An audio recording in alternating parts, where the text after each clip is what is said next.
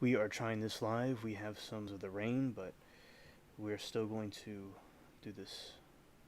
Try this out anyway. And also, you could be watching this from anywhere around the country or the world, and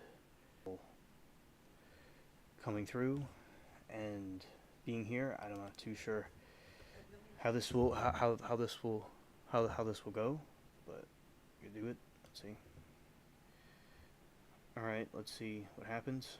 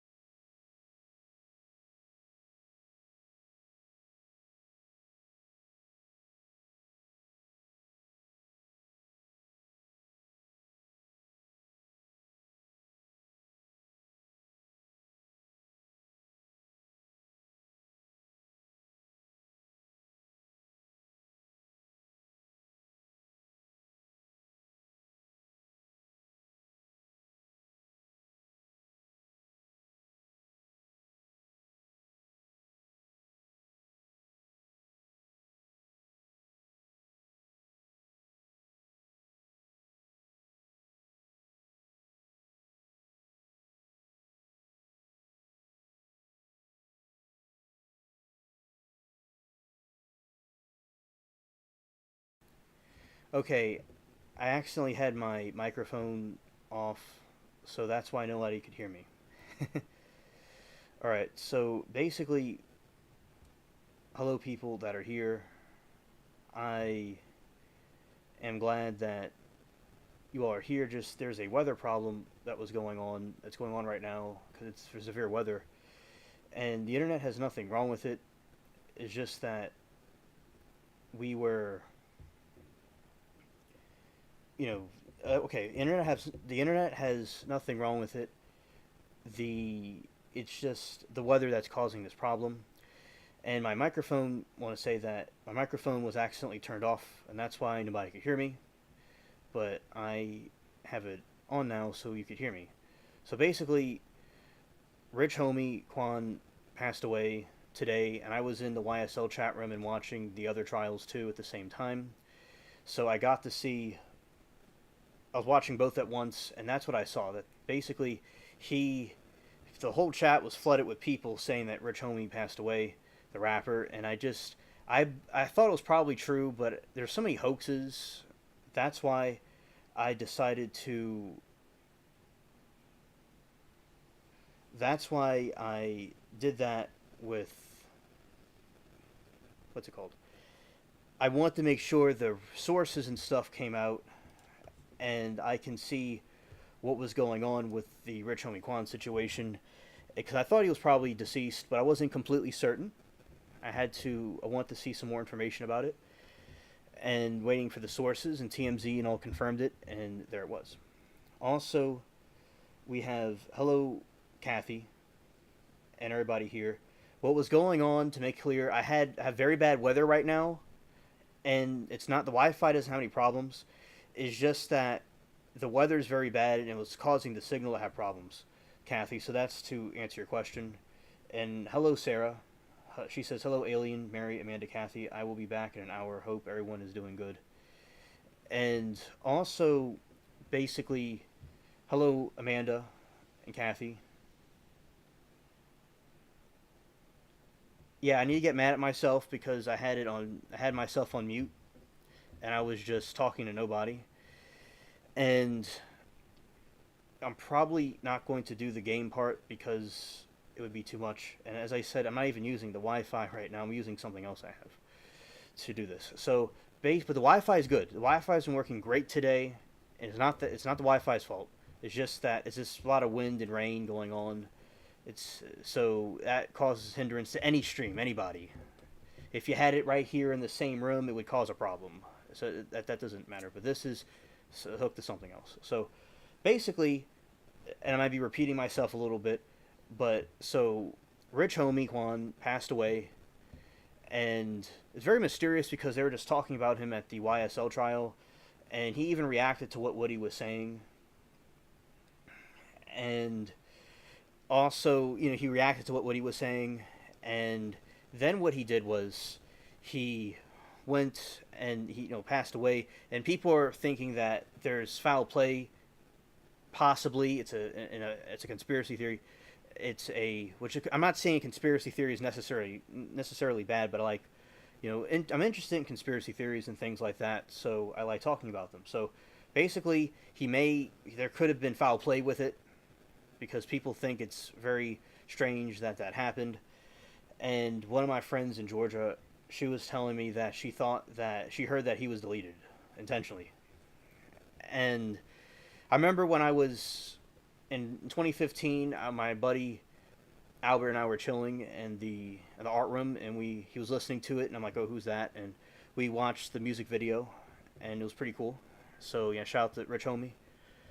And I bet he's in a better place now. Rest in peace. And free YSL.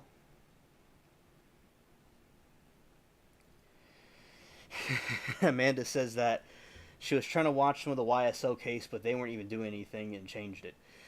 Amanda, Kathy watches the YSL trial sometimes, but most of my friends I watch YSL, but most of the friends we have don't like the YSL trial, and they think it's corrupted and very cringe, and they don't really like looking at it either, Amanda. So it's okay. We would understand.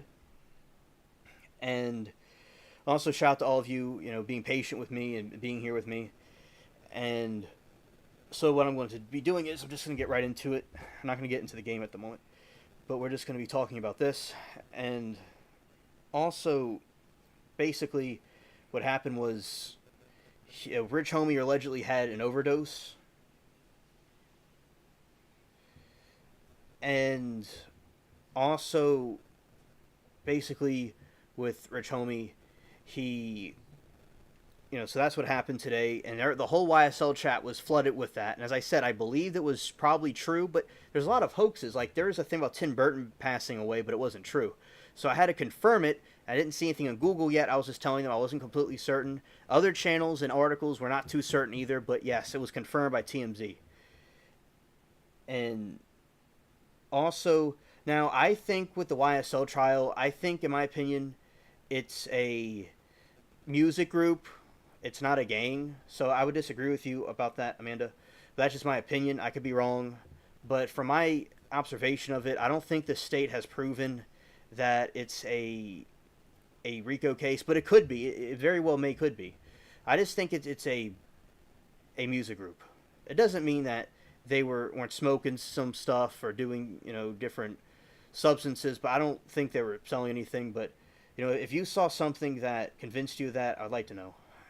But as I said, they very well may be still guilty, very well, and it could possibly be very likely. But I don't see it from watching the trial, and I just think the state of Georgia is very corrupted in the way they're handling it. And also, another thing that we're watching today, we're watching the Mom, Mary, Mom, I did ask, I did see TMZ, and they said, I learned about Rich Homie Kwan's deletion before he even, like, before the news knew about it. I know a lot of things because all the different networks of people I have all over YouTube and the channels and stuff. But on the other thing on the YouTube chat, I learned about Rich Homie's deletion right before it went into the news. All right, so I learned about it way before the TMZ knew about it. I knew about it. I just wanted to get confirmation, and TMZ, Amy Lou told me that TMZ came out with the information, and so it was confirmed. And also, Mary, the reason why I'm not using Wi-Fi right now is because the rain and the wind is causing it to have a hindered signal. The Wi-Fi is fine. The internet's doing fine. And it worked great today. Didn't have any problems. It was just, as I said, it's just the wind and rain disrupting the signal. Any streamer, I've watched streamers that they'll have problems when it rains and gets stormy. Okay, it's not just over here. But so basically, what happened, and with the RICO trial, it has to do with that they were allegedly doing drug dealing, and they were like a gang of people doing drugs and deleting people and things like that. But with YSL, it seems like it's just a group of people that is just rap. Because I have friends in the hood that they just do rap, and they don't do anything else. And even if he's found guilty, I still think that, the state's shady, and I don't even know if it's a fair trial or not. But we'll see. We'll see what happens. Hopefully, I do have faith in the system will be fair, and we will see, Amanda. Amanda says, we'll see. I'm just saying because they just how Atlanta is. The rest of Georgia is amazing. Atlanta, I just hear nothing but bad.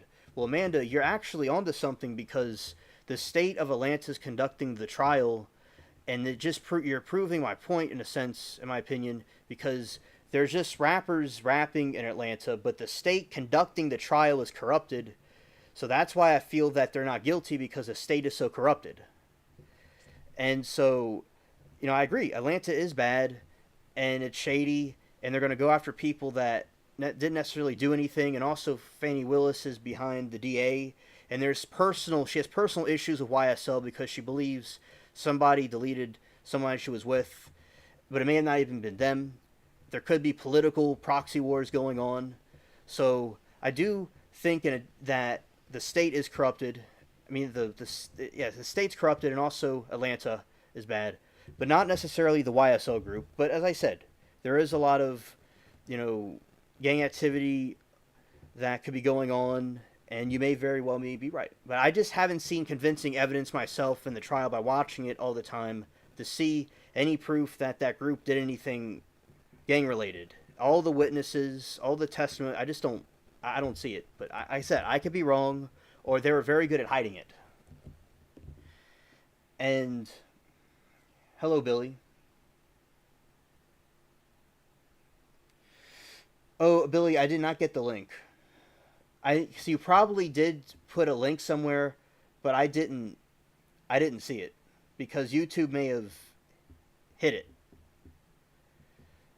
So no, I did not receive it. But you can email me if you want. And because there's a contact information on my YouTube bio, you could go to send me something if you'd like. And also, but thank you, Amanda, for your insight, and you very well may be correct. Okay, I understand. And I'm just basing what I know from watching the trial and what the other people are saying as well. But anyway, so yeah, so Rich Homie. So that's about Rich Homie and YSL.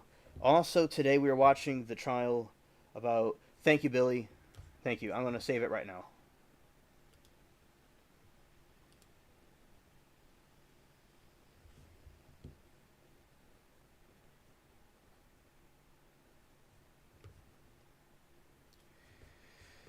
Okay, and also.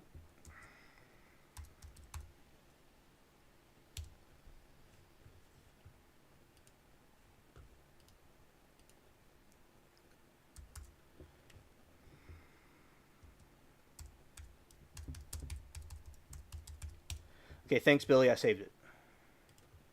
All right, so continuing. Thank you, Billy. That was not it. Okay. Okay. All right. All right. So basically, as I was saying, with the another trial that I was watching was the trial about the supermarket shooter, by the way. And well, one thing I want to get mentioning that one thing I want to get clear here is about the title. I want to provide an update about the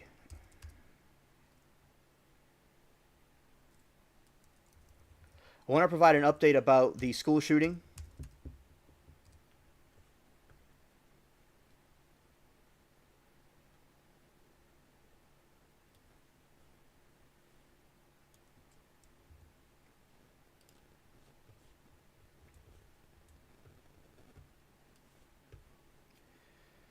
All right, so what I want to do is I want to provide an update about the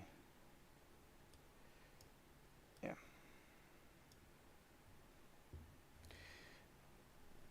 All right, so I did this so y'all could see me a little bit better, see how it goes. And also want to say is that I I'm providing an update about the school shooting.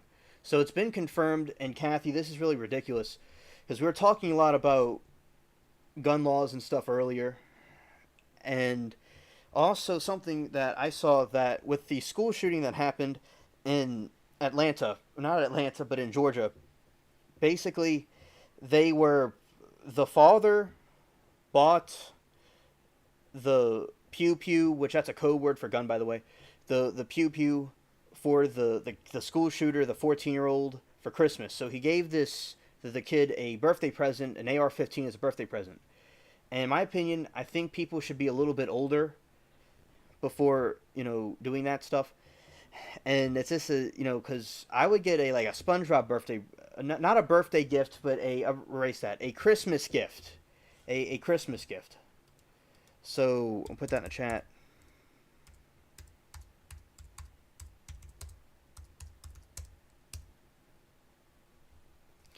So I'm going to rephrase what I said because I said it incorrectly. So for the shooting that happened at that school, the father bought the kid a pew pew for Christmas as a Christmas gift, and he has been arrested because what they did with the other one we were watching with the Crumbleys, the couple that had the son that did a school shooting in like 2018 maybe.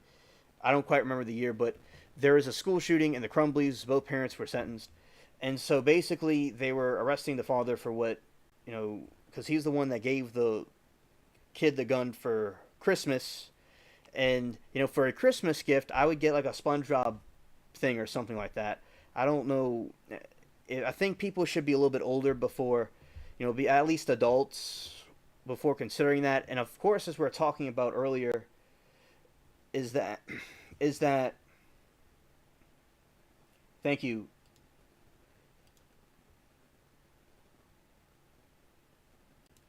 Thank you, Billy. Thank you. So, as I was saying, was they were trying to. They arrested the father earlier today, and he bought his son the AR-15 as a Christmas gift. But as I said, we need to have situations where people that are having the firearms and stuff should be older and not that young.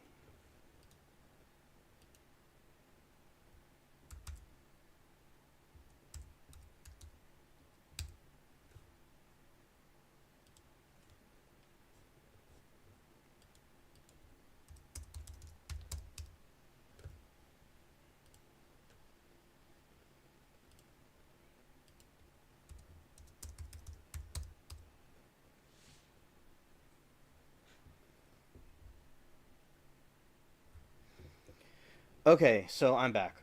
It hiccup for a second. So basically, what happened was they they gave the he gave at the incident that happened at the Appalachia High School in Barrow County, Georgia. The 14-year-old went and did a school shooting and deleted. Some people were deleted, and also the teacher also was deleted, and there's some injured, and basically, and there's a lot of people, of course, survived it. And basically, what happened was the father buying his kid that as I said, they need to have background checks to make sure people are old enough and mentally sane enough, like with the supermarket shooting that occurred. That he got the gun legally, and then you're giving a kid that's not necessarily psychologically checked. And I think they need to really, I believe people should have the right to bear arms, but we got to have a situation where people are given really good background checks to prevent people that are insane to get these any kind of weapon, even if it's a fork, to go out and do these things. And Kathy says he was threatening to be a school shooter. I think the FBI knew, the father knew, and still bought that for his son. Crazy. Kathy, that is absolutely absurd. Thank you for giving us that information. And yeah, because another thing, he was on the FBI list, but the FBI doesn't do anything. That's another situation that happened. I remember there's this with the other shooter, with the supermarket one, if I'm recalling correctly. He was also on the FBI list, but they didn't do anything. The FBI needs to take action. That's the whole point.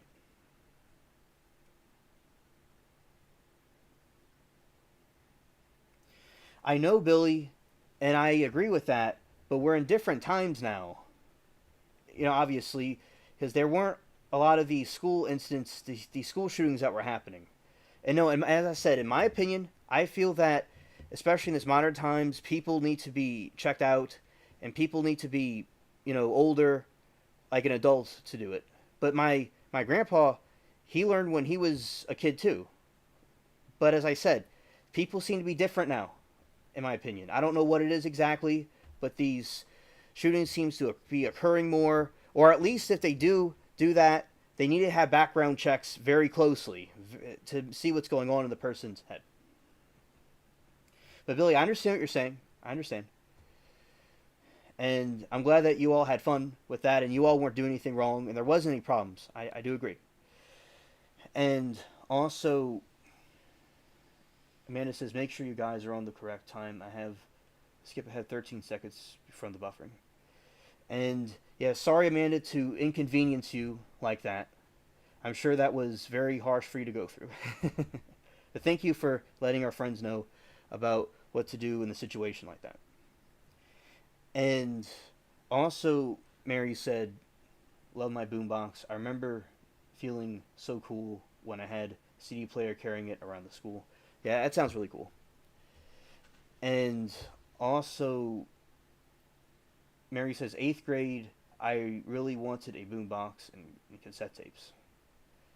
And then, yes, nice to see me.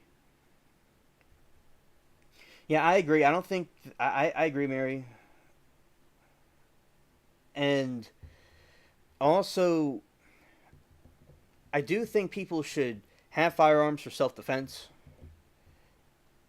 I believe that people should do things to defend themselves and also learn to train. But as I said, things are different now than they were before, because the other trial that I was watching was about the situation that happened at that supermarket. You had all those people that were, that testimonies that they're giving out today, and it was very, and the disgraced shooter, Ahmed is his name, he was like out of the view of the camera, and it was just disgraceful.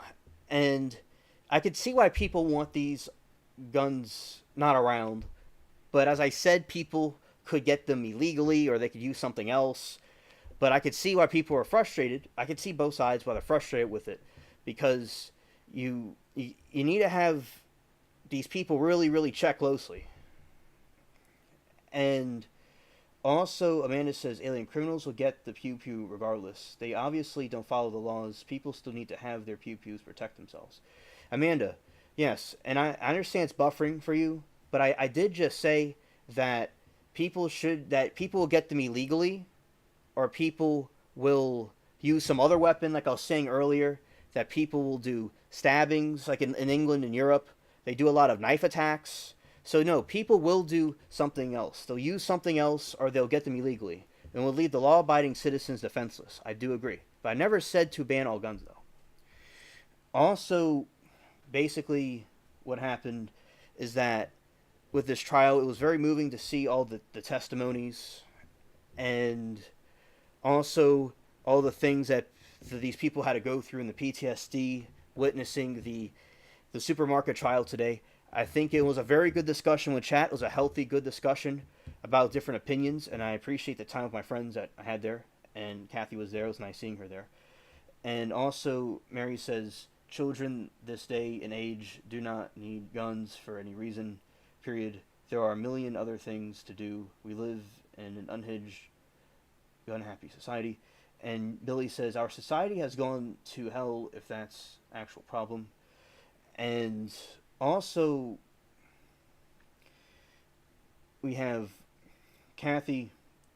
That trial is so heartbreaking. The testimony makes you cry. Yeah, exactly. It does. And also today, Kathy, with the trial about the guy that was jumped on the judge. He took the plea deal, and he has been, he took the plea deal and he pled guilty to trying to delete that judge. And also, what they did was they had him also because of mental illness. And he'll probably be in there about 20 years. Some people say 5 to 2 years. And so I think that was very interesting how it worked out today. So Kathy, that trial was done with, and she had the judge wanted to stand and told her opinion about things.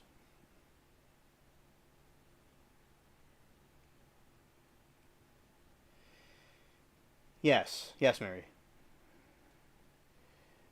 correct. And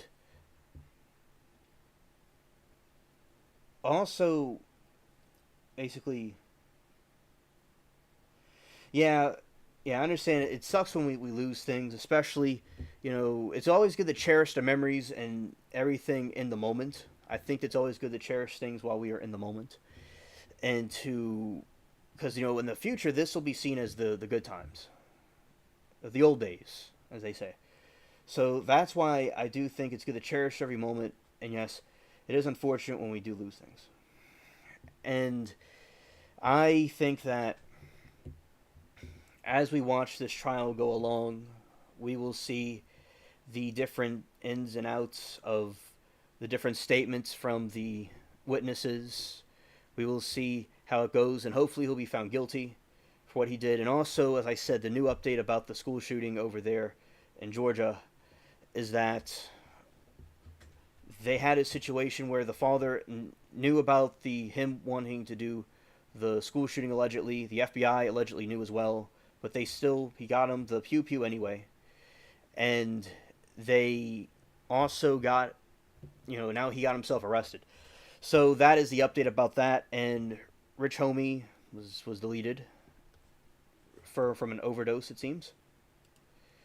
So yeah, that is the news of what's going on.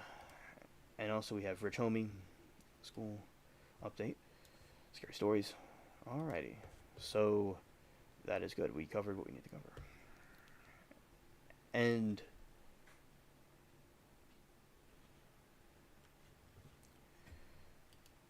also going to go and look at this.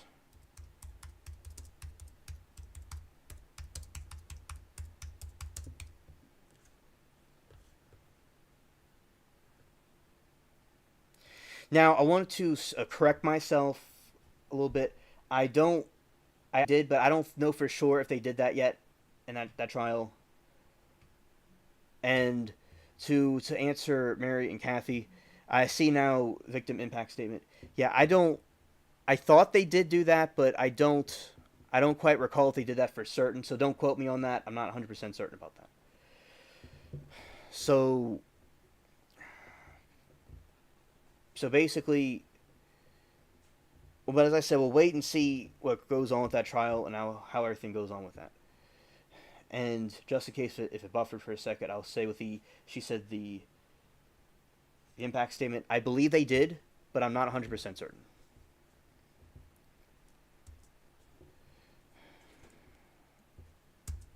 Okay.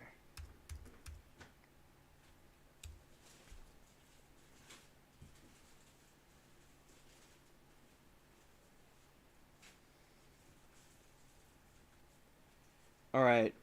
Rich Homie Quan is a rapper Billy that was in the that was talked about in the YSL trial, and he's been famous for quite a few years, and he passed away today.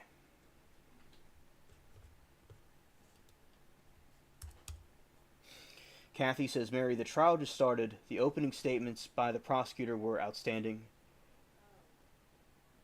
Yeah, 'cause I misread that. Okay.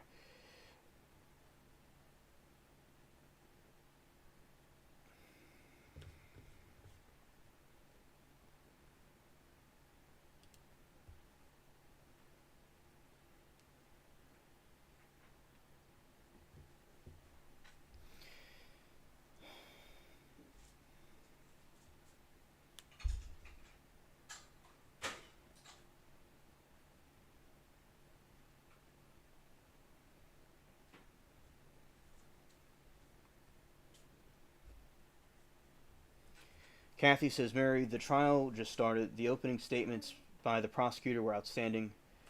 Then there was testimony from some witnesses who lost friends that day. Okay, Kathy, thank you. Because I remember I saw the witness testimonies today. Yeah, that's what I was talking about. And it was very moving. And Kathy agrees with me about that. And yeah, because just they were talking about, they heard the shots, and the people were very scared, and their reaction to it, and how the situation turned out, and it's really horrible to be in a situation like that, and it's miraculous, when you get out of a situation alive. And that's why life is precious, and you have to cherish every moment because you never know what could happen.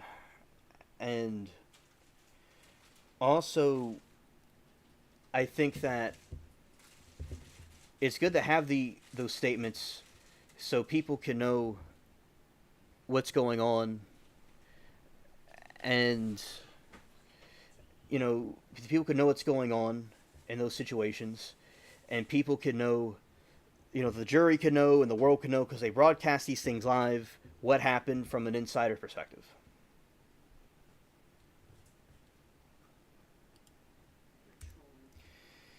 And Gam says, just dropping to say what's up, alien.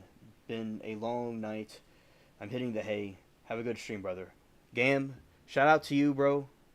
And you're doing great with your streams. And have a good rest, man. Thank you.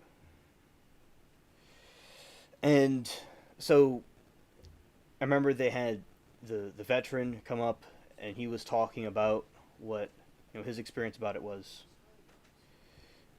and also we had the different his perspective about it, And because a veteran, they see a lot of stuff over there, and I'm not, sure, I would not like being in that situation, and it's very brave to see them come up and talk about it. And as I said, the person is disgraceful for what he did, and they're trying to plea that insanity, like the person was, insane, also because of the schizophrenia.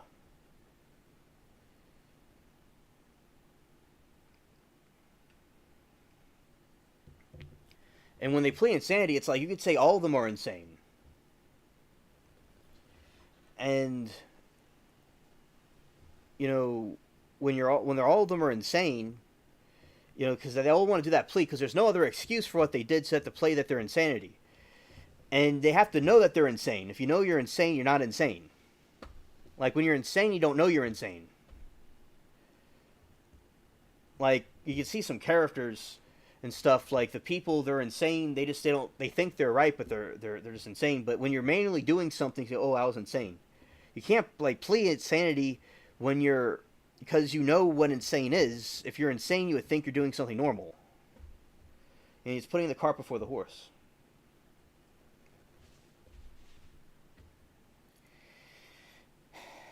And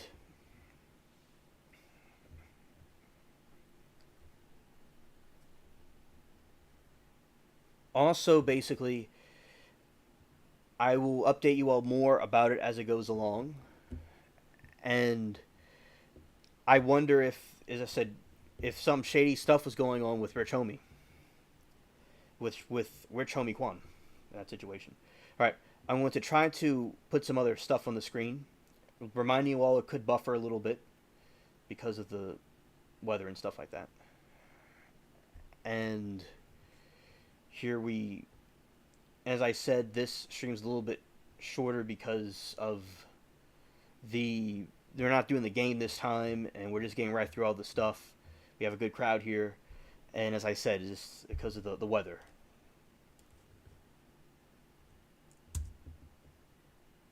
All right, we're going to go over to the other part. Thank you all for your patience and y'all being here. Okay, we're going to here and here.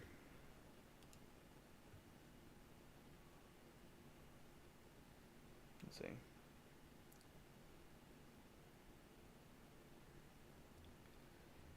trying to find it. Well, the thing is, though, I don't even have the window open, so we can't have the window if it's not open, right? It's common sense. It's common sense. Let's see. And it is not showing it.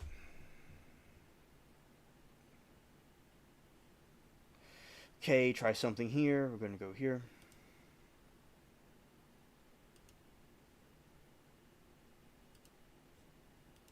Let's go over here. There we go. Alright, shout out to the spaceship cats.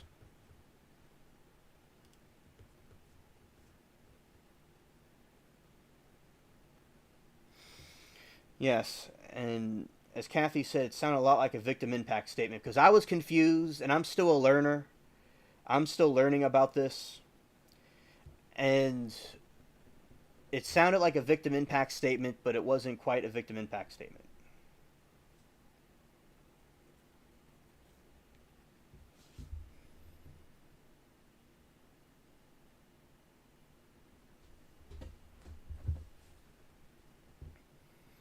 So it sounded like a victim impact statement, but it wasn't a victim impact statement. Okay. Well, I'm going to say it again. Okay, so yeah, thank you, Kathy, for making that clear about like it, similar to an impact statement, but it wasn't quite one. Yeah, I'm still a learner, but that's what it looked like to me. All right. Let's see.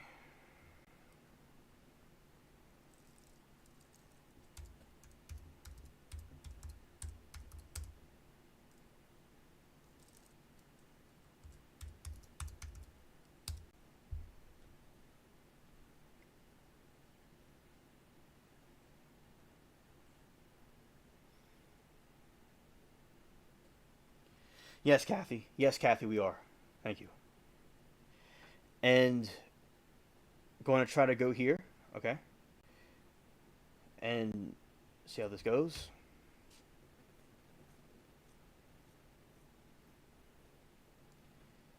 And we're still out. Come on.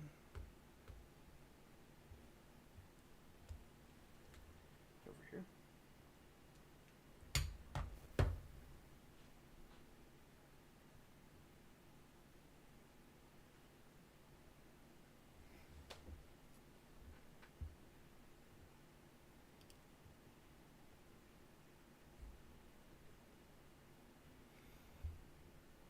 All right. Shooter sanity issue trial begins. Colorado supermarket. Is that right?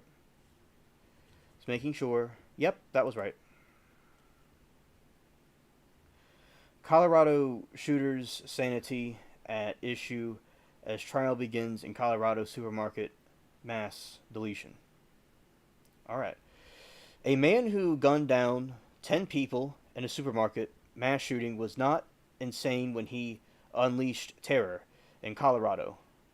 College town,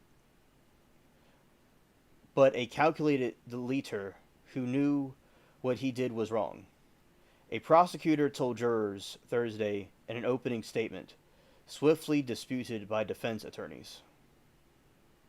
Years of legal wrangling over the mental state of Ahmed al-Alawi Alissa during the March 2021 shooting will likely continue through his 3-week trial.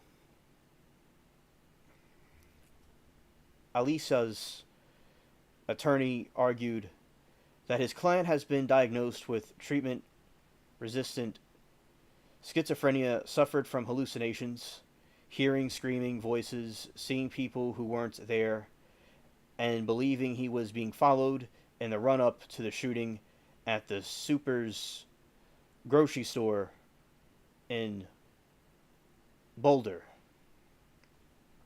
Alissa has pleaded not guilty by reason of insanity. No one, including Alissa's lawyer, disputes he was the shooter. We're not running from that, but if you're going to point the finger at this guy, you deserve to hear the truth about him. This man, Ahmed Alissa, is ill individual, said his attorney, Samuel Dunn, in his opening statement. A prosecutor argued Alissa was able to determine right from wrong and therefore sane. Quote, victims were random, but murders were absolutely deliberate and intentional. Boulder County District Attorney Michael Daugherty told jurors. Dressed in a striped white dress shirt, Alissa said sat beside his attorney court, sometimes swiveling in his chair. We never knew that because they didn't have the camera on him. In his chair and turning to look up at a video screen where lawyers presented evidence and bullet points of the agreements. Relatives of the victim filed rows of opposite side of court, dabbing their eyes at times and comforting one another. As I said, it was a lot like a victim impact statement. Alissa is charged with 10 counts of deletion, 15 counts of attempted murder. Other offenses from shooting in Boulder, about 30 miles, 50 kilometers northwest of Denver. Alissa's motive, if he had one, has remained unclear, and Daugherty did not posit one. He argued Alissa acted with intent and full knowledge of his wrongdoing. Most of those shot inside of the outside and store were deleted in just over a minute. Rest in peace to them. God bless them. Alissa targeted people trying to flee and made a special effort to finish off those who he wounded with additional shots. Daugherty pointed out, quote, the shooter planned to delete them and went at King Soopers. That's why you're here, Daughtry told the jury, after showing photos of each victim and describing why each was at the store that day.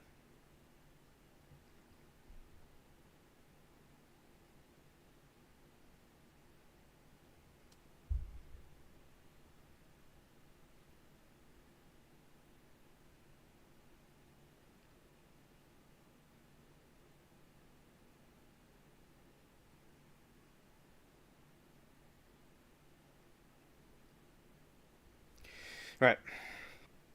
No one who was shot survived.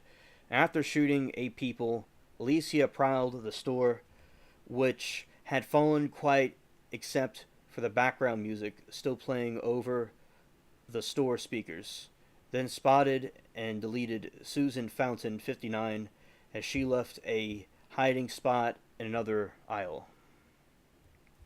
This guy was really ruthless and savage, and he's such a sissy. He's going to plead insanity because he's too, he's not going to face responsibility for what he did. He doesn't, well, he will, hopefully, God willing, they find him guilty, and that they don't buy the insanity thing, and that I think he was filled with hate, and he was just an evil, spiteful person. And he will reap what he sows in this life and certainly in the next life, too. No remorse, no regret or anything. He's just absolutely just evil, in my opinion.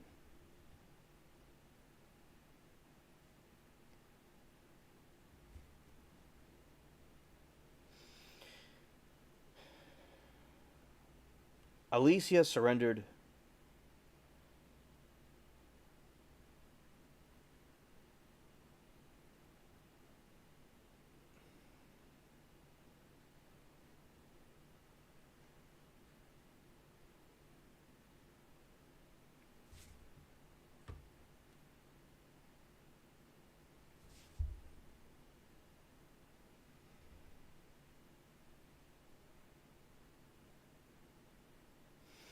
All right, Alicia surrendered.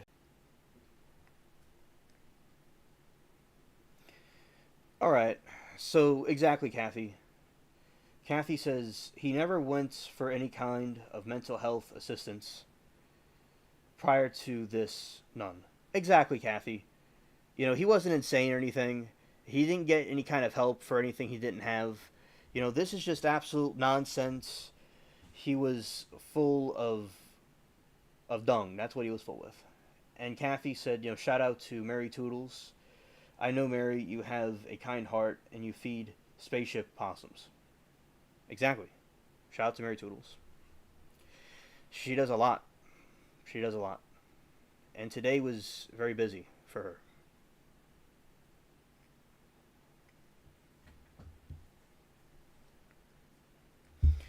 Yeah, so also getting to where I was, or basically right here,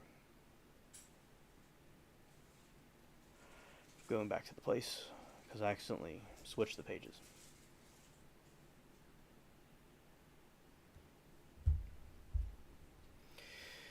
And as I said, a lot of this stuff this guy says is nonsense, but here we go, in my opinion. All right. The schizophrenia was so severe it took years for him to engage with therapists, and only after he was given a drug, clozapine, which Dunn pointed out is used on only when other treatments don't work. Before the shooting, Alicia had gone without treatment as a member of a Syrian immigrant family whose father believed possessed by an evil spirit or a jinn or was blame, Dunn said. So get this, chat. This is why Rumbahedral was saying the jinn. That's where he got it from. I know what the jinn are. We talk about the jinn on this channel because it has to do with the paranormal. The fallen watchers, the fallen angels, but they deceive the people of Arabia. Before the shooting, Alicia had gone without treatment as a member of a Syrian immigrant family whose father believed possession by an evil spirit, jinn, was to blame for, Dunn said. Yeah, and also he could have been radicalized, but there's a lot of Muslims that are not like this, that are fine people. So you don't have them doing this every day. But as I said, I certainly believe he was willingly chose to be evil, and I believe he let in and was being possessed by a jinn or an evil spirit. I agree with that. And he could have been radicalized. I don't know if he was linked to any kind of groups or anything, or was radicalized for certain, but that's a possibility. But yeah, I do agree that it was some sort of a demonic, him being evil and letting demons in his life, because we all have a free will to choose right from wrong, and we don't have to let those things in, because after you open yourself up to those things, and that's what they were doing.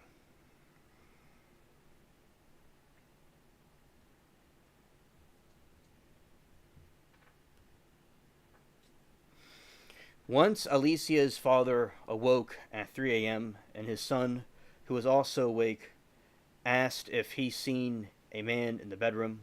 The father looked, and nobody was there. Dunn said, "The law says you can have intent to be insane, but what the law doesn't allow is if you to ignore the plain, clear evidence. Someone's mental illness is that severe and chronic, and say a person is insane, the person is capable of telling right from wrong." I totally agree with that. Someone has demons and trying to influence them or tempt them. Jesus overcame demons and temptations, and that is a prophet of theirs. And I believe that if he wanted to, he could have overcame those things. You know, I believe people have a free choice, and he chose to do evil.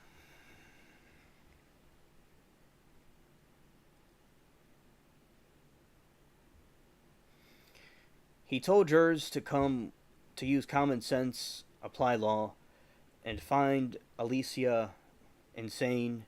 If successful, Alicia's plea of not guilty by reason of insanity could enable him to avoid prison and instead be committed indefinitely to the state mental hospital. Prosecution witnesses who testified Thursday include Alician Sheets, an emergency room doctor who heard the pew pew fire while shopping, hid sideways on a shelf of the potato chips. There, she heard more shots as somebody in the next aisle taking their last breath, a sound she recognized from work. Which that's very traumatizing to witness 2 times. That's really messed up. It was a sigh, almost, she said. Prosecutors said was Fountain's dying breath. A mental health evaluator testified during the competency hearing in 2022 that Alicia said he bought firearms to carry out a mass shooting rather, suggested he wanted police to delete him. Relatives had said irrationally believed that the FBI was following him and that he would talk to himself as if he were talking to someone who was not there. According to court documents, and Bubbles is playing around over there. He's chilling. All right, so there we go. That is that section. Okay. Okay, so that is the part about the.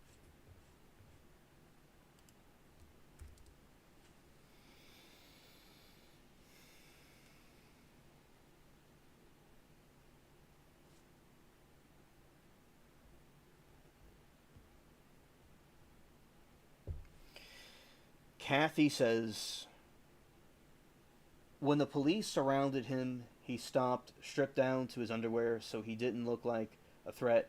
He knew what was going on. Yeah, there you go. Kathy, exactly. That's an excellent point.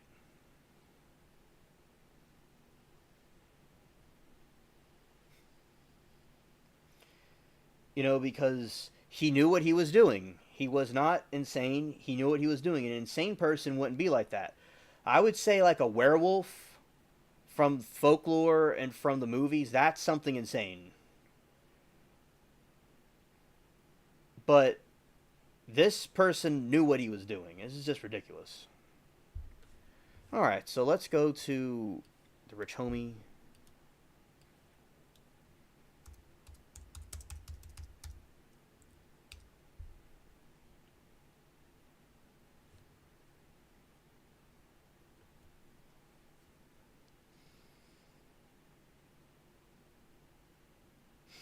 All right, Atlanta rapper Rich Homie Quan, known for hit Type of Wave, deleted at 33.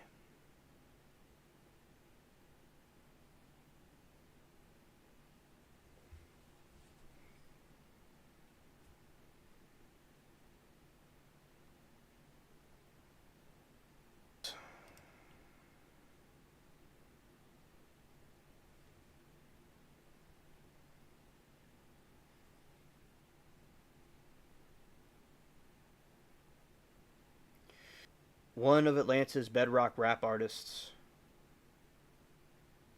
dies at 33.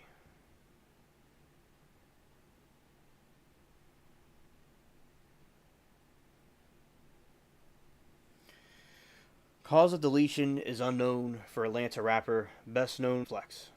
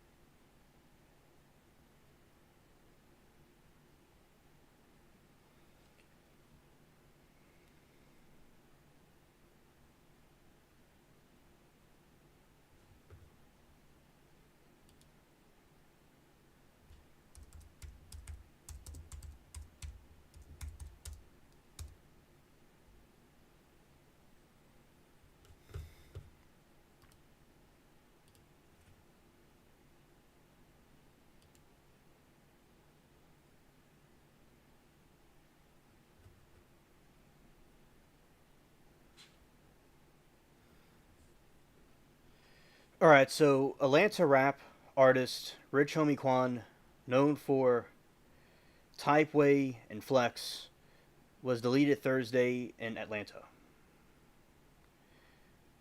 DeQuantis Lamar, 34, was one of Atlanta's bedrock artists. Lamar grew up in DeKalb County on Atlanta's east, east side and entered Atlanta's evolving rap music scene in 2011 after a string of burglaries led to a stint in Georgia prison. He first hit Type of Way on his third mixtape, led to deeper connections in Atlanta. Music circles with connections to Gucci Mane and Birdman, ultimately the rapper Young Thug. Rich Homie Quan, Young Thug, struck gold in 2014 when the song Lifestyle, lifting both of them to the top of the charts, a place in XXL's Fisherman class. The serious success, but their music partnership frayed shortly after that, which prosecutors believe led to catastrophic falling out between factions of Blood Street Gang in Atlanta. Among victims in the conflict was Corey Lamar, Rich Homie Quan's father, who was shot at a barbershop he owns by a rival gang.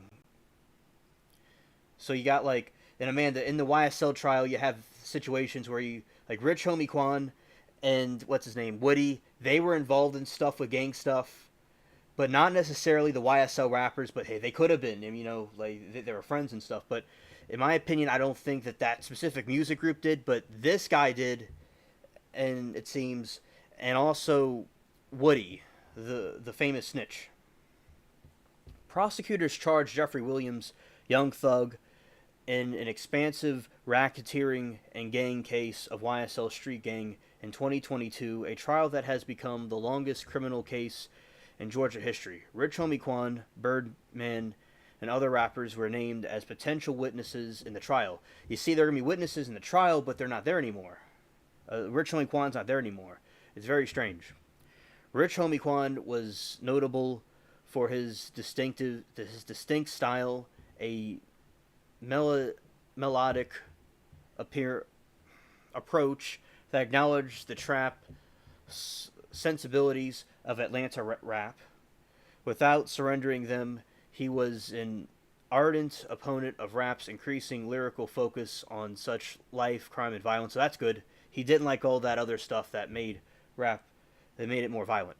Acknowledgments of his passing and his impact have been to following from Atlanta's music community. And as I said, they think that he had something to do with the Bloods, it seems. But as I said, there's a lot of ambiguity around this. They would have to have a trial to prove all that. But he's not there to say anything, though.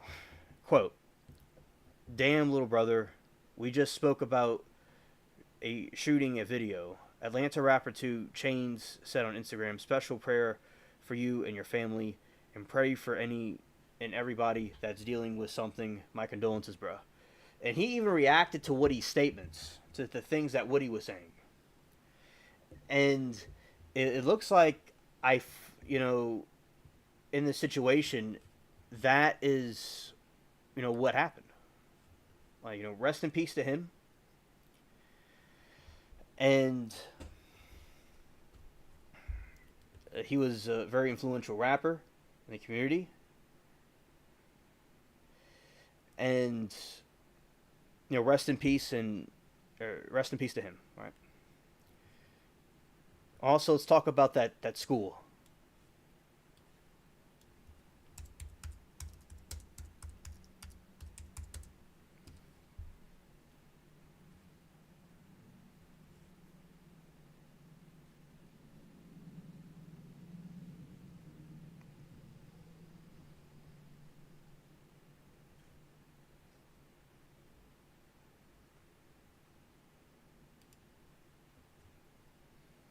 Georgia school shooting suspect's father arrested in charges.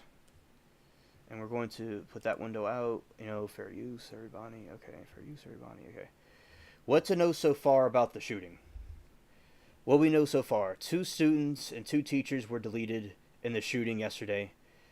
And I'm on Wi-Fi right now, by the way. It's working now. 2 shootings and 2 teachers were deleted in the shooting yesterday at Appalachia High School in Winder, Georgia. 9 others were injured and are expected to recover. The 14-year-old suspect, Colt Gray, who used an AR-15 style weapon in the shooting, surrendered immediately and was taken into custody within minutes. He was charged with 4 counts of deletion today. The suspect's father, Colin Gray, 54, was arrested.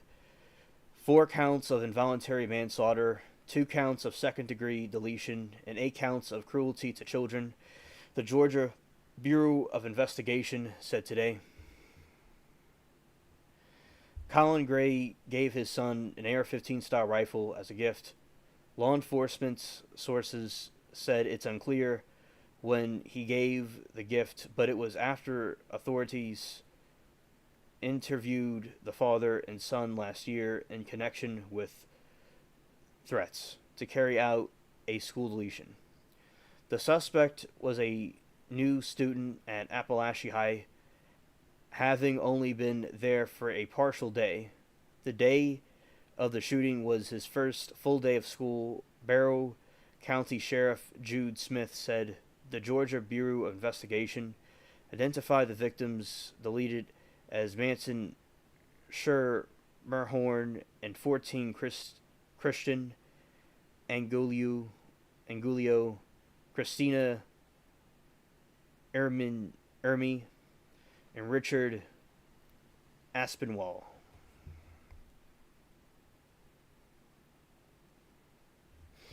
"56 minutes ago, the city of Winder, Georgia, where Wednesday's school deletion took place, is holding a memorial service for the victims tomorrow titled A Light in the Dark event will be held at 6 p.m.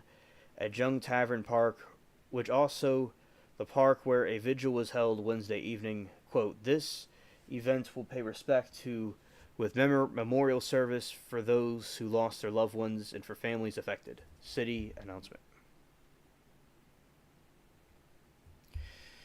Two teens and two teachers deleted in the Georgia school shooting leave behind a trail of grief.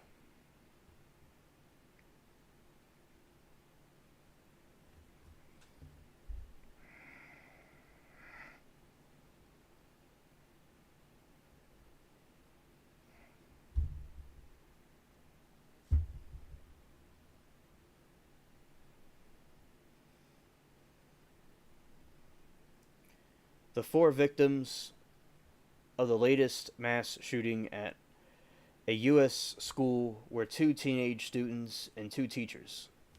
Christian Angulo and Mason Schermerhorn, both 14, were deleted Wednesday at Appalachia High School in Winter, Georgia. And rest in peace. That's really messed up what happened. Richard Aspinwall and Christina, and also a assistant football coach. As Winder, a town of 18,000, about an hour's drive from Atlanta, braced for a round of funerals, portraits began to emerge of the four victims who were deleted in what was supposed to be a safe space. Quote, those that are deceased are heroes in my book, Chris Hosey, director of Georgia Bureau of Investigation, said after their bodies were identified.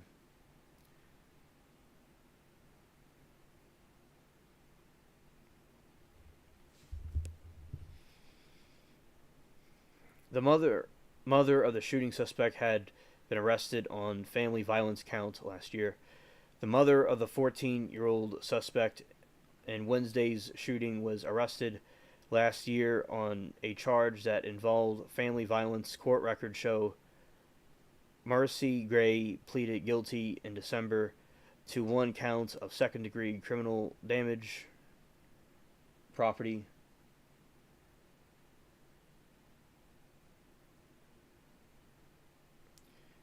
I see chat said something.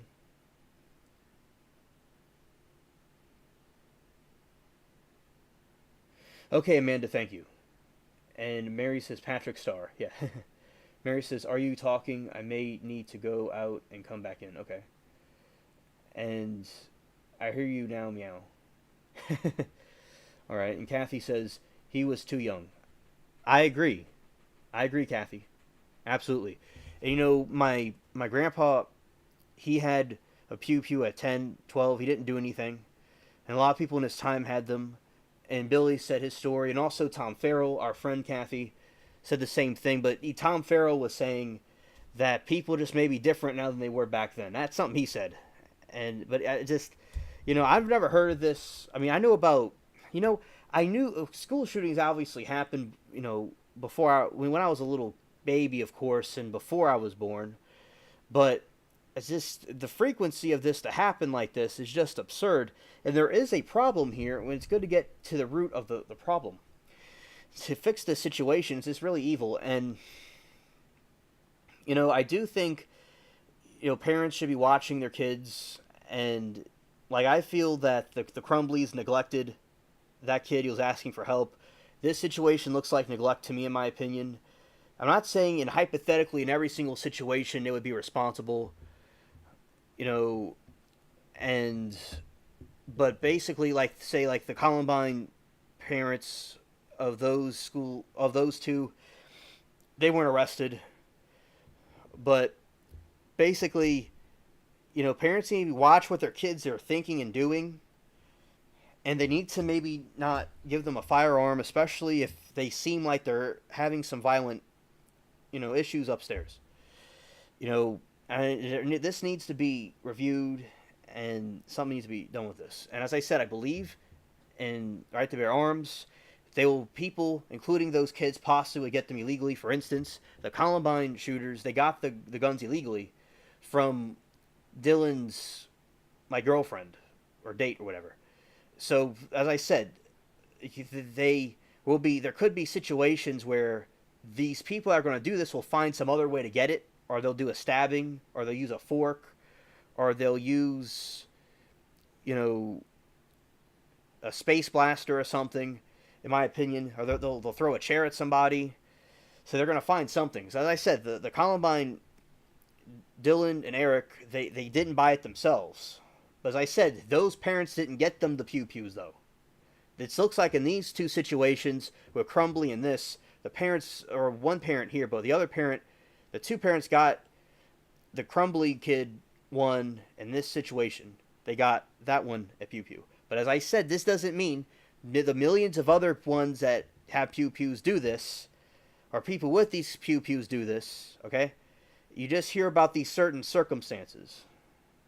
Thank you, Mary. I'm glad you're here. And also, Dylan, he used a shotgun. And that's not an AR-15. And, as I said, they'll use all kinds of things. So I'm not denying that there's some sort of problem there.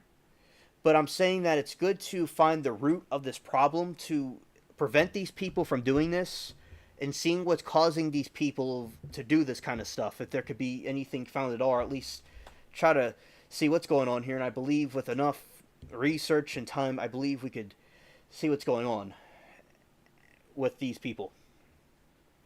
And continuing. So the mother of the 14-year-old suspect in Wednesday's shooting was arrested last year on a charge that involved family violence. Court records show Marcy Gray pleaded guilty in December and to 1 count each of the second-degree criminal damage of property and criminal trespass, family violence. Online records in Barrow County show an original warrant that could have more details was not available on the court's website. Thursday night, a sentencing record shows that Gray was ordered to have no contact with Colin Gray, and the father suspect the school shooter except through a third party on matters that involved the children or divorce. Biden says we need more than thoughts and prayers, calls for new gun laws. What they can do is try to also monitor illegal gun trafficking. That's something else they could do. But as I said, because that's something that they're going to look at for. President Joe Biden today said that while he supports the school amendment, he called on Congress to ban what he termed assault weapons following yesterday's deadly high school shooting. Quote, as a nation, we cannot continue to accept the carnage of gun violence, Biden said today in Wisconsin. I'm a pew-pew owner. I believe strongly in the amendment, but we need more than thoughts and prayers. Quote, some of my Republican friends in Congress just have to finally say enough is enough. We have to do something together. Let's ban assault weapons, Biden said. The 14-year-old suspect in the shooting at Appalachia School was armed with AR-15 rifle, according to arrest warrants. And Mary says, it's interesting you mentioned the fork. Stephen King said it would be a lot different if a school shooter, Sandy Hook, had a fork instead of an assault rifle. Actually, I disagree with that, because I think that this is like a kind of a strawman argument. So what I said was an act of sarcasm, but basically, let's just be in theory, if someone got a fork stabbed in their eyeball, that would be really bad. And you could hypothetically do it with quite a few people. But, and it would be a little bit different, but one casualty or one little injury is one too many, in my opinion. The point is, of what I said, is there's an underlying problem to want to cause people to do stuff like that in the first place. That needs to be solved, or they need to not have anything like that. So it may be different, but it's still not solving the problem why people want to go and do mass genocide for no reason. But it would be different, or maybe it wouldn't be different. In this situation, it was 2 students and 2 teachers that were deleted. You could get 4 people or more with a fork and stab them in the eye, and they won't have an eye. Or you could jam it in their neck, and they'll be gushing blood everywhere. Yeah, thank you, Mary. I know I was fired up. I was quite fired up because I get real passionate about this. But as I said, and what really I think the most real situation would be in that situation is that, like what Dylan and Eric did was that they got that other lady, the other student, to get the firearms for them, or they'll get it some other kind of way. That's how they did it, because Dylan and Eric's parents did not buy them the pew-pews. And Dylan's mother has come out on a lot of different shows and things like that. And she was just kind of in her own world and didn't think that he would do something like that, and wasn't really paying attention to the signs. But she didn't go say, "Here's a pew-pew, have a nice day." Like that. She didn't, at least she didn't do that. Or didn't give her the fork. Or whatever. So, yeah, because there's all kinds of ways people will do stuff. Hello, Sarah. Good to see you.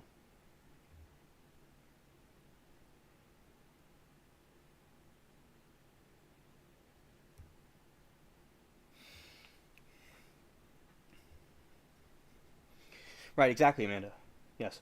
So, Sarah, my good friend, I'm glad to see you. And I know that you'll rewatch the stream, but I want to just catch you up what's been going on, and it's okay to do that, because we've talked about I talked about, there's a point where it's like we're just chilling. We're just like talking. And I want to thank all of you for the patience. Thank you all for the patience. And before we were having some issues because of the bad weather. And I switched it on a couple of different things, but I switched it on the correct network now, and I'm using Wi-Fi, and it's still working miraculously. Says I had it on the right setting. And also, we were talking about Rich Homie Quan. He passed away today, and I was in the YSL chat room, and everybody was spamming the chat that Rich Homie was deleted. And he was maybe supposed to be a witness at the YSL trial. Also, with Rich Homie Quan, he was a rapper. And I remember when my friend, as I said, Albert and I were in the art room, he pulled Rich Homie Quan out, and we looked at him. He seemed like a pretty cool dude. Good rap. And also, it was a typhoon. So basically, what happened was we talked about him, and was he deleted on purpose? He allegedly died of an overdose, and he even made comments about the YSL trial. And the YSL trial, as Amanda saw earlier, was so cringe. It was a lot of stuff going on. A lot of boring stuff. Like, there's this they weren't even doing anything. And Amanda saw how cringe a YSL trial is. Well, Sarah, I'm glad I didn't know about there was a tsunami. Oh, so Sarah, he passed away from an overdose allegedly. But some people think it was done intentionally, and Peach told me she heard he was deleted on purpose. And so, yeah, but as far as we know, it was an overdose. Sarah, I was not aware about the tsunami. I didn't know that, and I'm so glad. And Kathy, thank you for mentioning that, because I didn't know that there was a tsunami over there. So, Sarah, I'm glad that God blessed you with safety. Okay? Amen. So, and then with Rich Homie Quan, the whole chat was spamming that Rich Homie Quan passed away. So I learned about it, as usual, before TMZ and all the news outlets were talking about it, and before Google updated if he was dead or alive. And I've seen hoaxes a lot, like with Tim Burton and these different people that were supposed to be deleted. So there's a lot of hoaxes. So I told the chat that Google and these other things were not saying if Rich Homie Quan was dead or alive yet. So I told them I had to wait to see what the news and stuff says. But they got the sources right from the horse's mouth somewhere in there, one of them on Twitter or something, because it's a big network of people. So I learned about it before everybody else did. One of my friends even said they were lying. But as I said, I believe them, but I just wanted to get more confirmation. And sure enough, TMZ came out and confirmed it. Amy Lou told me about it. And that TMZ came out, and rest in peace to Rich Homie Quan. He's in a better place now. And it's very suspicious that that happened. And also, Amanda, I suggest looking at some of the, if you were interested, looking at the reruns. That didn't make any sense. Looking at the reruns of Monk, that he was one of the people on the stand.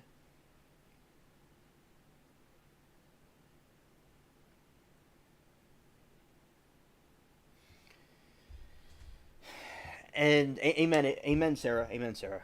So basically, what happened was, as I said before, the situation was,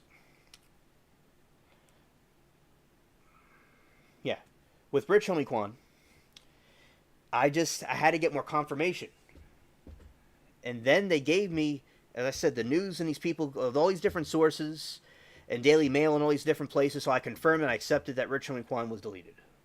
But as I said, I don't. There's a lot of hoaxes, so I want to make sure, and then I confirmed it. But as I said, I got it. I learned right away about what happened, like right away, right before the news knew about it, and everybody was sad and saying fly high and he's in heaven now, and amen to that, and hopefully Jeffrey Williams gets a fair trial and whatever happens happens, and if he's guilty, he's guilty. He's not guilty, he's not guilty. We'll wait and see. And I appreciate all the insight. I mean, I'm probably it's like this.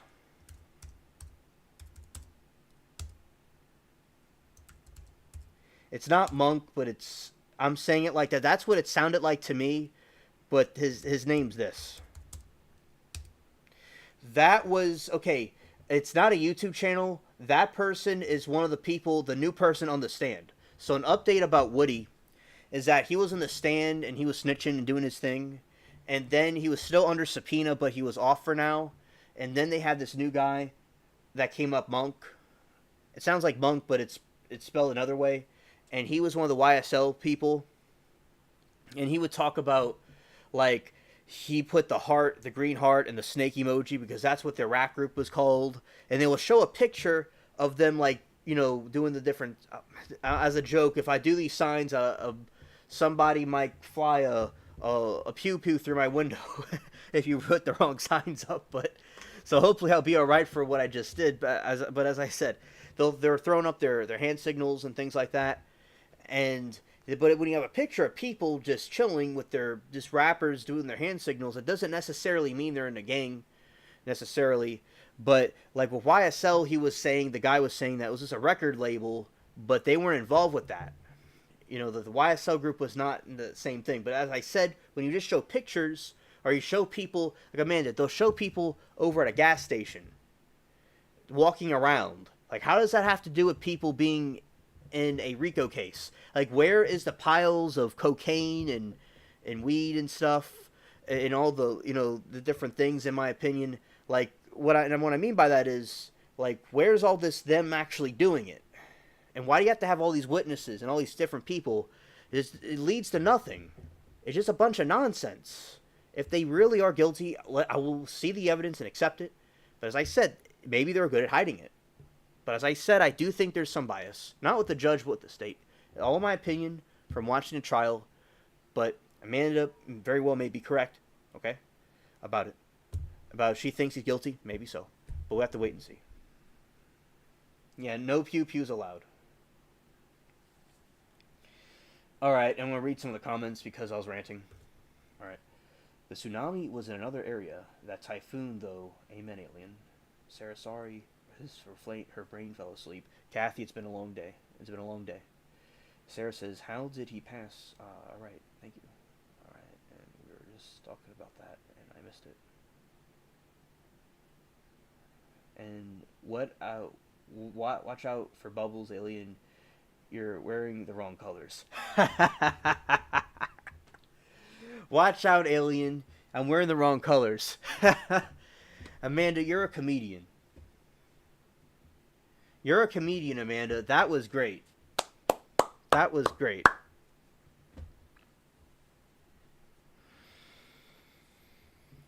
Exactly, I am wearing the wrong colors. But I'm not wearing the wrong colors from some sort of sense because I'm wearing this alien shirt right here. I've been wearing the same shirt all day long, actually. I usually change my shirts, but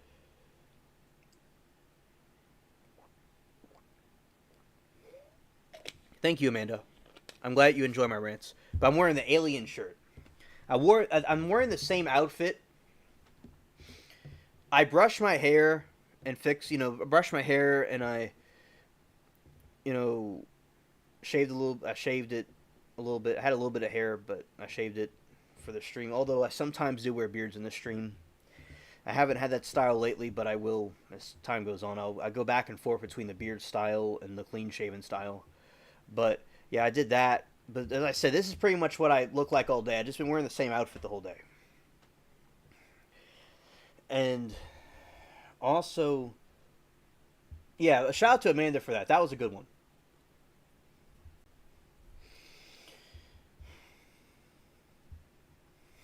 Also, Sarah, another thing I want to update you on is that the school shooting,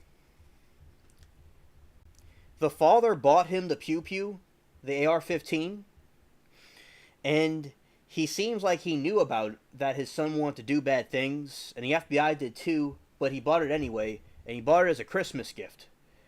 And Billy was talking before, and I said before, that some examples that my grandpa was like 10 and he had a pew pew, and Billy was 12, and at the school he was at they had it, and a lot of people were mentioning that. Also, over at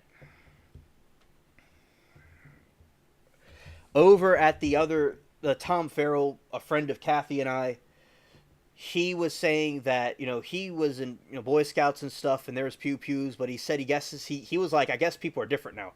But as I said, I think that we should really check people's brains and their personality and what mental state they're in really, really strongly. And most people don't do this. Most people don't do this. And the news does talk about this, but most millions of people don't do this. There's a small little minority of people that do this. And also, I think we could maybe wait till people are a little bit older, or at least that type of gun, at least, that pew pew, at least, in my opinion, but people may disagree with me. But as I said, I just, people just seem really strange now.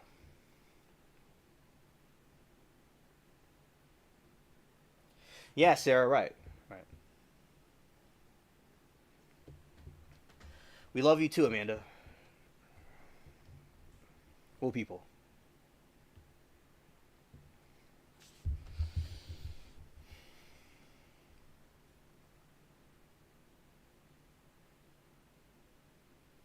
Exactly. Sarah says, true alien.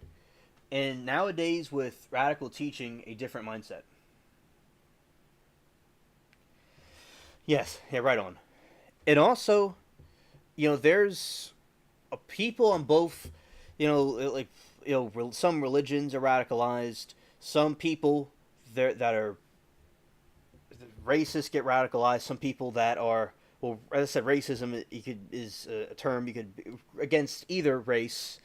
You'll have different groups that have different thoughts, and you have these radical groups on both sides that get radicalized. This is like a political topic a little bit, and you'll have certain people that will do stuff, and also I think that people got to chill out and tone it down. And like you had the attempted assassination of the former president recently. You had and also there is a shooting that happened a few years ago where a a young guy went and shot up a black store because he didn't like black people. And you have, and then you have people that go back and forth on each other, with both sides do this. It's not just one or the other. But as I said, you have those, and you have these people like Ahmed, who must have been radicalized, in my opinion, or he was the demons got to him, but he let the demons in his life, and he went and did his thing. And then you have people that loot and like burn the whole city down. you have people that do that. You'll have people that will go and like vandalize things. So as I said, it's a really this country has a lot of problems, but not everywhere in the country has issues though. Like there's parts of the country that are not like this, and yeah, just things are heating up, and like what Biden said, everybody needs to tone it down. Like people, but of course people are not toning it down. We have this 14-year-old that does this shooting. It's just we don't get a break. And also, as I said, with the Columbine attack, the Dylan and Eric, their parents did not give them pew pews. It was someone else that gave them the pew pew. They got it illegally. But the Crumbly, he was talking about doing all these things, and he was hurt, and he needed some attention, and his parents didn't give him any attention, and she was just being stupid, and his father gives him a little pew pew, and so that's a different situation. Same thing with this guy. The father gives him an AR style rifle. This is a clueless action. Yeah, people need to use wisdom. And Kathy is fighting the sleep man, the Sandman, to stay up for the late night special. And Kathy, I want to thank you for going. And Kathy and Amanda, I want to thank you both for going to the Sunday earlier stream that I did. I thank you and appreciate you both very much for that. And Sarah, I appreciate you watching the streams, rewatching them, or being present when you can. I appreciate it. And all of you that are watching, that are lurking, I appreciate all you people too. And those that are watching this as a rerun. Shout out to everybody. All right. I'm using Wi-Fi. Okay. I don't think so. No. I don't. Okay. Let me see. I don't. They can't see you. But what I'll do is I'll turn off the camera. I'll turn off my webcam for a second. Okay. There we go. They couldn't see you at all, but you could go and do that if you'd like. Okay. So, but as I said, yeah, I'm using Wi-Fi right now, and I'm here. Okay. Sarah says, shows Sandman the door. You know the captain. Facts. Facts. She's gone. Okay. All right. We're gonna go back to the regular program.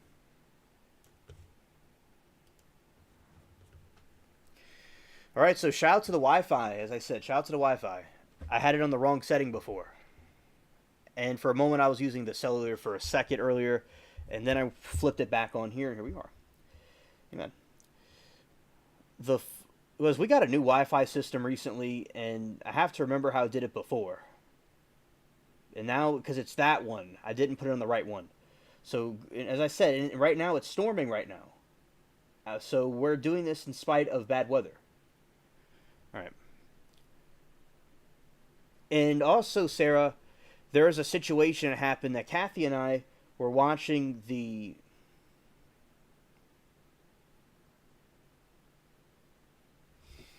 Thank you, Amanda. Thank you.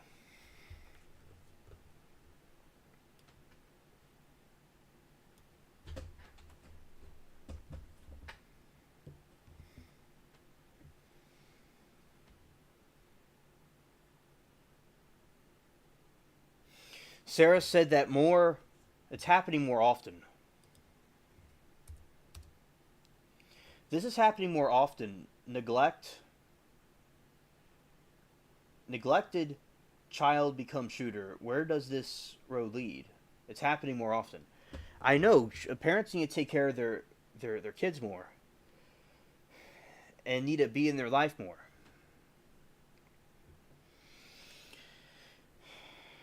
Also, basically, I want to say is that with this situation is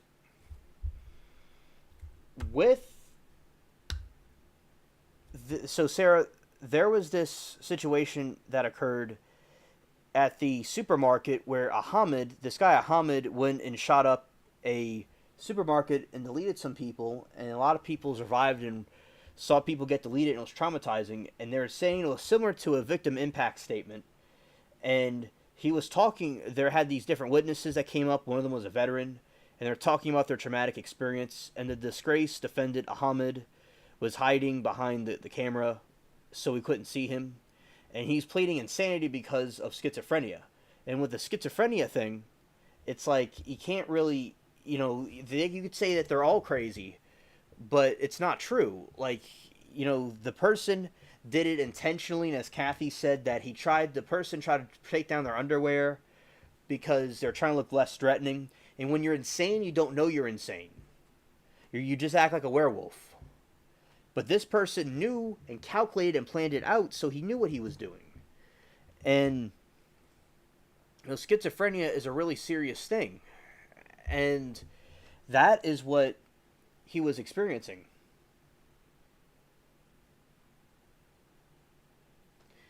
So, as I said, the Ahmed must have been, and his father said that there must have been jinn in him. And our friend Rumbahedral from the chat, he was saying like, he must have touched the jinn the wrong way or something. He rubbed the jinn the wrong way, and they got revenge on him. He's really funny.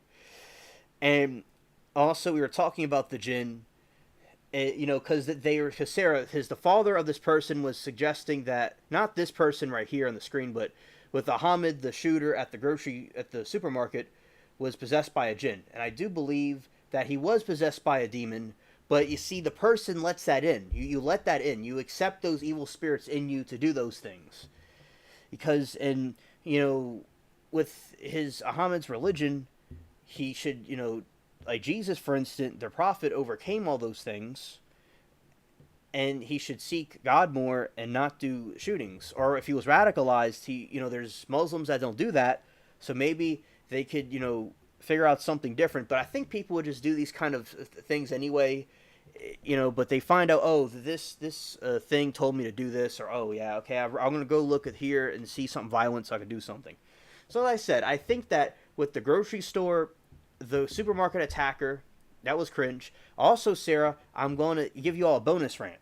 So basically, there is this other trial I was watching, and the guy, he's like a Superman. He flies like Superman, and he went and jumped and attacked the judge during his sentence, and he went and attacked her and pulled her hair, and she's over 60, and she testified today, and he did a plea deal, and in his plea deal, he was saying that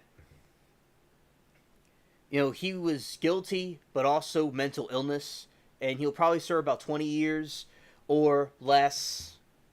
And he did not jump this time, but he went and attacked her. It was crazy. And some people were saying that it wasn't trying to delete the lady. I'm like, y'all gotta watch this again. I didn't say, I'm like, okay, but y'all gotta watch this again because he was trying to do some deletion. And I do believe in a spiritual realm and demons and stuff, but as I said, people usually let them in. I'm sure, no, there's instances of people being possessed, but at this certain point, we all could have temptations, but it doesn't mean we have to act on it. Like, as I said, people could be religious or not, but Jesus overcame these temptations. In like Muhammad, so in Islam, Jesus is a prophet, and he overcame the temptations of the devil, and in the desert. Everybody can agree on that. So it doesn't mean to go listen to jinn, or people are just evil, they want to do something wrong, and act on these things. So he lets them in, and then he goes and acts on it. And as I said the other day on another show I was on, I was saying with the school shooting, is that sometimes, I'm not necessarily with this situation, or in every school shooter situation may be different, but like say the Columbine ones, and the one in 2018 in Florida, at least, they were claiming they were bullied or outcasted by society, so they felt that they needed to take revenge. But, you got to take responsibility for your own actions, and going and resorting to violence like that and doing other people, you become the bully. You become the person that you're saying you're against, and that's no excuse to do anything violent to anybody. and spend your whole life in jail or get the deletion penalty for what? It's like, and I was like on YouTube at school, I was loved and cherished just as I am here. I'm not saying every single situation was perfect with school politics because I was too influential and people try to rig things against me. And sometimes there's some smarty pants people sometimes, but base teachers are kind of smart with me sometimes, but they meant well and they want me to do well and succeed. But basically, as I said, that if I had situations I've been through where people may have been not right to me or something, but I didn't resort to violence. I went on YouTube and went live and ranted about things in my life, as you see all right now. And you see, I'd rather this than I don't want to hurt anybody or anything, but I'd rather this is a bit more productive thing to do than what these other people do. Because you got to plan ahead and not do stuff like that for yourself and other people. So as I said, they have a lot of guidance issues because if you're guided correctly, you're not going to do stuff like that. And y'all are having a bonus rant because I'm just going off on a tangent. And all right, Amanda thinks, "Dear, my pleasure. Always good to see everyone here." Sarah says, "I remember that now. Will such exist? Some knowing take advantage of those unknowing." Exactly. Agree, alien. Accountable for actions, yes. And he wasn't to say 5 years old doing so. Exactly. And also, like say I talk about this frequently where a girlfriend had in high school I knew for a long time. After high school, we just drifted apart from each other and it didn't work out. But she was very cool people. And I'm sure, if I was still talking to her, she would have really liked these streams and liked the trials and the child chat. She would have been very interested in that stuff. And, I was hurt by that, but as I said, I used it for something productive. I didn't want to do anything to her or anything, but I'm saying, I didn't sit there and, complain about my situation. I did this. I was just going to be dedicated and focused on the people on YouTube and all the streams that I was on. I met all of you people in the chat from different streams, and I brought you all here. So I just went out on this this epic quest and this adventure on these different live streams and did something productive with my time. I learned a lot from y'all, and y'all learned from me, and that is a better thing to do. And I would hope and pray that people, young people, especially people that are like the people we're reading about, can do things more productively and not cause genocide to people in themselves. And for instance, dictators from the past did stuff like this. They on YouTube his code name is Austrian Painter, but Hitler, Stalin, the communists and the different communist dictators like Pol Pot and Mao, they did stuff like what these people do. For whatever reason, and also some just enjoy deleting people. They do these genocidal things. And, people, it's not good to do that. Like Jesus said, all people could follow this, treat others as you would like to be treated. If you're an atheist or whatever you are, I think that's a good rule of thumb. And if everybody would just do that, we would have less things like this happen. And planning ahead. You gotta plan ahead. And the Columbine shooters they're been deleted for a long time, and they deserve to be into the depths of the abyss. And unfortunately, those people that were deleted by them and injured by them, some are not around anymore. Some were scarred for life, especially parents and stuff. And all these different shootings we see, it left so much hurt and heartache that was not necessary. So yeah, I think there is something wrong with humanity in this country and other countries too. We all are having these problems. So as I said, hopefully as time goes on, we could figure out other ways to solve this problem. And if people believe that guns should be there or not, we could all agree on is that there's a problem and there needs to be solved. And we really need to look deep into this and see what that is exactly.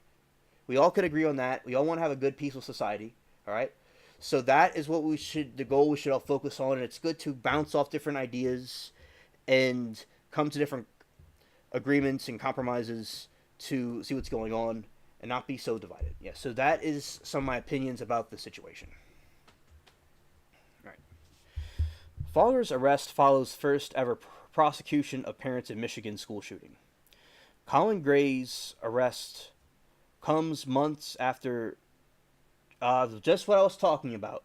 Colin Gray's arrest comes months after James and Jennifer Crumbly became the first parents ever to be prosecuted and convicted for school shooting committed by their children. And I do believe people should, including myself, everybody should, thank you, Sarah, everybody should look into these cases. And like, they're not trying to target parents necessarily that kids that did these things. It's that the parents had some kind of role in it. Like, as I said, there is neglect from the Columbine people's parents, but they didn't go and like, here's a pew pew, and they didn't really ask their family for help. They just kept it secret, and they were just like they like Dylan and Eric bounced off each other's negative emotions and radical ideas. Another thing I discovered by researching all these things like Hitler, and which I've researched since I was very young. Although y'all would say I'm still young now, but when I was teenager, before that, I researched a lot about Hitler because I'm part German. My name's Hansel, a German name, so I took an interest. Not that I wanted to follow him, but I wanted to what was all this about. And I got a World War II book when I was in before high school, and I learned about the things he did that was wrong, and some of my relatives fought in World War II. I'm sure y'all too. That fought against them. And something, and a lot of people today still follow him, and also the ideas of communism too, and other radical ideas, just politically speaking, and really anything. And when you have a group of people or one person and they're bouncing off each other's delusional ideas, they think it's true and they legitimize it, but they actually were wrong. You got all those people in Europe that were radicalized by communism and by Nazism. But the thing is, though, they were wrong, and they're collectively bouncing off each other's ideas. And in a similar sense, Dylan and Eric were bouncing off each other's crazy, vengeful ideas. But you don't, have this other thing to come in and say, you're doing this wrong. That's why I believe freedom of speech is important. It's good to have dissenting opinions in general and be open to these things. And a lot of people don't always want to accept that they're wrong. So, as I said, it's good to seek help if you're having a problem. And it's good to get these different opinions and bounce off, different ideas than what you're thinking, especially young people. So yeah, parents need to stop neglecting their kids and need to be looking into their lives more to see what's going on in there. All right, continuing. Gray, the father of the Appalachia High School shooting, is alleged to have knowingly allowed his son to possess a weapon. A director of this is a typo. It says GBI said, but it's actually FBI said.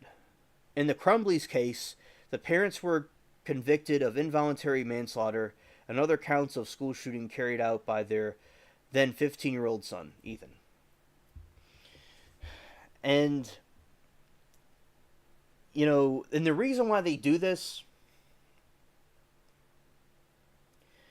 is like they want parents to say, hey, you better be watching what your kids are doing, okay? Because there could be a problem, so they want parents to really look closely what their kids are doing. And as I said, I can understand why people may not like these certain kind of pew-pews. I can understand that, especially people from other countries or places that are looking over here and seeing this nonsense. But as I said, in Europe, in the UK, they have a lot of knife crimes and stuff. So, going back to the other point that they may use other things, and the main root of the problem is there's some mental illnesses going on. There's a lot of messed up stuff, and I think that the basis of Christianity, if people are religious or not, that it's good teachings. It's good ideas. I mean, like Star Wars. There's good things learned from Star Wars. I believe in Jesus. I believe He's God. I believe that, okay? But I'm just saying for people that don't believe that, like, Star Wars has good life lessons. So does Christianity. It's like you don't have to believe in it to follow the values. I think the values are really good.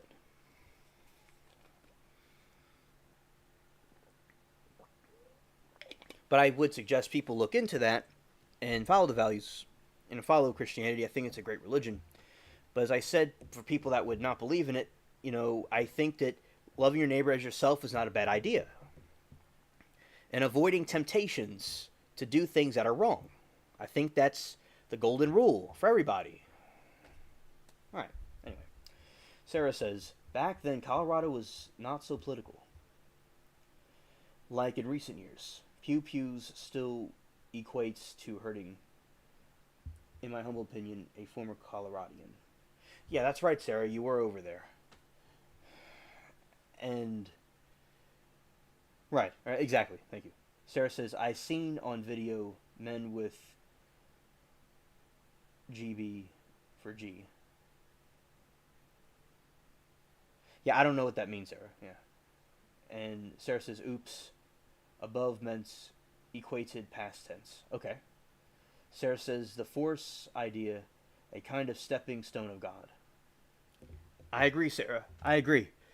And there's a lot of good principles in Star Wars. So, because a lot of people say, like, Christianity, God's not real and all these different things. But, they can say it all day long, but you can't argue that the values and the life lessons. So, Kathy, thank you for correcting me. Okay. Okay. I had an ignorant moment. As I said, I'm still learning. I don't know everything. All right. That's why I like to have smart people in the room with me to help me out. Okay. Georgia Bureau of Investigation. Well, let's read that again. Gary, the father of Appalachia High School shooting suspect, is alleged to have knowingly allowed his son to possess a weapon, the director of the GBI said. All right. You read that correctly. It's the Georgia Bureau of Investigation. You learn something new every day.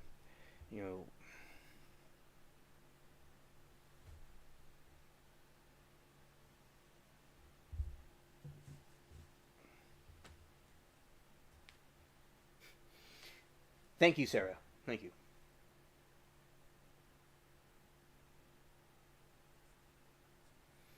Okay, Kathy, thank you. As I thought these people were having a typo. I didn't know there was a Georgia Bureau of Investigation. I never knew about that.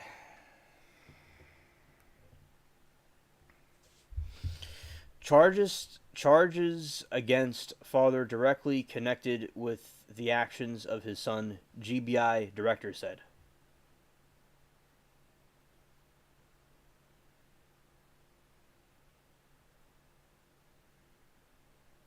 Exactly, Sarah, I agree. But as I said, the guy that jumped on the judge, that trial, he took the plea deal. Just for the record. The charges against the father of the 14-year-old suspect are directly connected to his son's actions, the GBI director said. Quote, his charges are directly connected with the actions of his son, allowing him to possess a weapon. GBI director Chris Hosey said Hosey would not say whether Gray gave his son the pew-pew, just that he knowingly allowed him to possess it.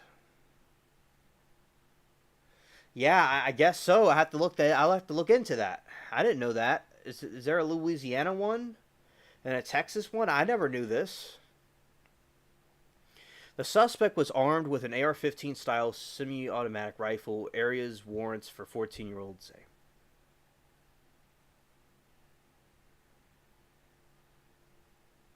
All right. Also, some of the injured victims released from the hospital. Several of the 9 people injured in Wednesday's shooting remained hospitalized, and some have been released. Barrow County Sheriff Jude Smith said, quote, all 9 people that are injured are expected to make a full recovery, Smith said. 4 people, 2 students, and 2 adults were also deleted in the shooting at Appalachian High School.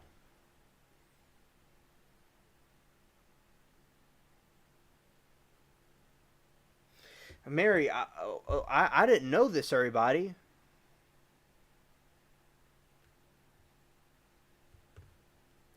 We're going to take... Okay, shout out to the Spaceship Cats. Alright, shout out to the Spaceship Cats.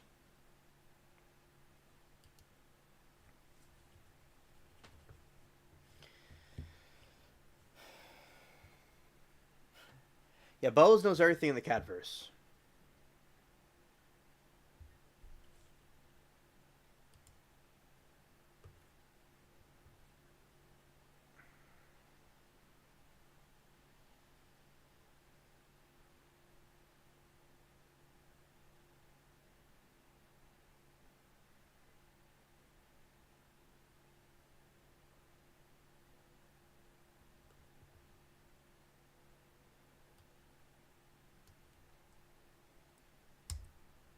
Alright. So...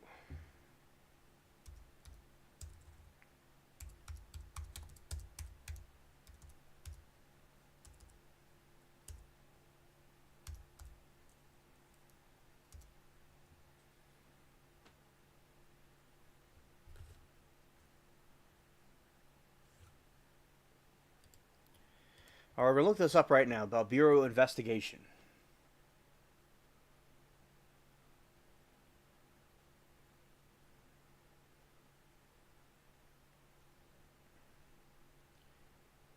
How do you spell that? Okay, B-R-O...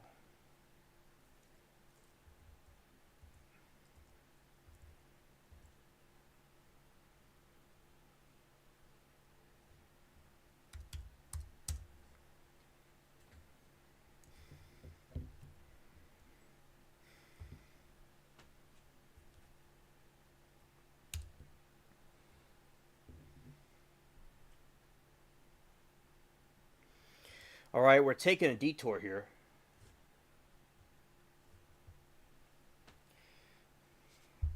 Mary says, me neither. I'm telling you, it was not always presented that way in news stories.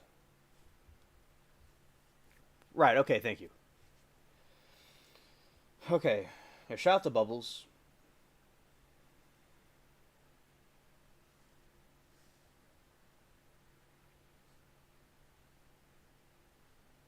Okay. A state bureau of investigation is a state level agency in the United States. They are plainclothes agencies which usually investigate criminal cases involving the state or multiple jurisdictions.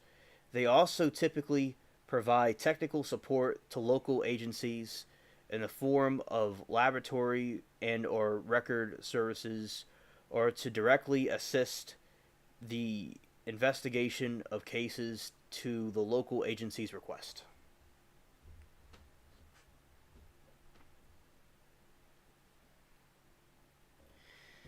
An SBI is a state's equivalent of a federal bureau of investigation, but can include investigative jurisdictions similar to other federal law enforcement agencies as well. The SBI's investigative the SBI's investigate all manner of cases assigned to them by their state's laws and usually report to their state's attorney general, or in some cases, directly to their state's governor.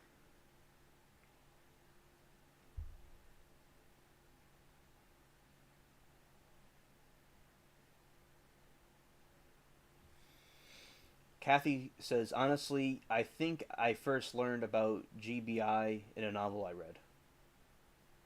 Kathy, that is so cool. You see how the dots connect? You were supposed to know about the GBI because of what you read in that book to tell me later on the stream. In the future. See Sarah Dots Connect. Sarah says, wonder when states began that are always had. Makes sense to do so. I will look that up, Sarah. Mary says, Bubbles is right here, resting with his eyes closed and ears open.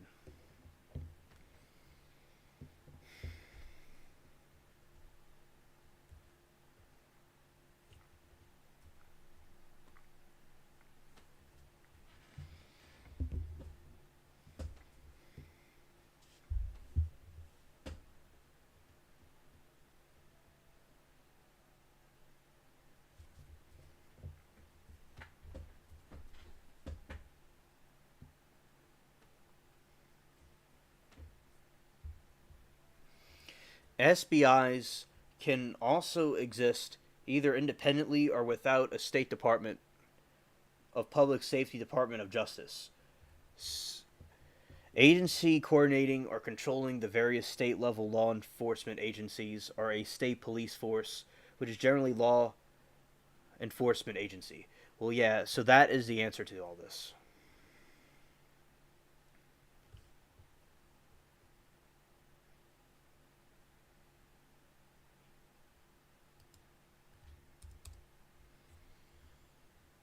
Mary says, when Summer Wells, the little girl, went missing, I kept hearing TBI, Tennessee Bureau of Investigation.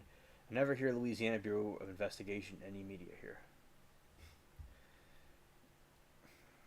Kathy, I remember that now about Summer Wells and TBI. Okay. All right, understood. Sarah says, all bubbles. Alien, yep. Need to connect them as able to. Facts. Facts. Facts.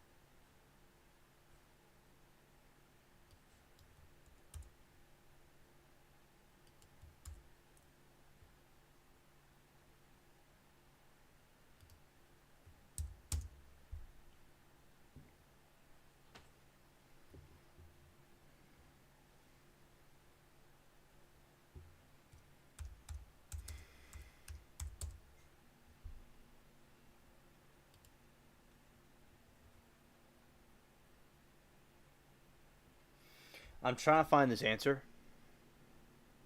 Wait a minute. Let's see.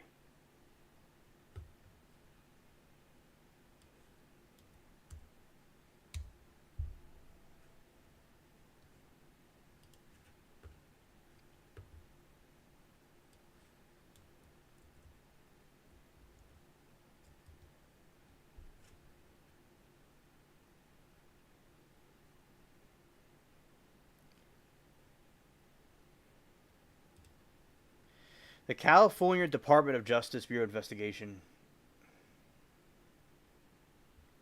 Let's see. I'll get some more information about this manually, okay? Because there's not really anything. There's not a specific answer.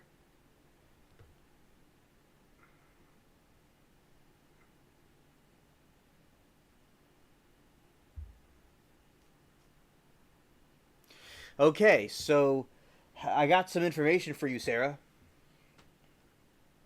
The Alabama Law Enforcement Agency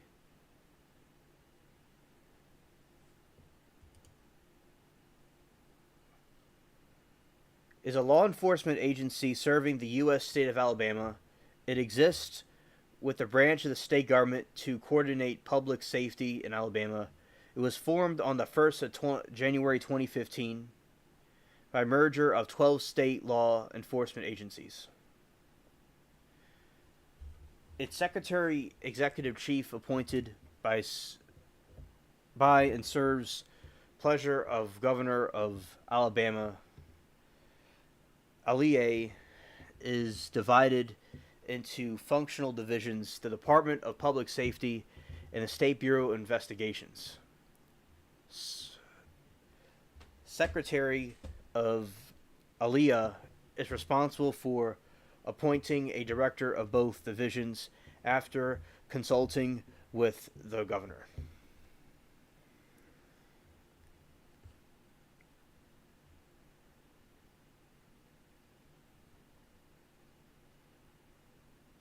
Now, let's see. This is a child organization to the State Bureau of Investigations, but it still has to do with it. Oh, Alabama Bureau of Investigations. Yeah, 2015.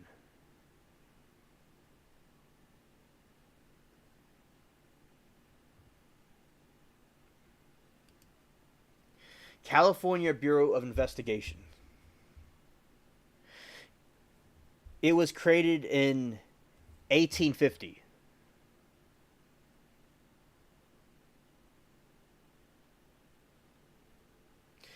But this agency was formed in 1918. So the California Bureau of Investigation was founded in 1918.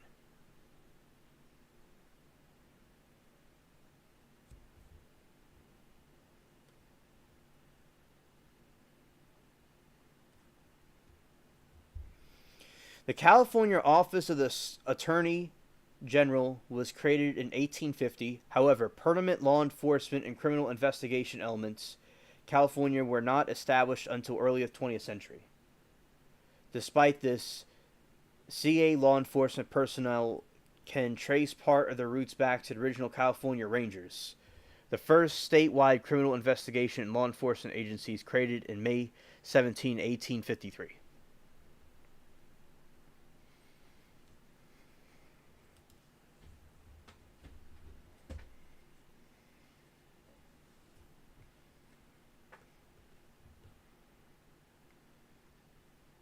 California Rangers was a paramilitary state police force in California established in May 1853.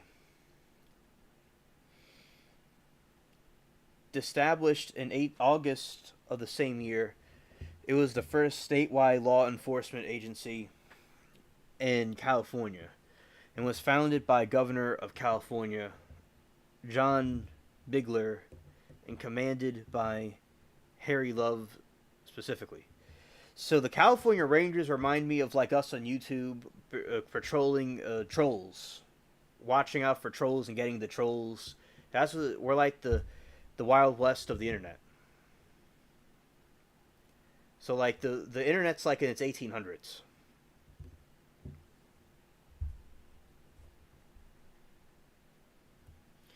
It was formed January 1st, 1918.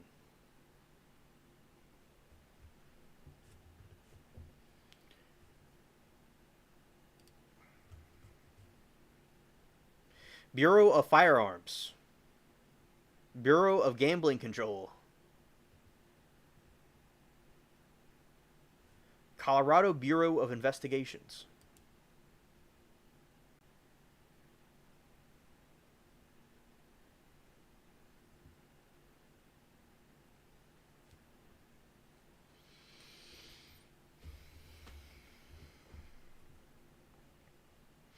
The agency was established in 1967. So Colorado Bureau of Investigations was founded in 1967. So to answer your question, Sarah, which we'll go through these, is that every state started in different time periods, their Bureau of Investigation. And it was like a child or a derivative, an offspring of some other organization, and they created this new one.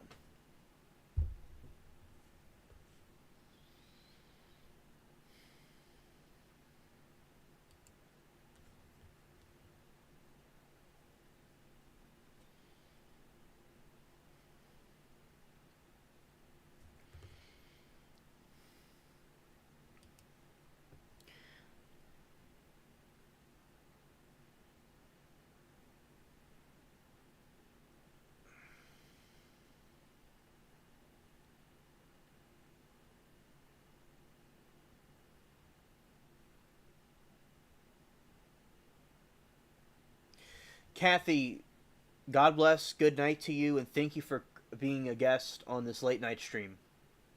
You had a long day, and see you today later on. Well, my time it's Friday, so see you later. Good night. All right. So, the Georgia Bureau of Investigation is a state Bureau of Investigation of U.S. state of Georgia. It is independent statewide agency that provided assistance to Georgia's criminal justice system in the areas of criminal investigations, forensic, laboratory services, and computerized criminal justice information. Its headquarters is located in unincorporated DeKalb County near Decatur in Greater Atlanta.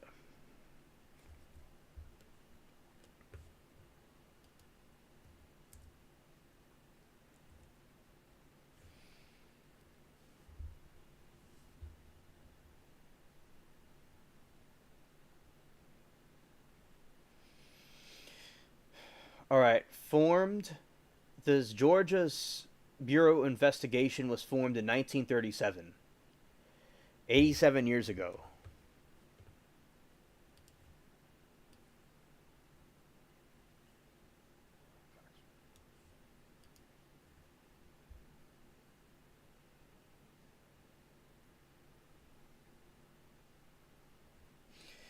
Was just wondering how you're doing to Kathy. Doing sweet. Rest here. See you again soon. Thanks, honey. Sarah, good night. Paul. All right. Awesome.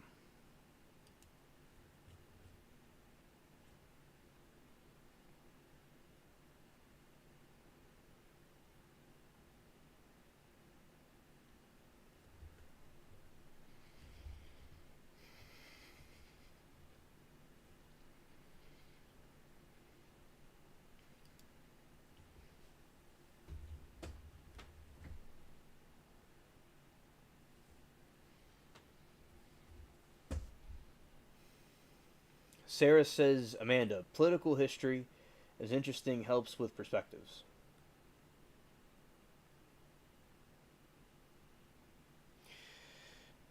The Kansas Bureau of Investigation, KBI, is a state bureau of investigation of the U.S. state of Kansas. The KBI is a division of the Kansas Attorney General and responsible for providing investigative and criminal laboratory services to criminal justice agencies, as well as investigating and preventing crime in the state of Kansas. Tony Mativi is current director of the KBI. 300 employees, 181 civilians employed. This, for Kansas, it was formed in 1939.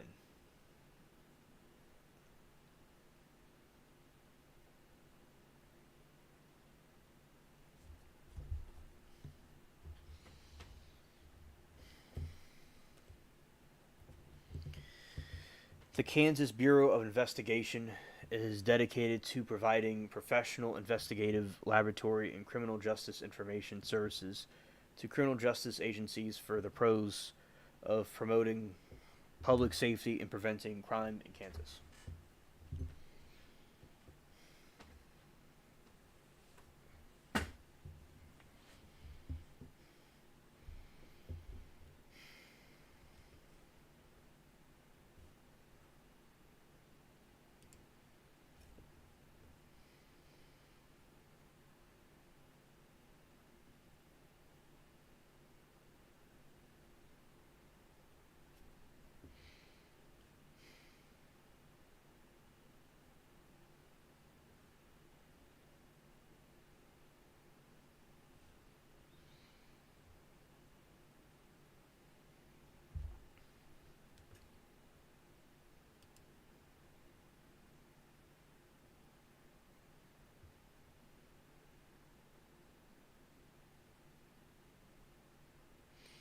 Ohio Bureau of Criminal Investigation. The department was founded on July 9, 1921. It began as a minor records keeping facility in conjunction with the Department of Public Welfare. A few years later, it was moved to the Department of Mental Hygiene and Corrections. The Department of Corrections originally housed BCI in the basement of Ohio State Penitentiary in Columbus, Ohio, until a fire and subsequent threat of riot inmates in 1930 forced to move to London Prison Farm. Sarah says, thank you for covering this, alien. Really good to know. You're welcome, Sarah. As I said, I'm learning too. It's like I'm back in school. Or I'm continuing my education, rather, through the cyber world. It's very abstract. It's like you're in Japan. I'm over here. Amanda's over out west. And we're all over the place. It's not like we're all in like a classroom or something. It's really interesting. And here's another. Okay, here I go again. So then I was thinking about that, like all the stuff I learned from Law and Crime and the different streams I'm on. It's like learning stuff or being in a program or an event or something, like I did my whole life, but it's on the internet. It's all cyber. It's like through the cyber world. It's really crazy to think about. It's like I had these experiences like I would if I was at these places. Like if we were at some place or some event, like some school type event or some sort of program or things like that, or some study skill thing, but we're all over the different places in the country, in the world. So I think that's very cool to do that. And also, I think that yes, Sarah, yes. So it's really cool that we're able to do all that, because I was at school and it was very great, cool people. I liked it, and different programs and things. It was very nice. But now I've continued on from there into here, and from all the people that I went to school with, peace be upon them, of course. I was like the only one that did this and got this far with the YouTube stuff and the streaming, to my knowledge. And that's a big deal for their history as well. There's a lot of doctors and different influential people graduated from there, but I'm in the cyber world also, I came from that as well. So, as I said, it was very cool that I went to the specific place, the school, and I went into the cyber world and did things. Because, this is the future, because I was thinking before, like, this is the beginning of the internet, but long after we're not here anymore, unless the Christ returns, which will probably be soonish, in my opinion, at some point, it'll continue on and on, like our country did, and like states did, and stuff like that. So, like, this is like the Wild West of YouTube, but in the future, and other platforms that don't even exist yet, and platforms that are there now, it'll be very different than how we have it here. So, as I said, this time, place, and space is very special, and whether we're all in this time, place, and space. And also, another thing is that, like, we always think about the Old West, and I like pirate stuff, but I love the Old West too. I love that. As I said, I bought a ounce bar of silver that was a little bit pricey, but it was based off of the silver that was striked in Nevada, because the story behind the coin is that there's these mountains covered in glass, and they knew that there's silver there, and they had a silver mine there, and it was like the Wild West over there. And it's a Morgan little bar, and it's so cool because there's a Morgan coins that the cowboys use all the time out there, but it's a bar version of it. It's a new version of it, so I don't care. It was worth it to me, because people are like, "Oh, do buy generic rounds," which I do. It is a generic round, and I do like generic rounds. And it is a generic round, but I don't care. If there's a coin I like to buy it. It's cool, like a little, it's not that expensive, it's cheap. It's not, it's just a nice collectible item. Thank you, Amanda. And also, I knew you and you're out west, and I have a lot of friends out west. And also, I buy things sometimes to tribute to people I knew and experiences that I had, or things that had to do with me. And also, I like, as I said, I like the Old West and things like that, but it's also a tribute to the people I knew from the West part of the country. Because I know people from California and Oregon and Washington and these different places, and it's very so special to me. And like I got certain coins that have to do with like Britain because that's from my dad's side.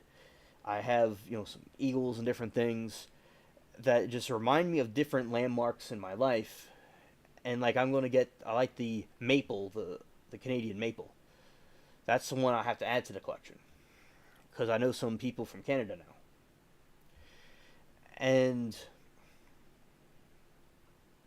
also, what we did was, that's why I get these memorial stones, so to speak. So another thing, a point I want to make is that we like the pirates, either the pirate era we talk about here, or the old times, or the old west, and in the future they will see this internet that we did, unless Christ returns sooner than later. That this will be seen as the old what the 1800s of the internet, and that is really cool that we're in like the old west of the internet because people will be making movies about the internet people, us on the internet. That's what they'll be making movies and stuff about in the future. So I think it's always good to appreciate the time you're in and the space you're in. It's just always appreciate the moment, and that you know that your time period will be special to somebody way in the future. And Amanda has a great comment. She says, I have a pearl necklace that I bought when I was in New Orleans. Well, Amanda, shout out to you. Thank you for doing that for the city. And I'm sure it looks, I know for a fact it looks lovely on you. And thank you for sharing that with us.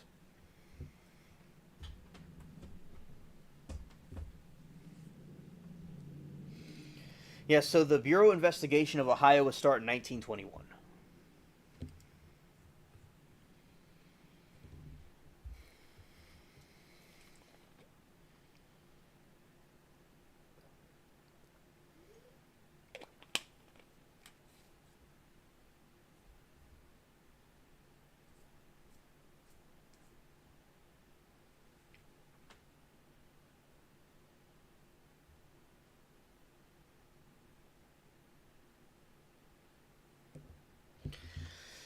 All right, let's check out the Oklahoma State of Bureau investigation.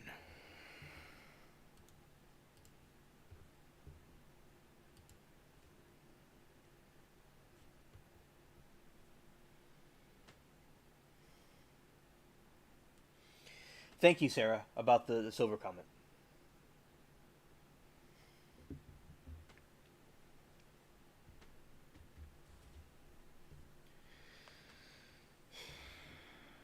Another thing I'll say about YouTube is so cool. I was in the cat room at night when I sometimes I go in there and watch them at night, and I was emoji and Doodles were about to have their own mania, and it was just like them or something like that. They just kind of play a little bit, and they're like staring at each other and wagging their tails. And I put it on YouTube as a short, and all these people saw it, and all these people were like talking to me and texting me and saying, "Hey, yo, what are they doing?" And it's like it's so cool. You can just talk to people all over the world in an instant and share your experiences. I mean, that's pretty mind blowing. And a lot of people will say, all kinds of different people talk about, and I say this respectfully for those that feel this way, even after I say what I'm about to say. But there's all these people that think like, you know, they wish they could go back to how things were in the 80s and the 90s. Now, culturally speaking, I think things were better in the past. Maybe they weren't perfect, but people may have been a little bit less crazy, but depends on who you ask and how you view it. But, people were saying that like they wish they were in the past. And I like things in the past, like the 80s and 90s and before that. It's so cool. And I was in the early 2000s, so we had VHS tapes. And I got a taste of the 80s and 90s. And, like, I saw Stranger Things, parts of it. And it reminds me of the early 2000s. So I kind of had a little taste of it in the 2000s, but these newer generations don't, of course. But I saw a glimpse of it, and yeah, Sarah misses the simpleness of the 70s. Yes, absolutely. But one thing that I will say respectfully is that I would rather be in this time period because of the technology we have now. And this was the dream of people from the 50s. Like, they were on those big computers that took up a whole room, and they said, would it be nice to have a picture right here of my family? And the Titanic, they were doing dots and dashes, and they dreamed of a day where we could just talk like this. Imagine the Titanic operators talking like this. They all envisioned this, and here we are. And shout out and God bless all those people that were in those time periods and that were dreaming of technology that we have today and that contributed to this technology we have now. I'm so thankful for all those people, like Tesla and others, and Morse code, that guy, that contributed to what we have right now. President Lincoln, he had towers that they had phone lines, but it wasn't for phones, it was for the Morse code. And he was sitting there with the dots and dashes and stuff during the Civil War to keep the country together. And now I have way better technology than he had to keep the country together. And I'm just a civilian. Like, sometimes I feel like a president. There's all of the different countries I talk to, and I keep the country together with the different streams I'm on. And it's like, and also the alien crisis and the stuff that we talk about. So it's like, as a civilian, I run like a little government. So I don't mean to toot my own horn, but yeah, as I said, I like and I enjoy the technology we have now. Also, the medical and scientific advancements we have. And now there's cameras to catch people like Ted Bundy. Like, back then, he was able to get away with all that, but it would be more easy to catch him now. But as I said, it's not perfect. And I do like the early 2000s, and I miss them, but I'm thankful for what we have now. Sarah, thank you for the compliments, and thank you that you're enjoying this show. Yeah, Alien Worldwide. Facts. Sarah said best prog music, Genesis. Yes, Moody Blues. Yeah, facts. Yeah. Very good music that time period. Sarah said, ha, facts. I was just a huge Jetson fan as a kid. Once in my own flying car, computer, and robot. Sarah, they're actually coming up with flying cars. They just came out with them. And that goes for you too, Amanda, because we were talking about that. There's this flying car, and it has like helicopter parts on it, and it flies around. It looks just like the Jetsons. So that they're getting close to it. Sarah says, and explore the universe. Yes, explore the universe and the deep oceans, because there's stuff down there too that we got to see as well. Sarah says, point alien. Fast progress. And Alien Worldwide. Whole time we've been using the Wi-Fi, by the way. Nothing else. Because I had it on the right network this time. Isn't that great? And it's raining outside. The internet's been working great today. Before I had it on the wrong network setting. In the beginning of the stream, I had it on the wrong network. So that's why it was, acting goofy, but here we are. And I put it on something else and put it back on here.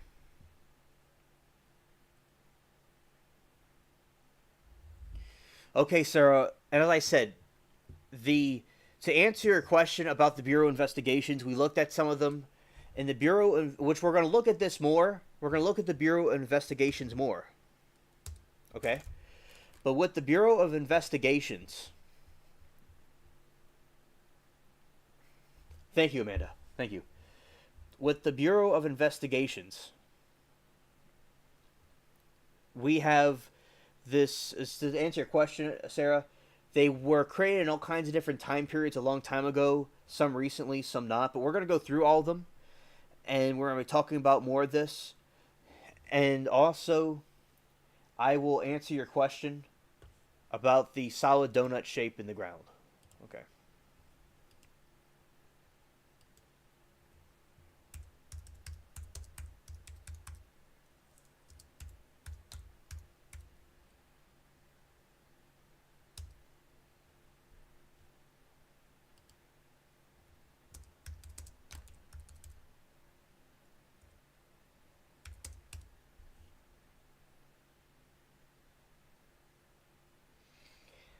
Going to do this article. We'll see how it goes. So y'all brace yourselves. It could, we'll see how this article goes.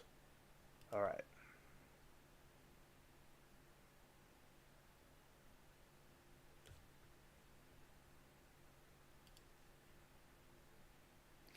Vast donut discovered in molten metal of Earth's core.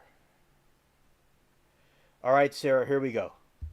We're going to talk about the the donut inside the Earth. Vast donut discovered in molten metal of Earth's core. Australians Australian scientists hail finding as a step in unlocking secrets of planet's protective magnetic field. By traveling to the center of the Earth via seismic waves, scientists have discovered a ring-like structure within the swirling pool of molten metal known as the outer core.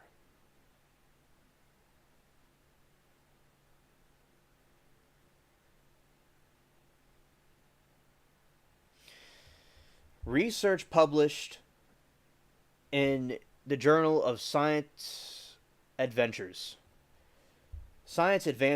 have identified a donut-shaped ring within the outer core parallel to the equator.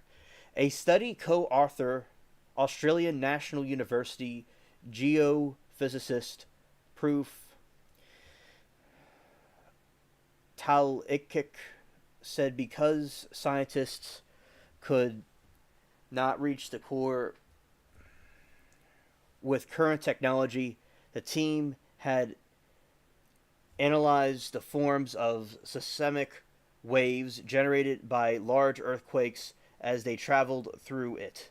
They found waves down as they passed through the section near the ceiling before the mantle. By understanding the geometry of the paths of the waves and how they traverse the outer core's volume, we reconstructed their travel times through the earth.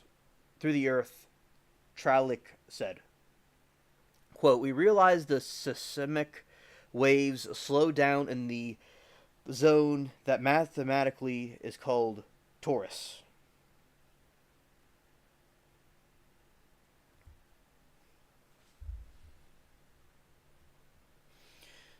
To most people, this looked like a donut," he said. Understanding the outer core was important. He said it was crucial to the survival of life at the surface. It was responsible for the magnetic field which protected Earth from the constant bombardment of change particles from the sun. Currents moving within the molten iron and nickel acted like a giant dynamo that generated and sustained the Earth's magnetic field.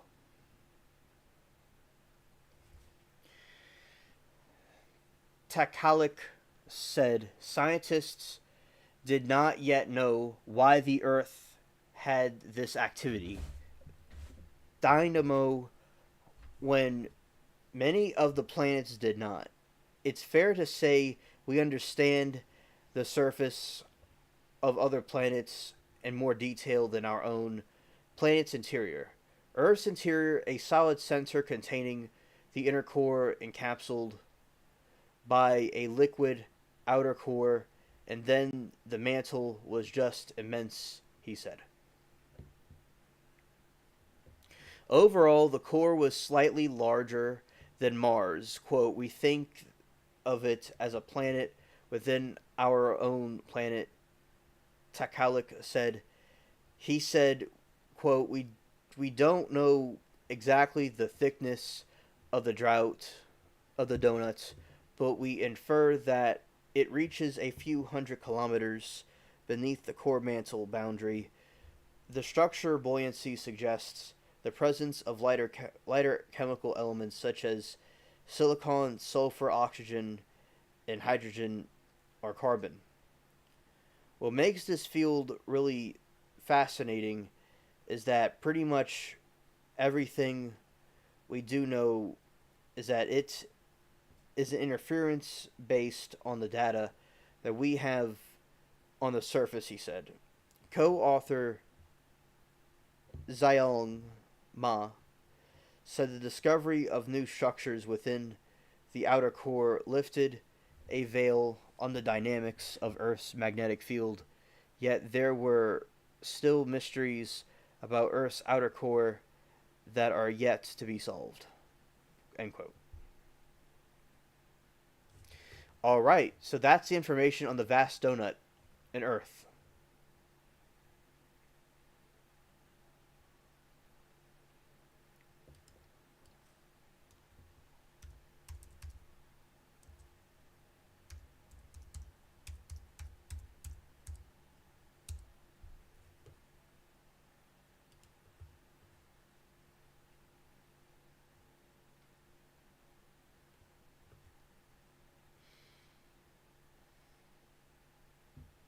You're welcome, Sarah.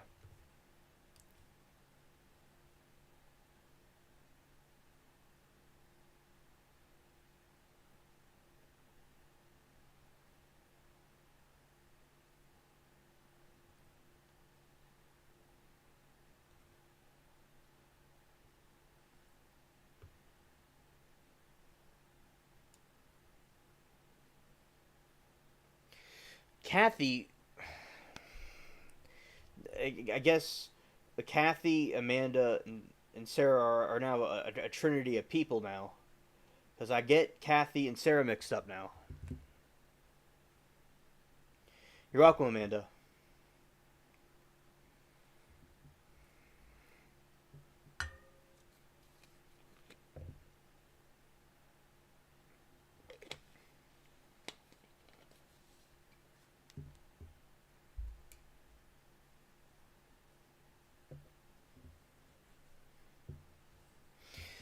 Sarah, we did not do the scary stories yet, but we're about to do that right now, actually.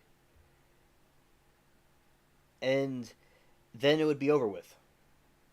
All right. So we have one more little part of the stream, which has to do with this paranormal stuff, with this scary stories, because we're in September now, and we're in the time period where we're going to be having Halloween, so I'll be talking about some paranormal stuff. All right.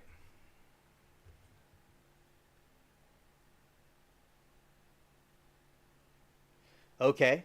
All right.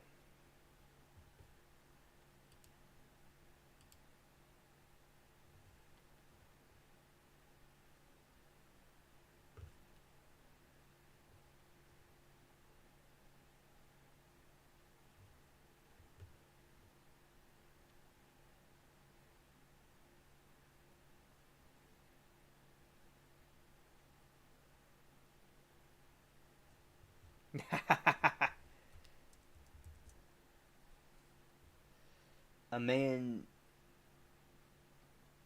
Dre. A man Dre. Shout out to that Trinity.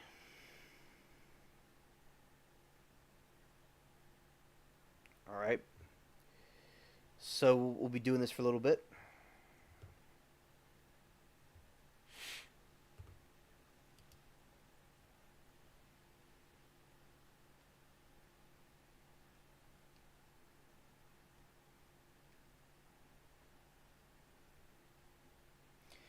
All right. So this is a section about reincarnation.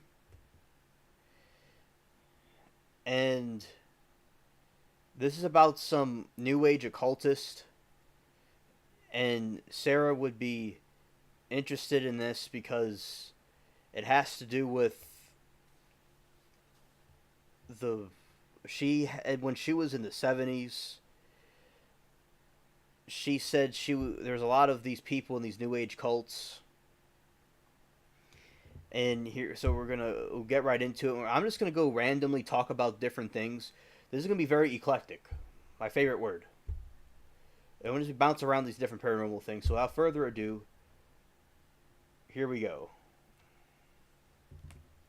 Frederick Philip Lenz III, also known as Rama, Zen Master Rama, and Atta Manada, deleted in 1998, born February 9, 1950, was an American. Yes, yes, Sarah, the metaphysical people. And we'll talk about that too. Was found an American spiritual leader, writer, and software designer, and record producer. He founded what he termed American Buddhism, which incorporated teachings from Tibetan Buddhism. Buddhism has nothing to do with this, by the way, but that he just incorporated that in there. Zen, Vedanta, mysticism, and the New Age ideas. The New Age ideas has to do with the metaphysical stuff.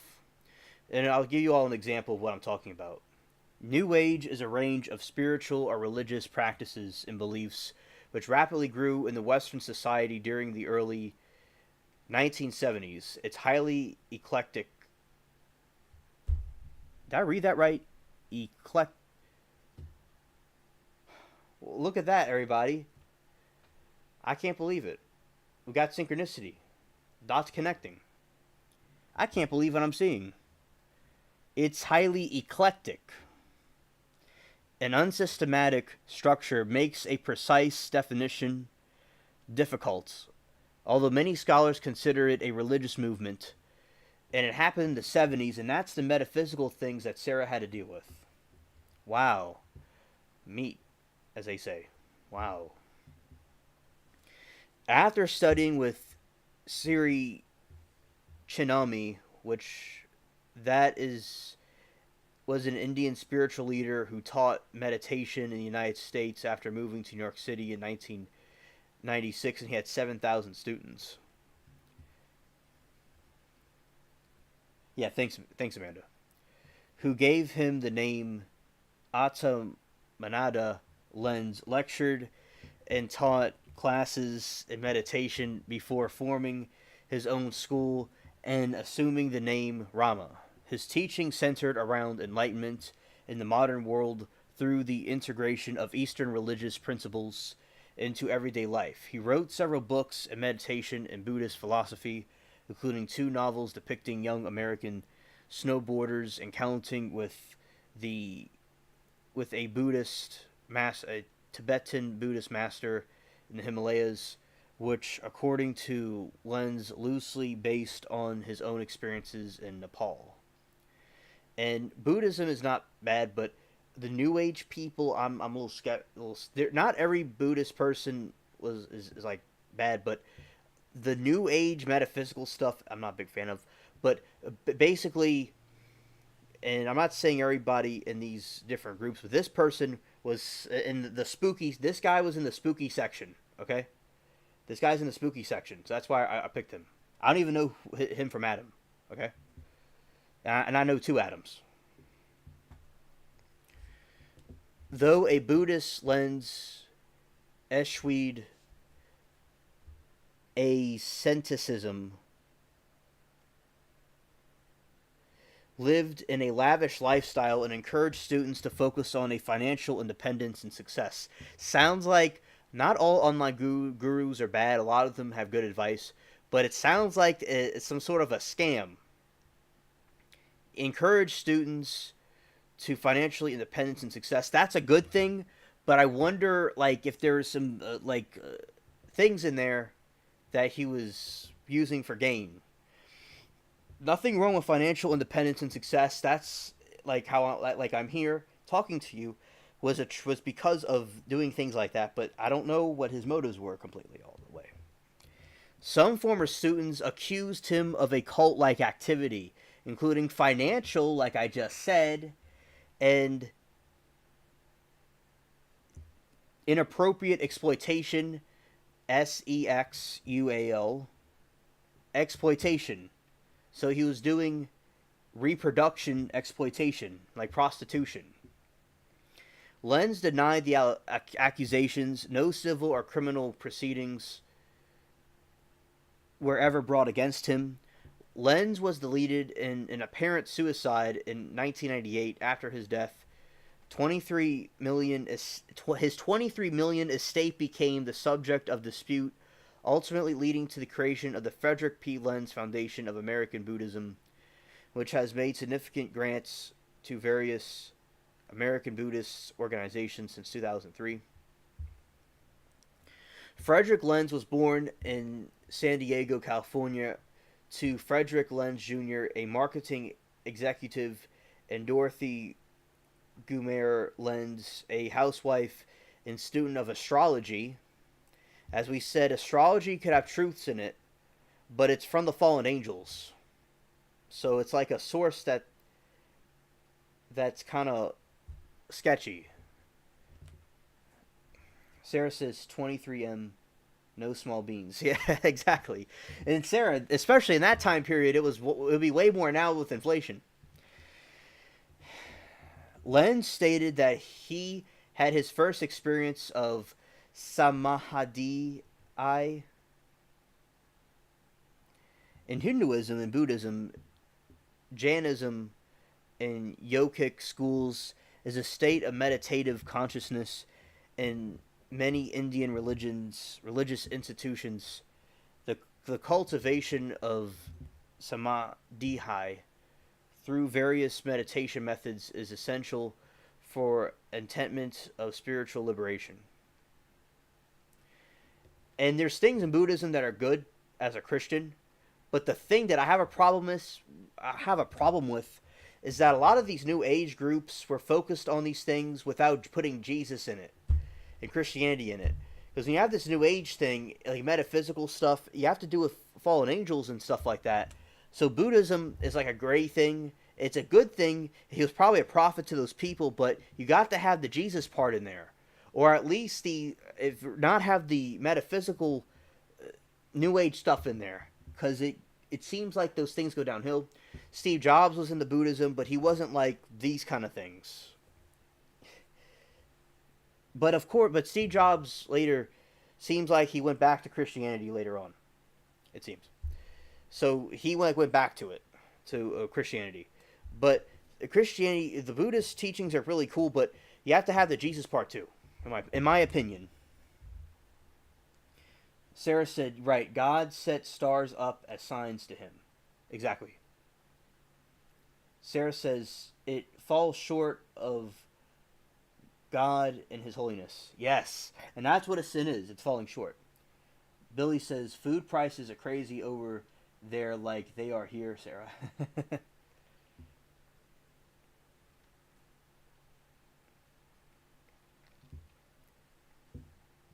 And Lenz had experience in samadhi, a state spiritual absorption in his mother's garden when he was still a toddler. So he had a state of spiritual absorption in his mother's garden when he was still a toddler. So it's like those interdimensional beings were messing with him back then. Lenz's family moved to Stamford, Connecticut when he was 3 years old. Lenz grew up and attended school in Stamford. His father served as a town's mayor, actually, from 1973 to 1975.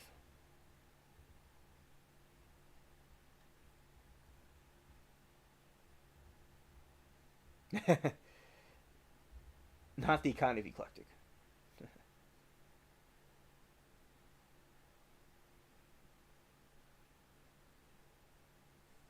Yep, orbs in the farmlands. Exactly. While in high school, he practiced Korean martial arts, where he was introduced to meditation.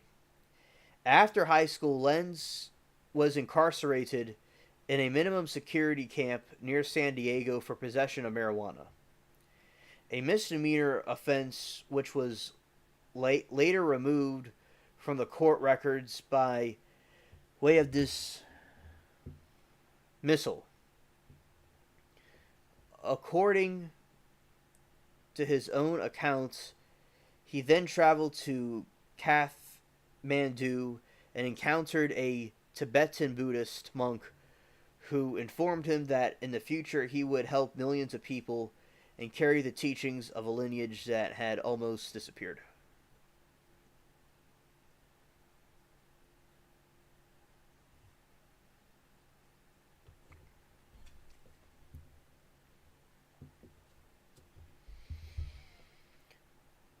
Lenz graduated from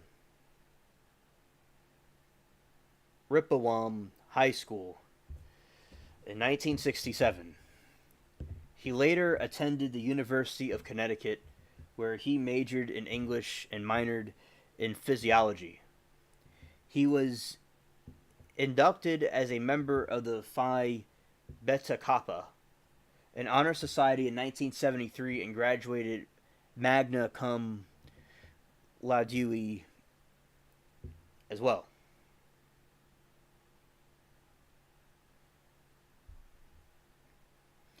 After college, Lenz won a competitive State of New York Graduate Council Fellowship, enabling him to continue his studies. He earned a Master's of Arts and a Doctor of Physiology from the University of New York at a Stony Brook, finishing his studies in 1979. His doctoral dissertation was on evolution of matter and spiritual poetry, Theodore Rotique.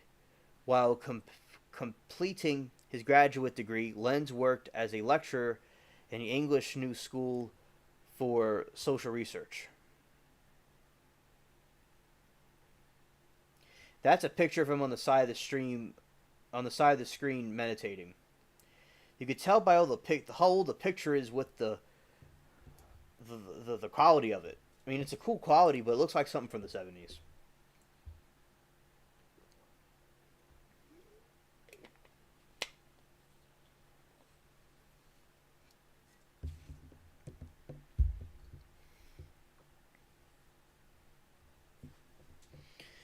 When he was 18 years old, Lenz began studying yoga under Sri Chomi. Later gave him the name Atamandia, a name meaning bliss of the soul. As Atamanda, Lenz began teaching yoga classes in New York. After finishing his doctorate in 1979, he moved back to San Diego, where he gave lectures and taught meditation. He became a popular figure in Chinomi's organization, attracting thousands to the auditoriums where he lectured and reputedly performed miracles. Lenz ended his association with Chinomi in 1981 after founding his own teaching center in Los Angeles, initially named Lakshmi, after the Hindu goddess of prosperity and beauty.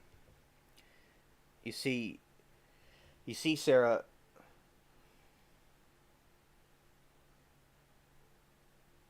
Now, Sarah corrected me, and she said that photo is so. Well, that's so 80s Colorado. All right, and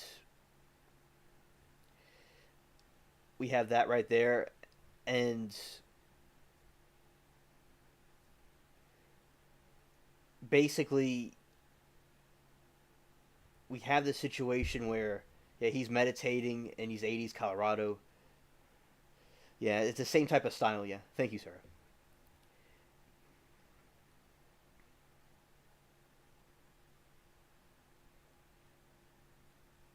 I was joking, Sarah. I was joking. I said that as like a sarcastic thing. It's like, oh, Sarah has corrected me. It was actually that. No, I was messing with you. All right, but I was trying to be funny. All right. So, Sarah, with this situation, Lakshmi, also known as Shuri, is one of the principal goddesses in Hinduism.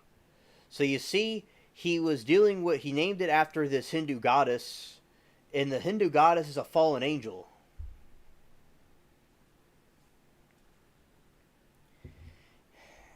And so you see, he was fooling with those fallen watchers.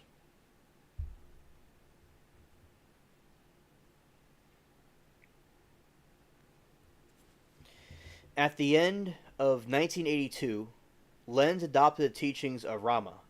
He indicated that the name was not intended to affirm identity with Rama, the Hindu epic Ramayana. Rama is a major deity in Hinduism. That's another one. He is worshipped as a seventh and the one of the most popular avatars of Vishnu in the Rama-centric Hindu tradition. So you see right here, he was naming something else, adopted the teaching name Rama, so he's naming himself after the fallen angel, but rather some of the qualities associated with him. According to the student's accounts, Lenz said that he was an incarnation of Vishnu. Here's the spooky stuff, everybody. And this is why this is in the spooky section. And this is why, with the reincarnation thing, because this had to do with reincarnation. Alright, so it was in the spooky section, the paranormal, and reincarnation. So this was in the section of reincarnation, people. That he was an incarnation of Vishnu, but also insisted this did not mean he was any more important than anyone else, that he was essential. They understood this. So he is a false prophet. He was claiming to be an incarnation of a god. That's blasphemy. The ego of these people, Sarah. It's like,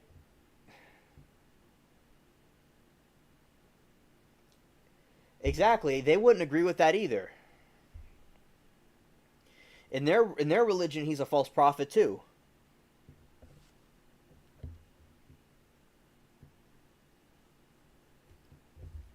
Vishnu, also known as Narayana and Harai, is one of the principal deities of Hinduism. He is the supreme being within Vaishnavism, one of the major traditions within contemporary Hinduism. So he said he's a god. Exactly. Exactly, Sarah. Amen. Like Lucifer. Chose ego and pride.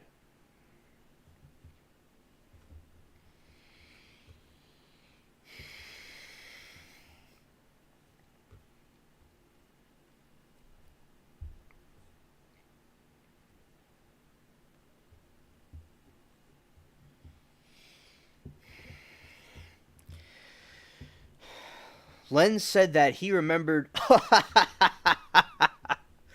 Everybody, y'all gonna get... Listen to this. Lord. Lenz said that he remembered all of his previous incarnations, including his life as a high priest in Atlantis. Synchronicity. Synchronicity, because we talked about Atlantis, and Gan was talking about Atlantis. Whoa, synchronicity. Whoa.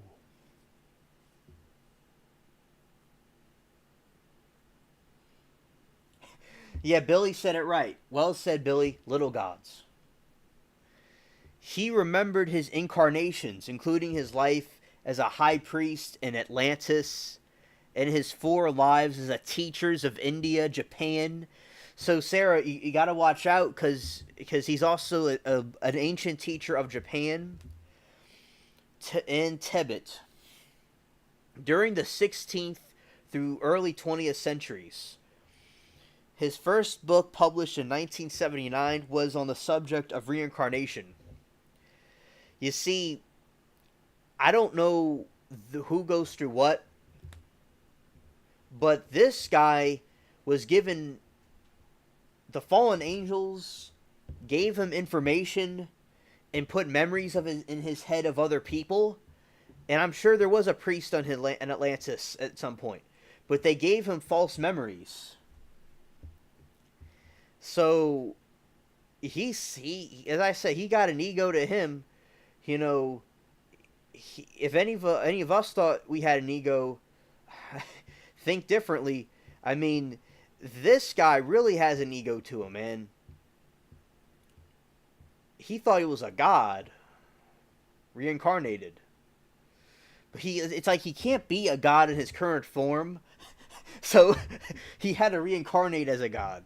It has to be reincarnated. Yeah, it's like if you're a god and you're a high priest in all these different places, you're gonna choose to be some human from a farm somewhere. Yeah, it makes a lot of sense to me. But what do I know?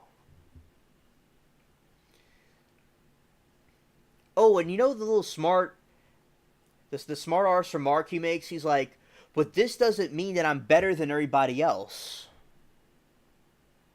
Or that I'm better than any of you. He's so generous. He's such a nice God, a little tiny, tiny, shrunken man that he is just not better than all the other people. He's so humble. He's just like, I'm no better than all of you. He's so humble. It makes me so emotional. You know, that he's so humble that he will respect these other people. He was really a puppet, knowingly or not knowingly. So, Sarah, he misled people, and he also deleted himself. As I said, Buddha has really good teachings, and I like meditation and stuff like that, but I'm not going along and saying I'm a god or anything like that. It's like I worship the true God humbly. I humbly worship the true God, Father, Son, Holy Spirit. I humbly do that. Okay, I'm not a god. Just a speck, a a little critter. That's all I am. I'm like those little roaches that chill at night in the wall. Like, that's all I am. So less than that compared to Almighty God. Way less than that compared to Almighty God. Sarah said he also studied philosophy, knew what words to choose. Exactly, Sarah. He was like, like Hitler and those other groups, those, and Karl Marx and stuff like that. Those BSers. They were good at tricking people into things. I learned a lot about philosophy, but I don't use it in the way this guy used it. He used it for something evil. I use it for something to benefit God. You see, with me, I don't consider myself anything like or anything like that, or a prophet or anything. I'm just a guy telling you all what's going on. I say this humbly, all right? And you all also do your own research and believe what you all want to believe to get closer to the Lord. I just say my opinion. And also, this guy really is something, and he was using it for manipulation tactics to deceive people. And as I said, and I will say that where this guy is, it's really hot where this guy is right now, because when because this is something else I want to teach you all, give you all spiritual closeness to Jesus Christ right now. Jesus was like, he is the true God, and anybody that rejects him. Now look, there's people in everybody's situation, like the school shooters, like what caused them to do that. Everybody's situation is different, and God is a judge of people, and there may be people in heaven that will be surprised that will be there, and it's up to God to judge people. But when there's people like this individual, and you ask him, if you ask this Nimrod, you ask this knucklehead about Jesus, he would say he was a wise teacher or something. But they will reject him as the Son of God, or at least a prophet. Some religions believe he's a prophet, because he cannot believe in Jesus because he believes he's the God-man. He wants to be the God-man. And he'll be defiant against Jesus, because he's saying to Jesus what he did on the cross when he was crucified and he was beat and deleted brutally, with a crown of thorns on his head, and watching his family, his mom and his friends and all watch him get deleted, Has to be the worst possible public execution. Like, imagine like a crucifixion streamed on YouTube, the whole world seeing it and mocking him and stuff, and people also feeling sorry for him. So you have these different people. So that's what Jesus went through to save this knucklehead, this, you know, this poop deck right here. The word is nincompoop. And then this guy rejects the gift because he's a god. He's a god. He's a god. You know what? He's a god reincarnated. So that's why don't feel sorry for people like this when they go to the land of the abyss and the lake of fire. Don't feel sorry for any of those people. They were given a free gift, and he said he's a god. He's a creation. That's what he is. A god would not. The fallen watchers, the fallen angels, and I'll be very generous here. Gods that exist that were just gods would not reincarnate into him. They wouldn't do that. Okay? Everybody could agree on that. They're not going to be Joe Schmo like him. Loser. And also, that's a rant for y'all. And Sarah said, chasing after my eyes fell out of my head. Sarah says, missed that. Hope Gam's here that later. And Sarah said, he was really a puppet, knowing or not. He also studied philosophy. And Sarah says, yes, I used in youth to find God. Then Jesus reached out. Amen, Sarah. Amen. A lot of Muslims come to Christianity that way. And Sarah says, Satan's demons know of Jesus. And also want to tell you all something else. I was taught by, wise people this. Is that just because someone believes in God or Jesus, which same thing, it doesn't mean they're going to heaven. Because Satan and his demons believe in Jesus. Satan knows the Bible like the back of his hand. If he were to repent, he would be one of the greatest preachers of all time, and one of the greatest psychologists, and the greatest of all time. If he would repent and go away from his sinful ways, that's what he was created to do. But he went against it because he wanted to be a god himself, like this guy. So, but no, he knows God. He knew God personally. He was outside of time, place, and space. He knew God personally. He saw him personally. He was his main guy. He was the angel of light, the light bearer. And he chose him, and he was the most beautiful, greatest angel ever. And he wanted to be a god, though. He wanted to be the top of the mountain.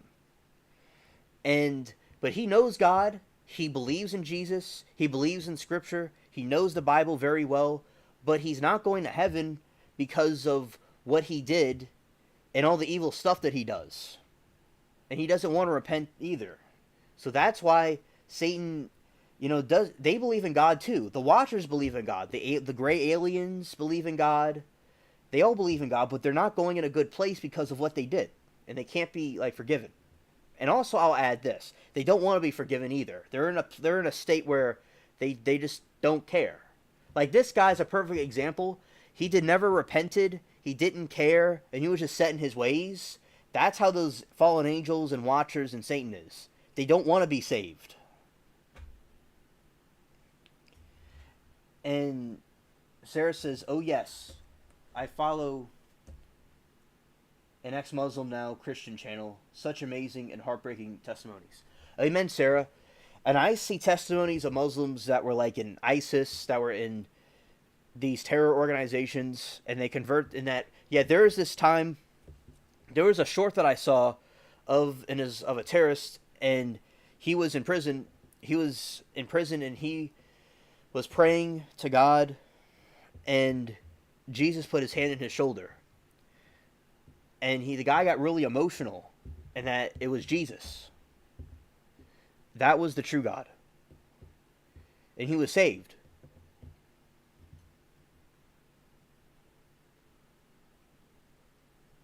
Yes, Sarah, and it's very sad. And also, the Bible says to pray for those that have died.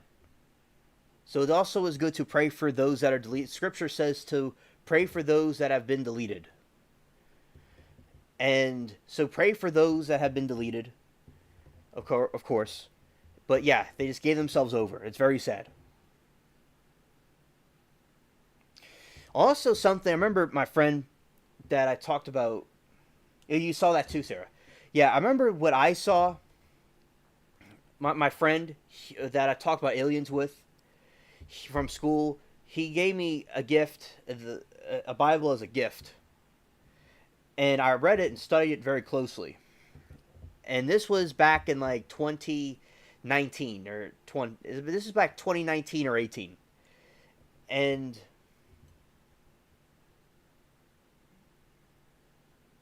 okay, Amanda, I will thank you. And so what I remember was like Jesus said, when there's a table of people, I'm paraphrasing, don't go to the head of the table because they will put you down. They will put you back. Okay, Sarah, thank you. But what Jesus said, you go to the lesser end of the table and you'll be exalted to the top of the table.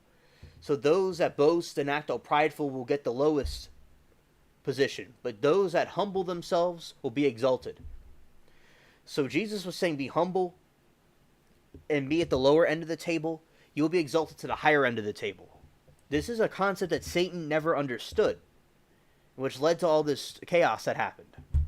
Because it's like revenge. It does the opposite of what the people think it does. And, you know, like in Harry Potter, when Voldemort did that, all he did was unite Hogwarts.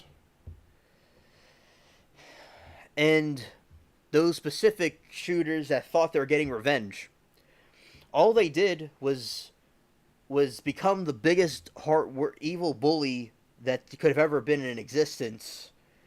And they just, completely ruined their reputation and their lives and took other people with them. It's like it does the opposite of what they were, getting revenge on somebody, but all they did was make their situation worse. And also, basically, it's the opposite. Like if someone was bullying them or something specific, that's not to go and delete them like that. That's not how you do it. The people were martyred, and rightfully so, because they shouldn't have been deleted. Thank you, Amanda. And it's like because they could have been influencers or something, and they could have talked about their experiences and been an inspiration to other people. But they don't do that. And a lot of people will act on their emotions. A lot of, like with shooters and stuff, they act on their emotions. They don't act on their, logic. They act emotional. Like this guy we're reading about was emotional. He was really emotional. He feels on his high horse, man. He's immortal. It's like people have a problem with Jesus being God. I mean, Jesus did all kinds of supernatural things. What about this guy? This guy is immortal. Like, it's just disgraceful. In chat, Amanda says, which I acknowledged Amanda. All right, but I'll read it again. Alien, if you ever have time Thursdays and Sundays, check out the channel Trike of Theology Thursday. Right now, reading the Book of Enoch and Scripture Sundays. Thank you, Amanda. I'm glad more people are reading the Book of Enoch and studying about it. Thank you for sharing. Billy says, the last will be first and the first will be last. Amen, Billy. Exactly. Amanda said, it's a nice way of thinking. Very smart. Exactly. All right, so we're going to be continuing reading about this moron. All right. So by 1985, Lenz had approximately 800 full-time disciples in 4 main locations: Los Angeles, San Diego, San Francisco, and Boston. He reincorporated his organization under the name of Rama Seminars, characterizing his spiritual teaching as Tanzrak Zen, which incorporated aspects of Chan, I'm going to be butchering some of this, Vajrayana, in Buddhism and Taoism and Yanganga yoga. By the way, coincidentally, I just ate Indian food tonight. Students and even some non-students and skeptics wrote that Lenz demonstrated apparently supernatural powers. Sadihai. You see, students, even some non-students and skeptics wrote that Lenz demonstrated apparent supernatural powers, including levitation, teleportation, disappearing, emanating a golden light that filled the room, projecting light from his hands, transforming into an old bearded Asian man before their eyes. He often took his students on field trips to the desert of Southern California and Disneyland, where a number of these events were witnessed. You see, this demonic son of Satan, he was using the powers from the fallen watchers, and it was not from God. Like, Merlin had abilities like this in the legends, in the stories, but Merlin had it from his fallen angel father, and he used his powers for the righteous cause of Jesus Christ. But this person was getting powers from the demonic fallen watchers. You see what they did, Sarah? They convinced him he was a god, and they gave him powers to make him think that he was a god. And yeah, so the fallen, the demons, the watchers, they were giving him these abilities. It's kind of like a phone jailbreak, because if someone jailbreaks a phone, which I've not done, in the apps and all will move all kinds of different ways, and you could do stuff with it you can't do with a normal phone. That's basically what you're doing. But as I said, he was demonic. He was like the metaphysical cults that Sarah was talking about. Oh, Sarah, I had rice and I had mushrooms with this nice type of beans or something. Sarah, I'll tell you the rest about it later. I don't quite remember what it's called, but I'll tell you. I'll tell you later. Exactly what it's called. I have to refresh my memory about it.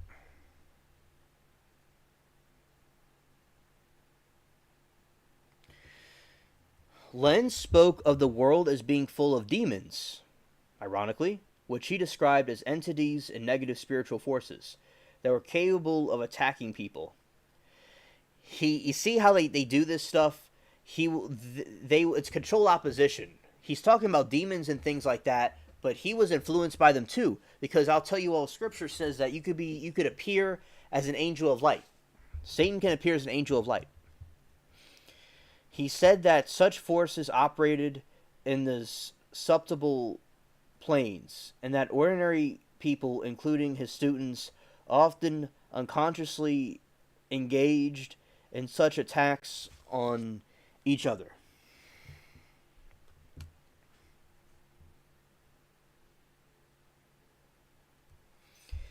Sarah says, Sarah, I cook with a lot of the same spices. Have you ever seen a Japanese square watermelon? 30 are grown year round. I thought it was so cool. Saw that.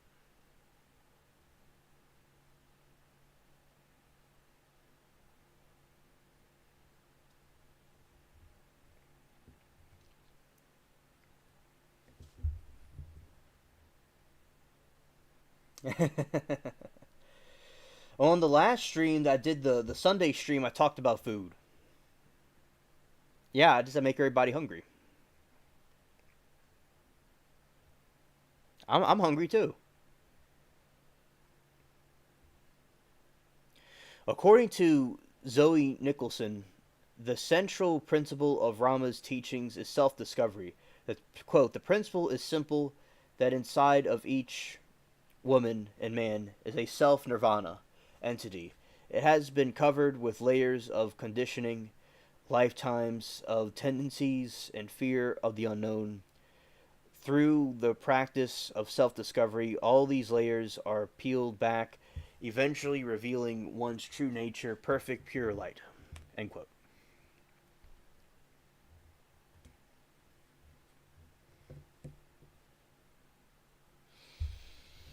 Lenz conducted spiritual classes seminars, and public meditations for 27 years.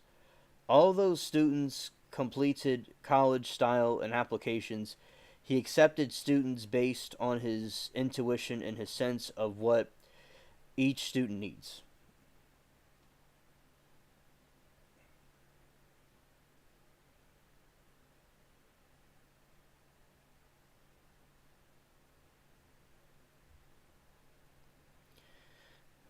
The core of the study was always meditation. Lenz described the experience as an ecstasy of meditation. Thus, you concentrate so intensely, you bring your world to such singular point that you break through all of the limited mind states. You bring in so much kundalini, kundalini because of your focus is so intense, you snap out of the limited mental states into higher mental states. And then, of course, you experience the pure shining void of whatever form you're capable of experiencing as from your sentient mind, and that in itself is an essency.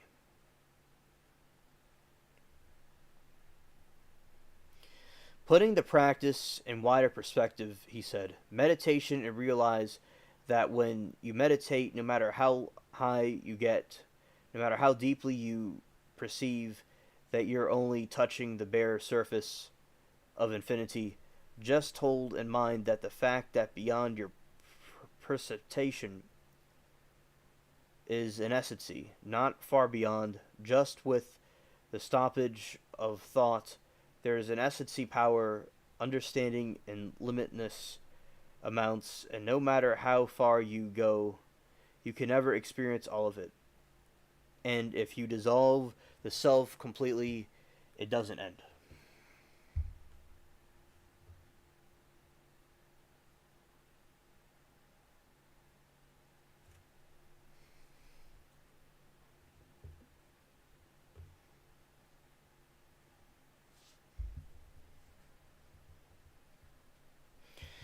Lenz wrote two novels expounding many of the Buddhist principles that formed the basis of his teachings: Surfing Himalayas, 1995, Snowboarding to Nirvana, 1997. An introductory note: Surfing to Himalayas, Lenz writes that the novels are based on a series of experiences that occurred to me some time ago in Nepal. I have taken the liberty of transforming them into a work of fiction. The novels focus on a student master relationship that develops between American snowboarder and Buddhist monk Master Fwab.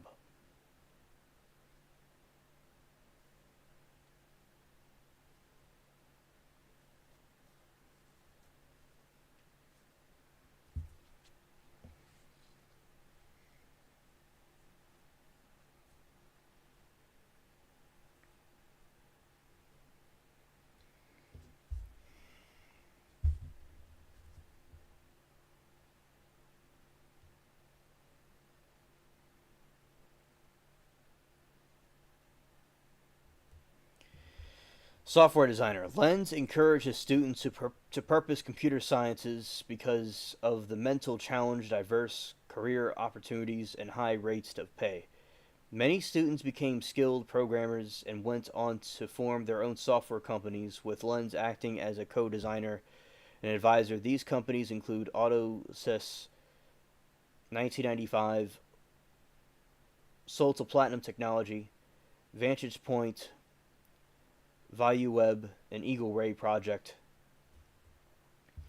Devotees describe Lenz as an enlightened master whose seminars helped them to become wealthy, but some of those who dropped out claimed that he advised his students to inflate their credentials and to use friends under pseudonyms as referred to get jobs. Lenz said they have never been told his students a lie and the allegations were false. He may have, it's possible. Sarah says Does it say what happened to his finances after passing? His estate was turned into a Buddhist center, and so that's what happened to his estate and like the money in that. And so it was put into like a Buddhist estate, but I'll look to see if there's anything else.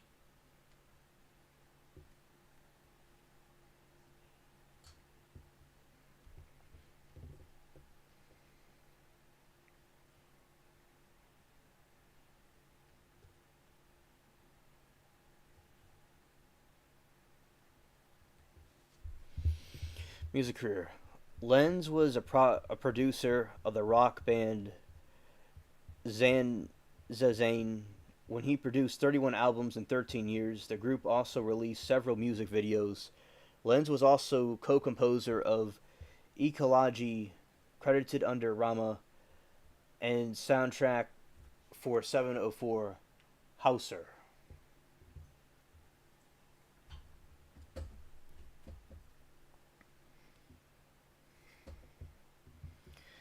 Some controversy. Some former followers and parents of followers made accusations in media of psychological abuse, financial exploitation, and sexual exploitation of female members of the group. A group was formed calling itself Lens Watch, that acted sought to publicize these claims where Lenz and or his students operated.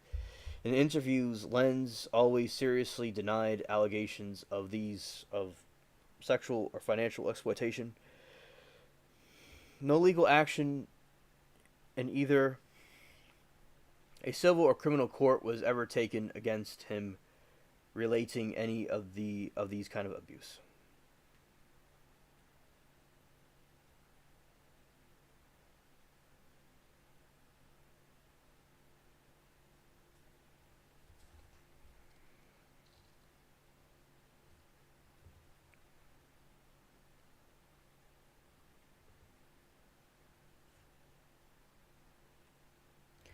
Lenz lived a lavish lifestyle which included owning mansions, expensive cars, and using a private jet. He rejected asceticism and adopted by some Buddhists described as being a bull mentally. Initial courses were free or low cost, but later courses could be expensive. See what I was saying before, everybody? He has these courses. You see? He has courses. With a 5-day course costing 2000. A 5-day course costing 2000. I said this in the beginning. He was doing this for financial BS. Members of the group were expected to pay a monthly tuition, with some paying up to 3000 a month. Claims of exploitation were made by some of the former students. Other students said that they voluntarily gave Lenz money and gifts in gratitude for his teachings, which helped them to lead a better life and lead them successful careers with computer programming.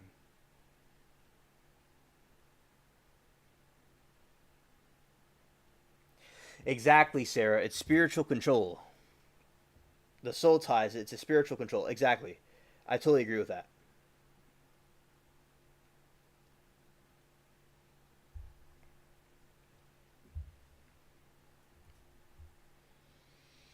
Lenz was a subject of several sexual abuse allegations. According to former female members, Lenz claimed that having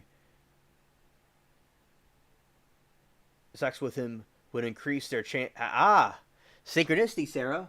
Synchronicity. Lenz claimed that having, according to two former female members, Lenz claimed that having sex with him would increase their chances of enlightenment and a more auspicious reincarnation, as well as a transfer of his energy into them. You see? You see exactly what you said, Sarah. Synchronicity. Lenz maintained that although he had sexual relations with some students, he admitted it, it was always on the basis of informed consent. He described such relations as perfectly acceptable in line with the teachings of Trick Buddhism. He compared it to meeting someone at church and going out with them. I think it's called being a healthy American male. You see how he had this wit about him and that charm. You see what he did there? He was clearly a psycho.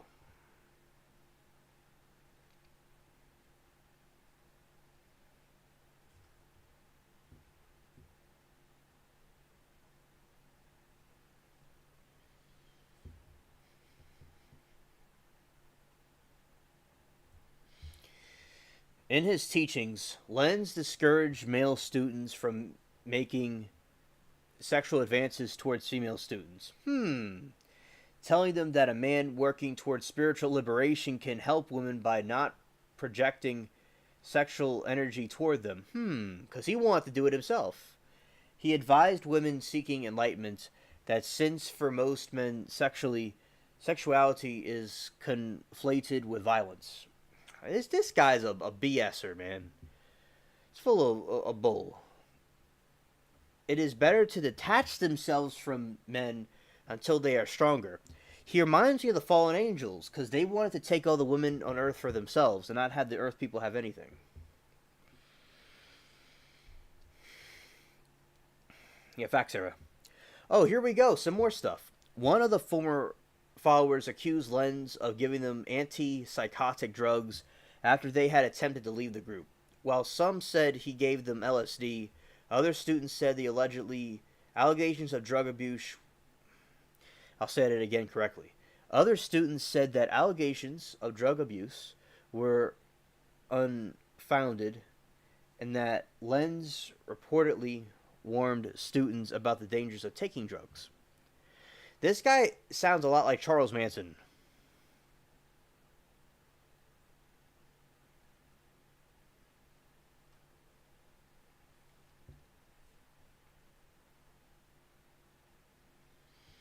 Lenz was accused of being responsible for the suicide of one of his followers and mental breakdowns of two others. He denied having personal relationship with these students and said that while he grieved anyone to take their own life, he could not be held responsibly for it.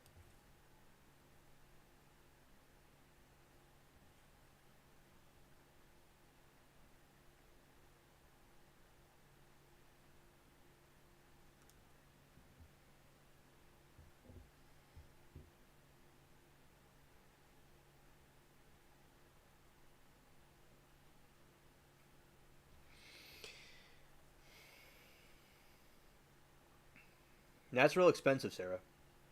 Also, I know about the square watermelon. That sounds very delicious. Shout out to Japan. Cult Awareness Network and Lens Watch. Lens received criticism for the sect monitoring movement. Some former students and parents of students became involved with sect watchdog groups, including Cult Awareness Network. Lenz was accused of controlling his followers' activities, including pressuring them to move, encouraging them to cut off contact with their friends and family. Other students said they lived normal lives, were in contact with family, and great admiration for their teacher.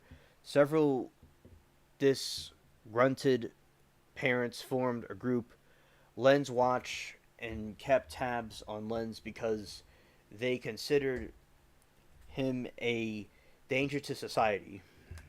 The group focused on placing negative media about Frederick Lenz wherever he lived or taught or wherever his students taught.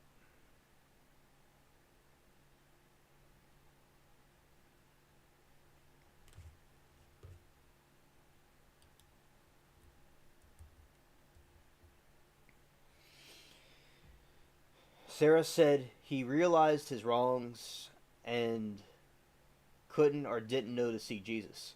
Yeah, and that, exactly. And also, that's why it's important for everybody as much as possible to know Jesus and, you know, basically that the importance of Christ, and maybe he didn't know to seek God. He may have not have known, and it's important for God to judge these people, and whatever they go, they go, and You have a good point, Sarah. Exactly.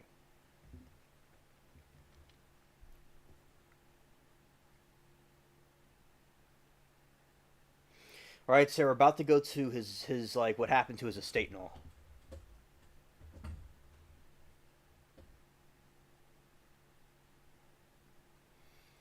Sarah said the more he got involved, the more he saw what was really happening, and he wasn't in charge. That's true, Sarah. Absolutely. Absolutely.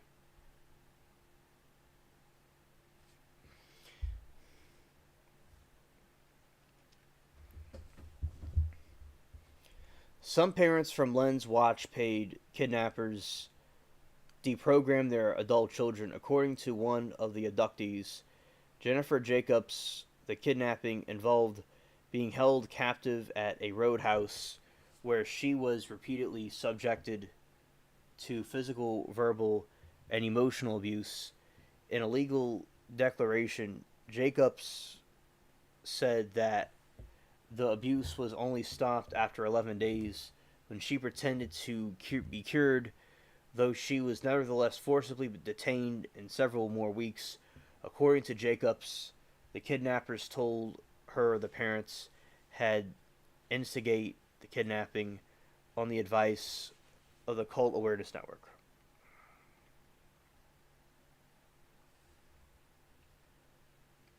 Absolutely, Amanda and Sarah. Because the devil comes to take and delete and murder and destroy. That's all he comes to do.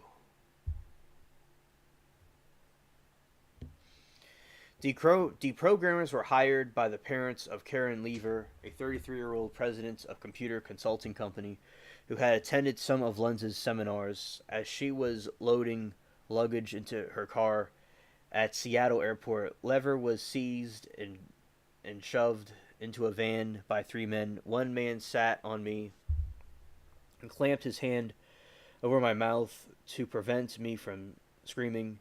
I could hardly breathe. She was held captive for 8 days in a small room in her parents' house, guarded 24 hours a day by at least 7 deprogrammers and subjected to barrage of agreements.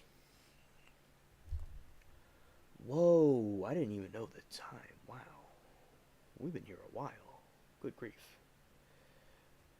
Well, time flew by fast.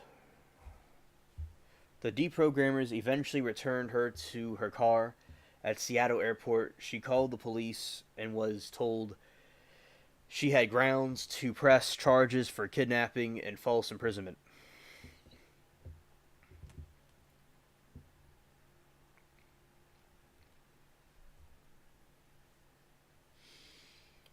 Lenz drowned in Conscious Bay near his home in Oldfield, New York on April 12, 1998. The victim of an apparent suicide, Lenz had reportedly taken 150 Valium tablets before drowning. He stated that his death was a protest against how spiritual teachers are treated in America. So he feels that the spiritual teachers and all the stuff that goes on that they're not treated right, and that there should be more cult leaders and more stuff and metaphysical cults, and that people like us that are against this kind of stuff are being too harsh. He stated that his death was a protest against how spiritual teachers are treated in America. He had reportedly been depressed following eye surgery, but it was thought by many that it was grief over the death of his beloved dog, Vayu, which we all could agree that is a really hard thing to go through. That is really rough to lose a pet. That ultimately pushed him over the edge.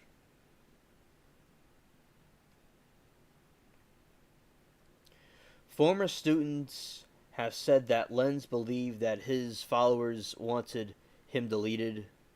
Reporting following his death suggested that his suicide was part of a suicide pact with a female student who also ingested drugs but survived the incident. Like Jim Jones. You see, these false prophets, as Christ, glory, peace be upon the Jesus, the King of Kings, is that he said that there will be many false prophets that would arise and deceive the people and everybody. This is what he's talking about. This is what they do. Like, look at us. Look. I'm not getting you all into this weird stuff or doing this weird stuff for you all. All the stuff the devil and the fallen angels do just led people down to destruction because he said if you eat from this forbidden fruit, you're going to be deleted. This is what he wasn't talking about right then and there. He was talking about this. The path of sin is death. That's what they don't understand. Like, they thought that Jesus was this goofball or something, but because these things are put there to protect people. Why didn't the aliens come down and tell them not to do this stuff? Why didn't the devil and the fallen angels tell them not to do this? Jesus said, prepare for the devil and his angels. This is what he was talking about. That's another sign that Jesus is who he is, because his prophecy came true. Like all the other stuff he said.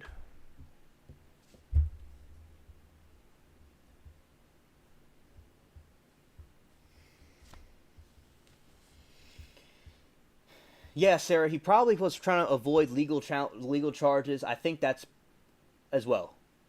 I do agree with that. Sarah says, nothing new under the sun, yes. Amanda says, that's who I was thinking of during your reading. I agree, Alien, you're right. Exactly. Exactly. He left a gross estate approximately $23 million, not accounting in our time period with inflation. His will was a matter of dispute between National Audubon Society and his estate, which was settled by a donation to the National Audubon Society and the creation of Frederick P. Lenz Foundation for the American Buddhism, which at the time was headed by Lenz accountant Norman Marcus, executor of his will. Norman Obsterstein, his attorney, this act fulfilled provisions of the will necessary to apply the funds for Lenz's estate and creation of the Lenz Foundation. His estate was settled in 2002. Since 2003, Frederick P. Lenz Foundation for American Buddhism has engaged in substantial grant, making actively over $8.5 million to date. Approximately 200 American Buddhist organizations, as part of the settlement with Audubon, a gorge was named for Lenz in the Sharon Audubon Center in northwestern Connecticut. And Satan targets people like him with talent, influence, and charisma to do evil things. But it's important to use those skills for God. Alrighty. Frederick Philip Lenz.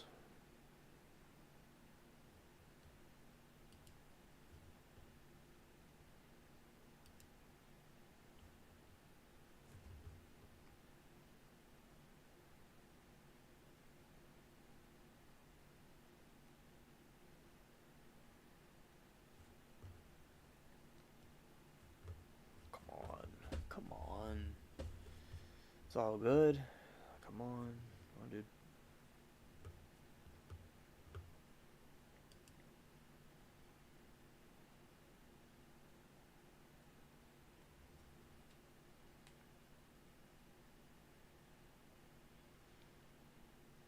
All right, it's kind of spooky. This is one I randomly came across. Abiku is a Yoruba.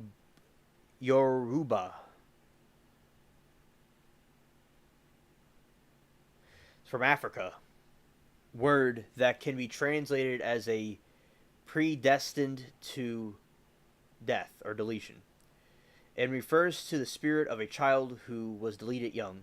It is from Abi, that which was born, and Aiku, death. Not only is Abiku a spirit of a child who was deleted, but usually considered before 12 years old, the belief is that the spirit can return to the same mother multiple times, resulting in multiple short-lived children, or into transfer to the mothers.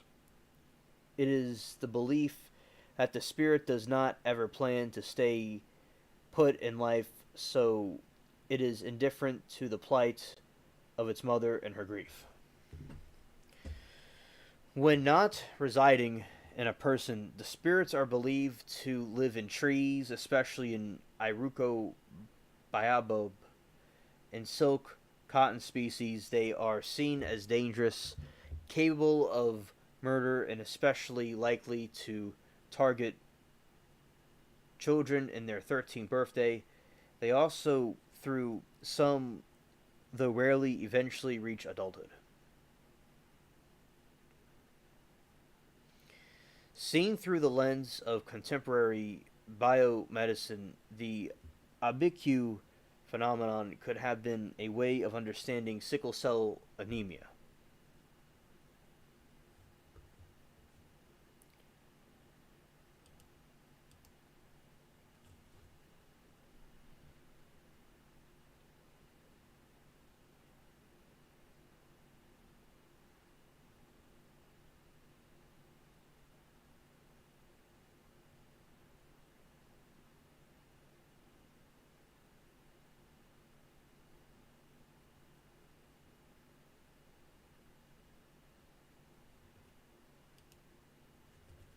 Come on. Christmas is coming. Okay.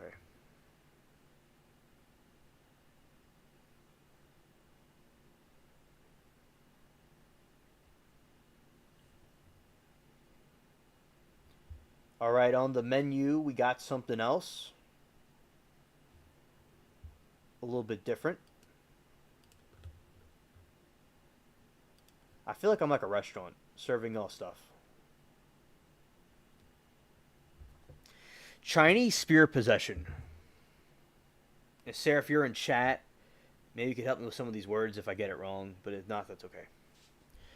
Chinese spirit possession is a practice performed by specialists called Jitong, a type of shaman in Chinese folklore involving the challenging of Chinese deities who are invited to take control of the specialist body, resulting in noticeable changes in body functions and behavior. The most famous Chinese spiritual possession practitioners took part in the Boxer Rebellion in 1900s, when boxers claimed to be vulnerable to the cut of a sharp knife, bullets, and cannon fire.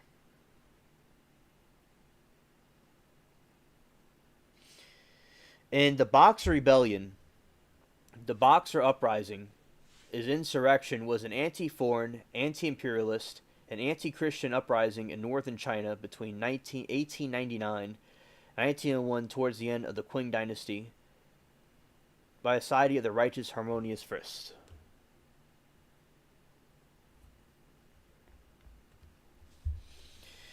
History. The state of Qi. No. In the state of Qi had shamans who claimed to be possessed by gods. You see? Claimed to be possessed by gods. The gods are really fallen angels. And they were criticized as heterodox by Confucians.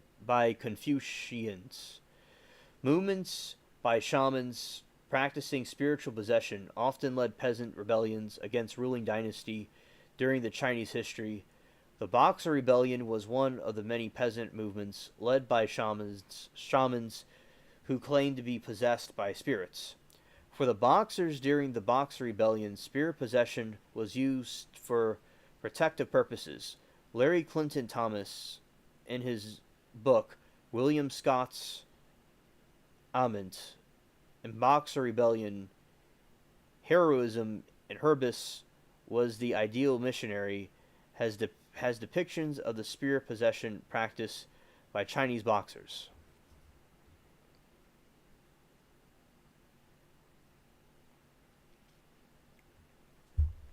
Quote, whirling and twirling of swords, violent prostrations, and chanting incarnations to Taoist and Buddhist spirits.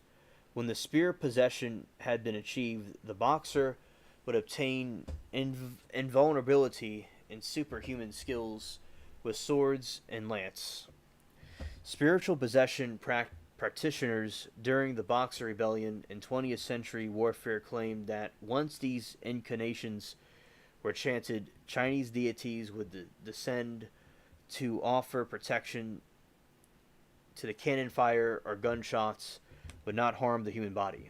Interesting.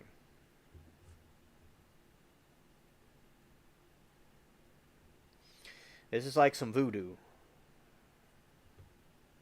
Interesting. Scared.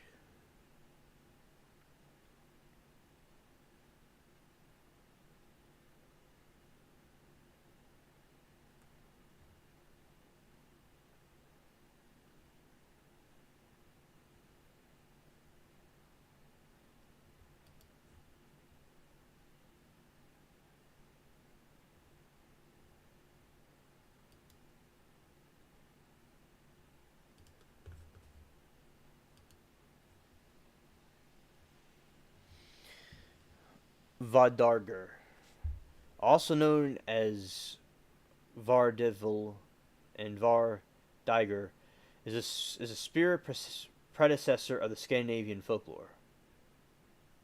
Stories typically include instances that nearly deja vu in substance, but in reverse, where a spirit with a subject's footsteps, voice, scent, or appearance, and overall demeanor precedes them in a location or activity, resulting in witnesses believing they have seen or heard the actual person before the person physically arrives.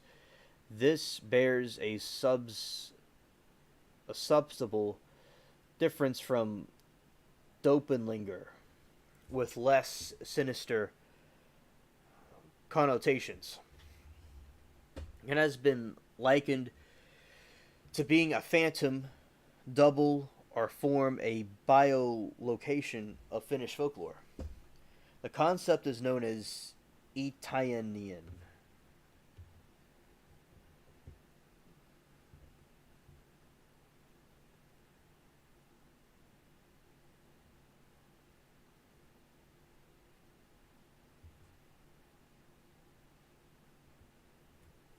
Originally, Vardager was considered a Phylija, a sort of guardian spirit. Thus, the Vardager represents a representation of a human's inner essence, which manifests as an animal that most closely resembles a personality of a human. Yes, a a doppelganger, sometimes spelled doppelganger, is a biologically unrelated look-alike or double of a living person. Yes, yes, yes, indeed, sir.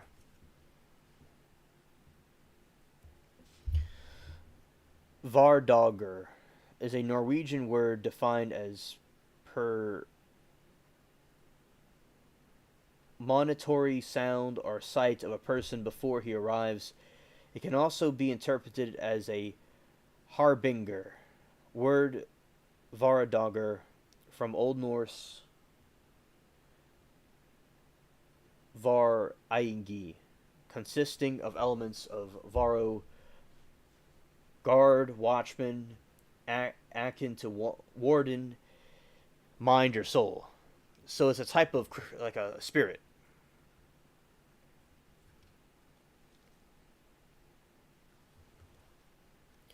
All right, so another it was a type in Norse mythology. A fly gaja is a supernatural being or spirit which accompanies a person in connection to their fate or fortune.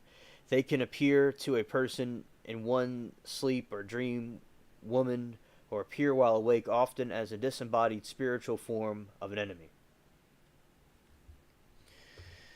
Alrighty.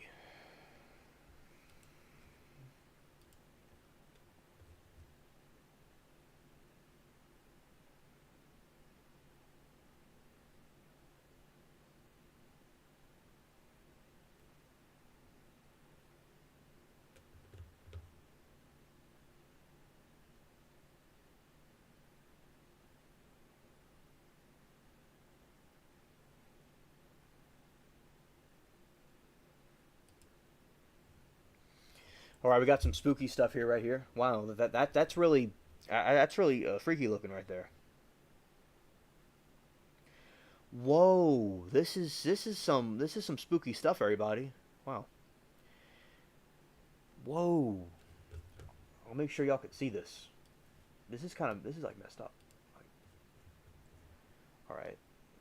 Well, I'm in the wrong window, of course. There we go. Can they see that? Yeah. Chat. This is some spooky stuff you're about to look at. Okay, so y'all get your popcorn and just kind of buckle up, and we're gonna get into this weird stuff. All right. Here we go. Whoa. All right.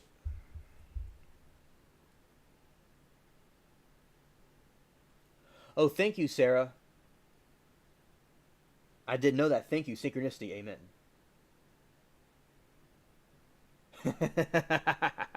Looks like the nuns I've had it when I was a child.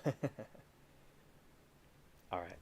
K.T. King was the name given by spiritualists in 1870s to what they believed to be a materialized spirit.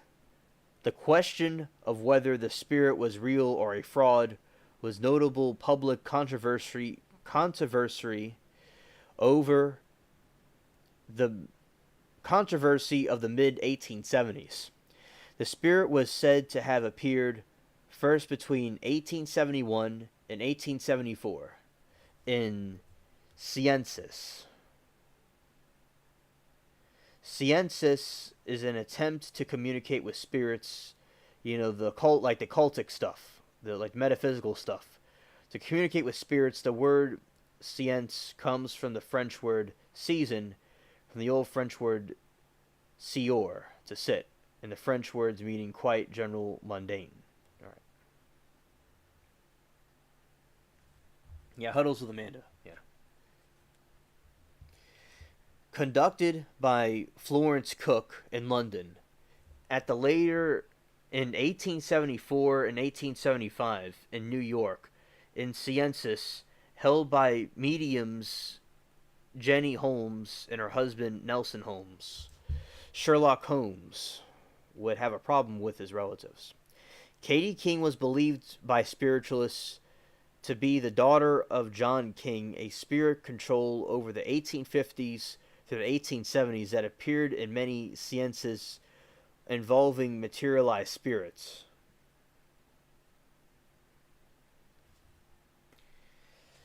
That thing, I'll look, chat.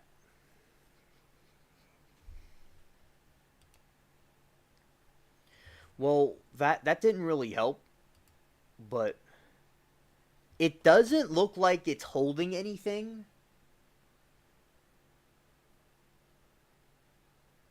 Seance. Thanks, Billy.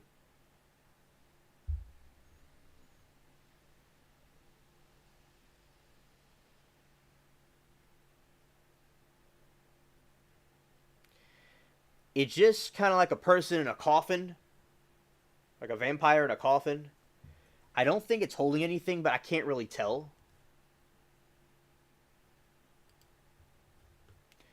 So we'll say that again. So, seances. The spirit was said to have appeared first between 1871 and 1874 in seances conducted by Florence Cook in London, later 1874 to 1875, New York, seances held by mediums Jenny Holmes and her husband Nelson Holmes. Katie King was believed by spiritualists to be the daughter of John King, a spirit control over the 1850s through 1870s that appeared in many seances involving materialized spirits. So this is a materialized spirit allegedly. So what that thing is a materialized spirit. So that is one of those watchers. Those, what I'm talking about, Sarah, those aliens and things, they appear as that too. Scared. A spiritual control is a powerful and commutative spirit that organizes its appearance of other spirits at a seance. John King claimed to be the spirit of Henry Morgan, the Buccaneer Dolly, 1826, Volume 1, 241, 277.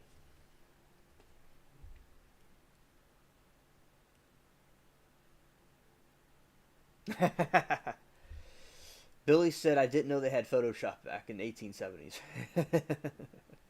I know, right? I thought that, I didn't know they had it then too.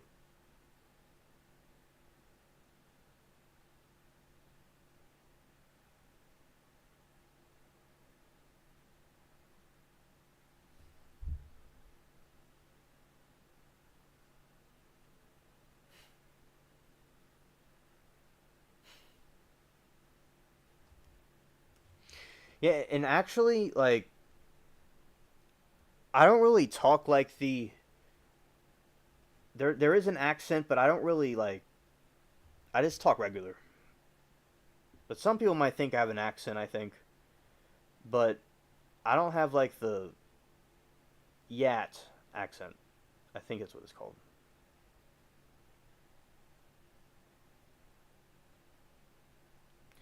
Yeah, because basically we have here is that the spirit was said to have appeared between 1871 and 1874 at the seance conducted by Florence Cook in London, and later in 1874 to 1875.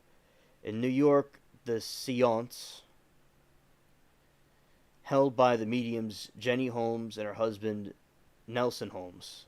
Katie King was believed to be by spiritualists the daughter of John King, a spirit control of 1850s through the 1870s that appeared in many seances involving materialized spirits. A spirit control is a powerful and commutative spirit that organizes the appearance of other spirits at a seance.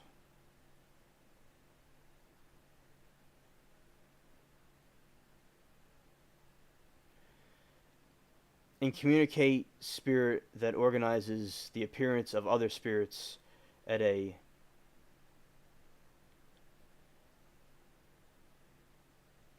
oh, I got a little bit distracted for a second. At a seance. John King claimed by spirit of Henry Morgan and the Buccaneer, Doyle 1926, Volume 1, and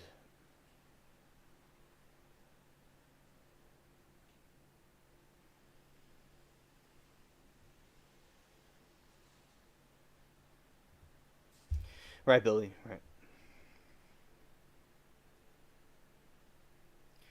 Florence Cook, 1856 to 1906, was a teenage girl who started to claim a mediumistic abilities in 1870 and 1871 to 72.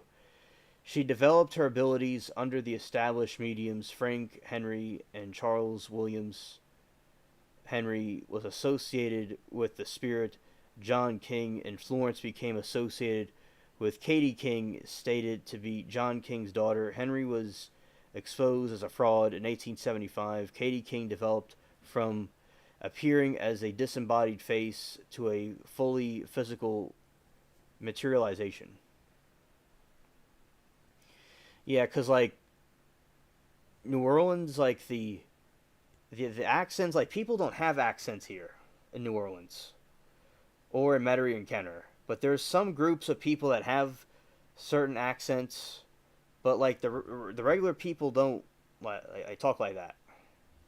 But you'll find now the country accents are nice, but you'll find those country accents like everywhere else but here. Like they just talk like me, and also basically they have these. As I said, there's a Yat accent which I don't have.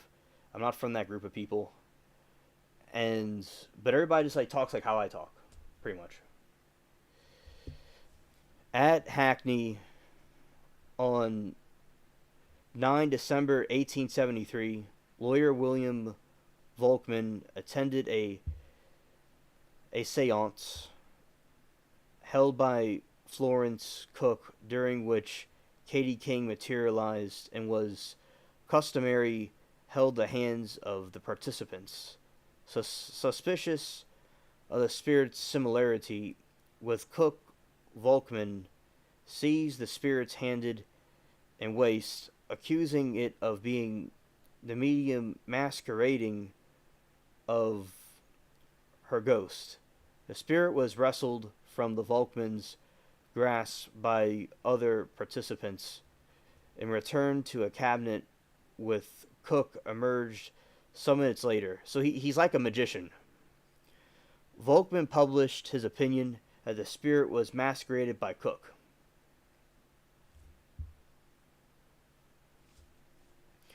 Supporters of Miss Cook denounced Volkman on the grounds that he had broken his agreement to proper equity, required the seance,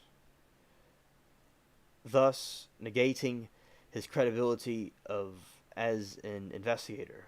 Volkman was associated with the medium Miss Grumpy, who might have wished to denigrate her rival.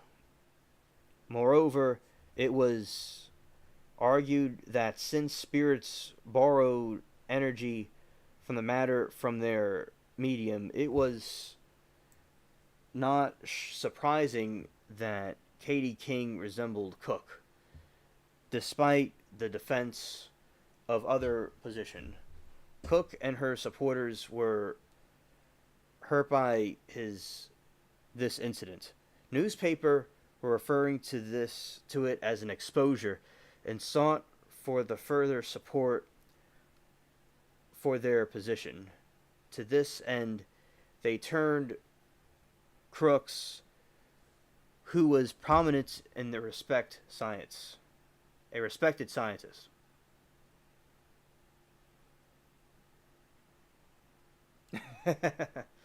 Yeah, Billy, I understand.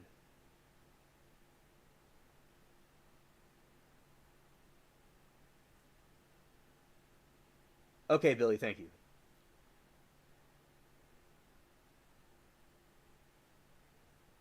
Seance. All right, thank you, Billy.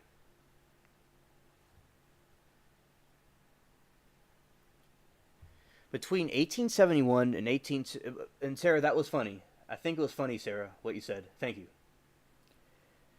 Between 1871 and 1874, Sir William Crookes investigated the preternatural phenomena produced by spiritualist mediums. He described the conditions he imposed on the mediums as follows: quote, "It must be at my own house, and my own selection of friends, and the spectators under my own conditions, and I may do whatever I like as regards to apparatus."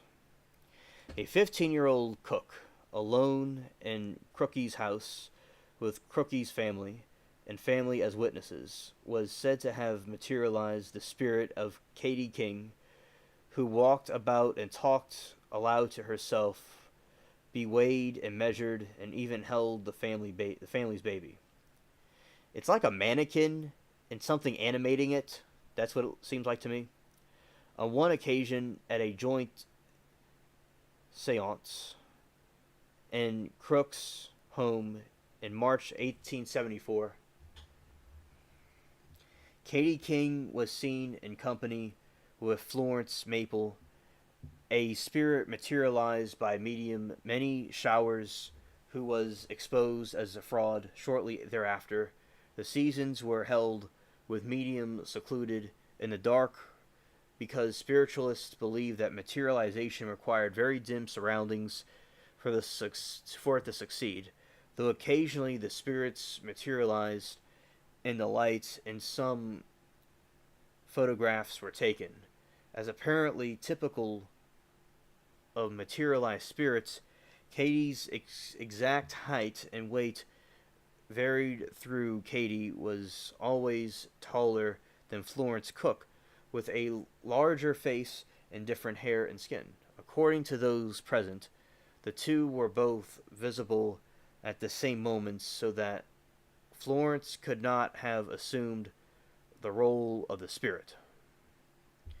Interesting. It reminds me of magicians.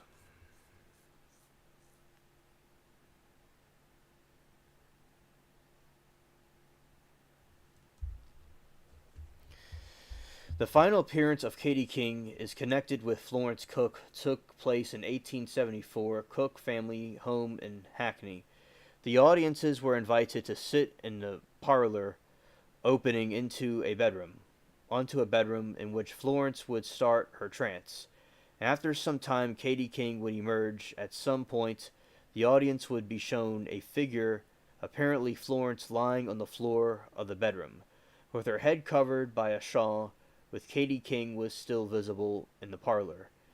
A number of witnesses, such as Edward W. Cox, recorded their doubts about the proceedings, while others claimed that they had seen the two clearly, such as Crookies and Florence Marat, who claimed that she had seen Katie naked in Florence's company.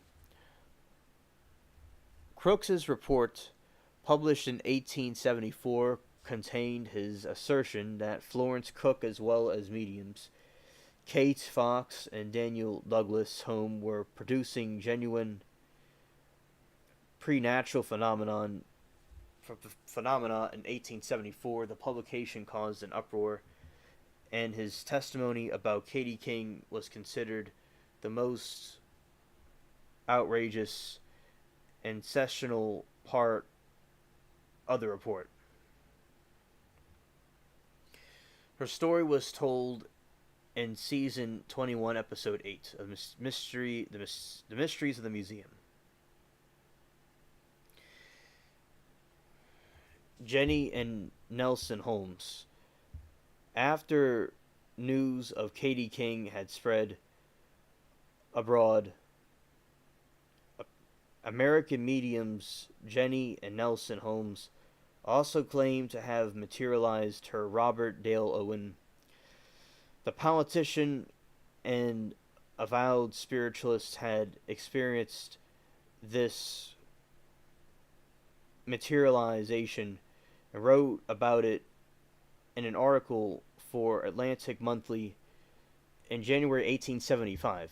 Just as an article was going to press, however, a woman named Eliza White stepped forward and claimed to have masqueraded as Katie. White's face matched that of Katie King. And in photographs sold by Holmes and their agents, both Atlantic Monthly and Owens admitted in public being duped. Maintains exposure did not damage the spiritualism than any other exposure of the period. This was in 1926, nearly 100 years ago. Investigations conducted by leading spiritualist Henry Steele Olcott, 1875, reestablished the credibility of Holmes in the eyes of many spiritualists. The story eventually accepted by most spiritualists was that Eliza White had been hired to possess as Katie King for the photograph to settle the public. Holmes had not wanted the photograph, the real Katie King, since bringing light would have ruined the materialization. Once involved, White extorted money from Holmes and then sold the story to the press.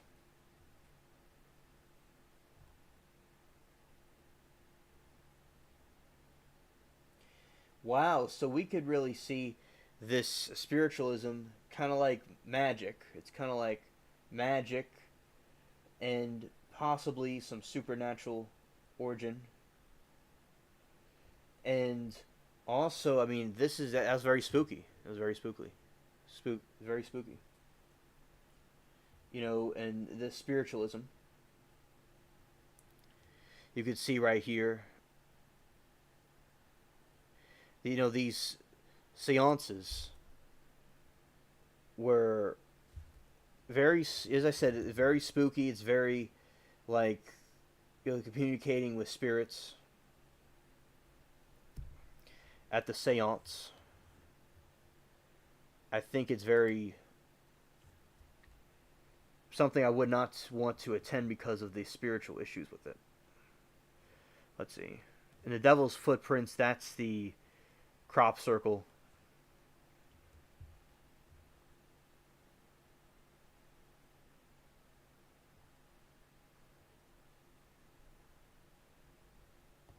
All right. And also, we're going to be continuing.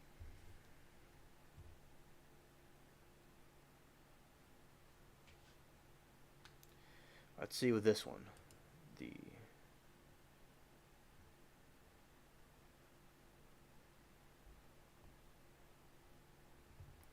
The unexplained. That's like a TV.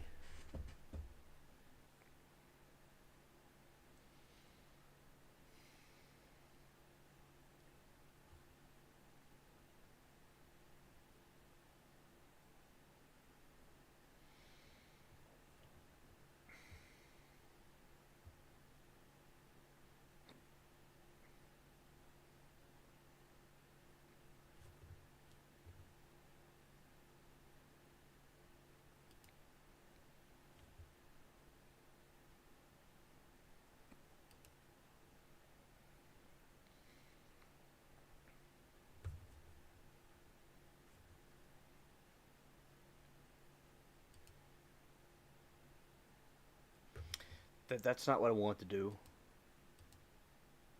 Okay.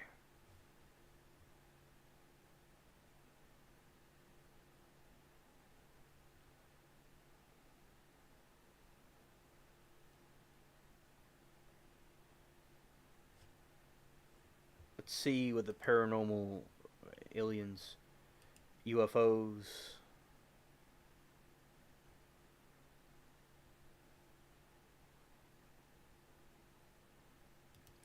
Okay, I got something else for y'all. This has to do with aliens.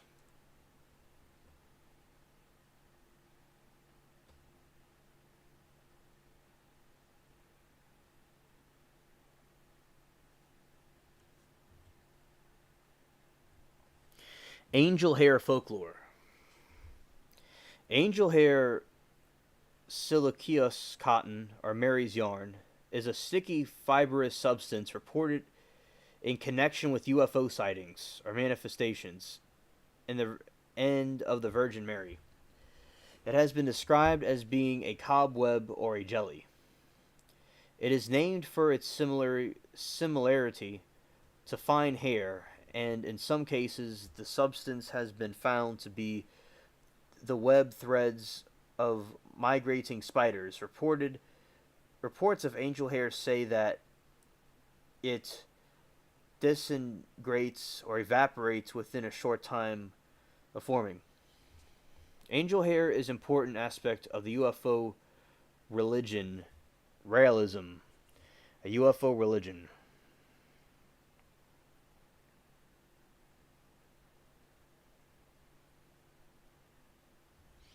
Wow, this is really interesting. Realism, also known as Raelianism, is a UFO religion founded in 1970 in France by Claude Vorhelon, now known as Rahil. Scholars of the religion classify Raelism as a new religious movement, and it has the symbol of the Star of David inside the swastika. Interesting. I don't know, man. And one theory amongst UFOologists is that it is created from ionized air settled off of electromagnetic field that surrounds a UFO. So this is apparently something paranormal. It may just be something in nature, but they're saying that it's paranormal. So, there you go. There's some alien alien cobwebs there.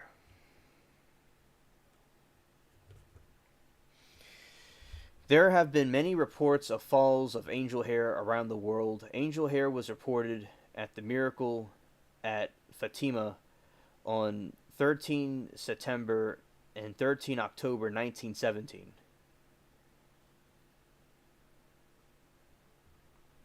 Yes, indeed, Sarah.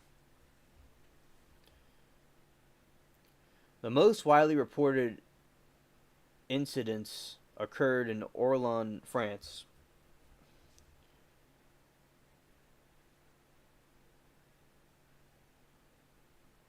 And if I said that wrong, Bill, you could correct me. In 1952, when great flakes were reported as falling from as nearly as cloudless skies. The was reported incident occurred in France in 1952 when great flakes were reported as falling from a nearly cloudless sky. On October 27, 1954, Guarano Guerrero, Gennaro Luciti in Pietro Last Russi reported standing on the balcony of a hotel in St. Mark's Square in Venice and seeing two shining spindles flying across the sky, leaving a trail of the angel hair. In New Zealand and Australia, local newspapers have reported many sightings since the 1950s, although many have been identified as spider webs after analysts. And an incident was reported in Polonnaruwa, Sri Lanka, on October 20, 2014.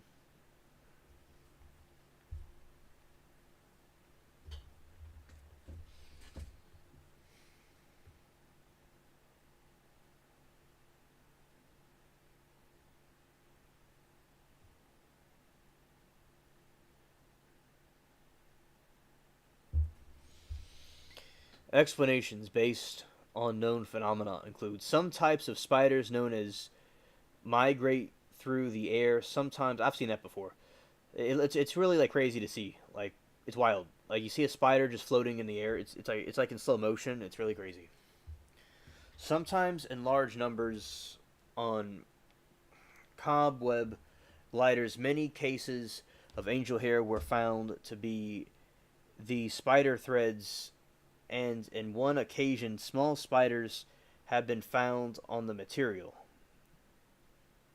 Lymphidia spiders frequently cause showers of gossamer threads in England and Northern Hemisphere. Australia and New Zealand have had frequent cases caused by several native species of spiders and by some introduced species of Lymphidia in Évora, Portugal.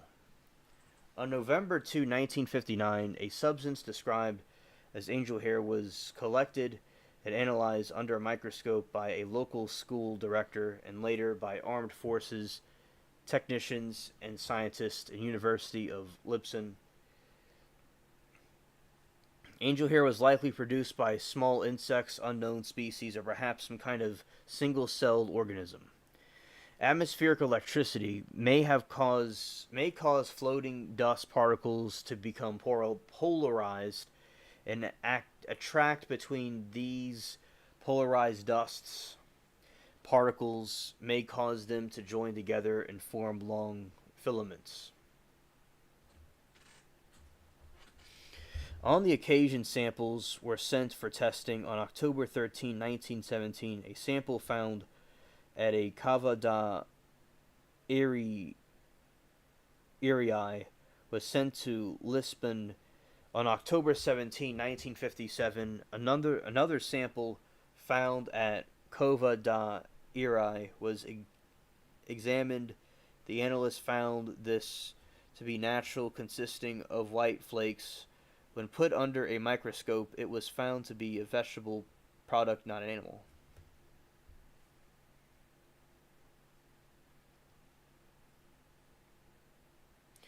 Unscientific explanations based on the beliefs regarding unidentified flying objects include ionized air may be setting off electromagnetic field that surrounds a UFO, excess energy converted into matter, the usage by UFOs of the G field would cause heavy atoms to ionize to in ordinary air to react amongst themselves and produce a kind of participated that falls to the ground and disappears as ionization decreases. Explanations based on folklore. During the ascension of the Virgin Mary, her veil was torn and spread throughout the air, leading a title of Mary's yarn. Angel grass. Angel grass is related to a phenomenon in which, when short metallic threads fall from the sky, often forming intertwined loss masses, they are a type of chaff, a radar countermeasure which can be in the form of strands which drop by some military aircraft. It can also come from sounding rockets, balloons, which have released high altitudes tracking radar. All right, so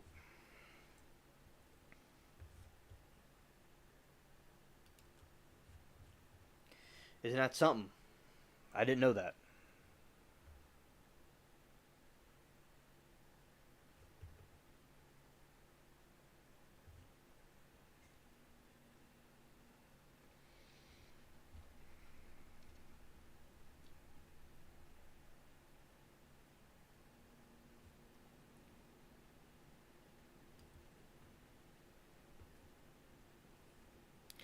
Shout out to all of you people. I appreciate everybody getting good views and good likes. I appreciate everybody. Thank you.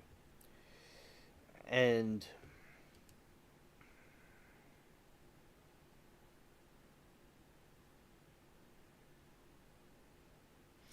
this might be a little bit cringe, everybody. I'm just curious about what they're going to say about the cattle, the destruction that the aliens do. I'm just curious about what their explanation for that is. Like, why do they do that to the cattle? So, article, multiple issues. Everybody just. This one, viewer discretion advised for this one, alright, okay? This one could be triggering to people. And I'm going to be. This is about the extraterrestrials and, like, farm animals, and it looks like, unfortunately, other animals that we like to hold dear to us. And why do these alien? What are they trying to do? Because they're demonic, evil creatures, so they're going to do stuff like this. But I want to know what the UFO explanation is, like what the whatever it is. I'm just curious. Okay. All right, everybody, brace yourselves and buckle up. Here we go. Cattle mutilation. An unexplained livestock death, an animal mutilation, is the deletion, a mutilation of cattle under supposedly unusual bloodless circumstances. This phenomenon has been observed among wild animals as well as worldwide as all the other animals that you could think of, like moose, deer, and sheep, and horses, goats, and other animals that we would like to. DNA sources and organ collecting. That is one too. I agree with that, Sarah. Elk, pets, cough, and stuff like that, have been reported mutilated with similar bloodless excisions. Often an ear, an eyeball, a jaw, flesh, tongue, lymph nodes, genitals, and rectum are removed. Since the first reports of animal mutilations, various explanations have been offered, ranging from natural decomposition, normal predation of cults, secretive governmental and military agencies, to range of speculations including cryptid predators such as chupacabra and extraterrestrials. Mutilations have been subject of two independent federal investigations in the United States.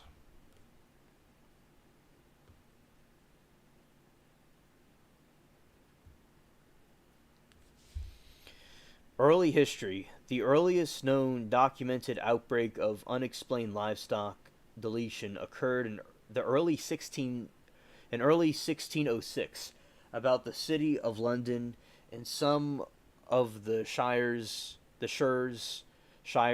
adjoining. Whole slaughters of sheep have been made in some places to number 100, and others less, where nothing is taken from the sheep but their tallow and some inward parts of the whole carcasses, and fleece remaining still behind. Of this sundry conjectures, but most agree that the tendeth towards some of the fireworks. The outbreak was noted in the official records of the court of James I of England. Charles Fort collected many accounts of the cattle mutilations that occurred in England in the late 19th and early 20th century. The Snippy horse death of 1967.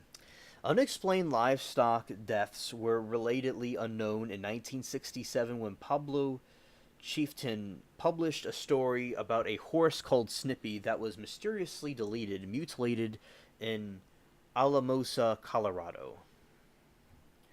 On September 9, 1967, Angus King and her son Harry reportedly found the deleted body of their 3-year-old horse, rest in peace. The horse's head and neck had been skinned and defleshed, and the body displayed cuts that King looked very suspicious. No blood was at the scene, according to Harry, and the strong medical odor was in the air.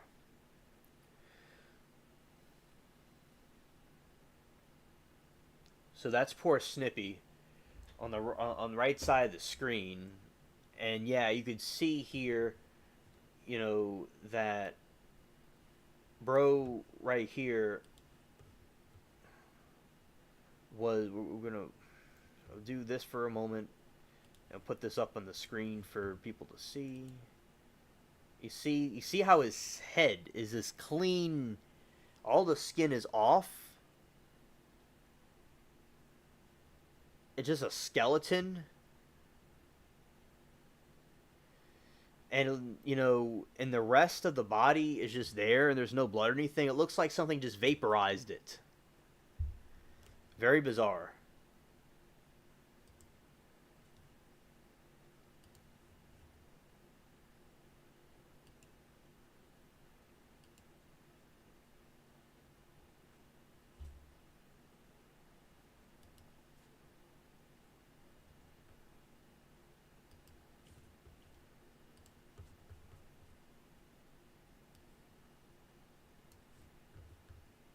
It's like it got nuked by a bomb or something.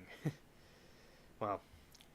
The story was republished in the wider press and disturbed nationwide. This case was first featured in speculation that extraterrestrial beings, unidentified flying objects, were associated with mutilation.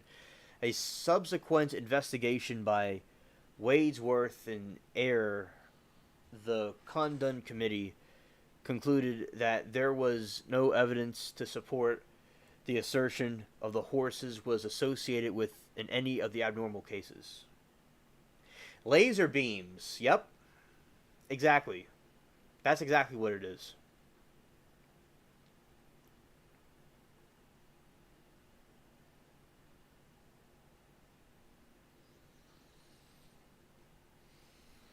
Alamosa County Sheriff Ben Phillips suggested that the deletion was probably due to a lightning strike. So they're saying that it was a lightning strike. That is the mainstream narrative about it. And never bothered to visit the site. Early press coverage of the case misnamed Lady as Snippy. Snippy was Lady's sire and begged Nelsie's husband, Burlo Lewis. Later press coverage mentions that the horse had been shot in the rump. However, the two students from Almosia State College confessed to sneaking out in the pasture and shooting the horse several weeks after the case was publicized. Yeah, but as I said, it's very strange.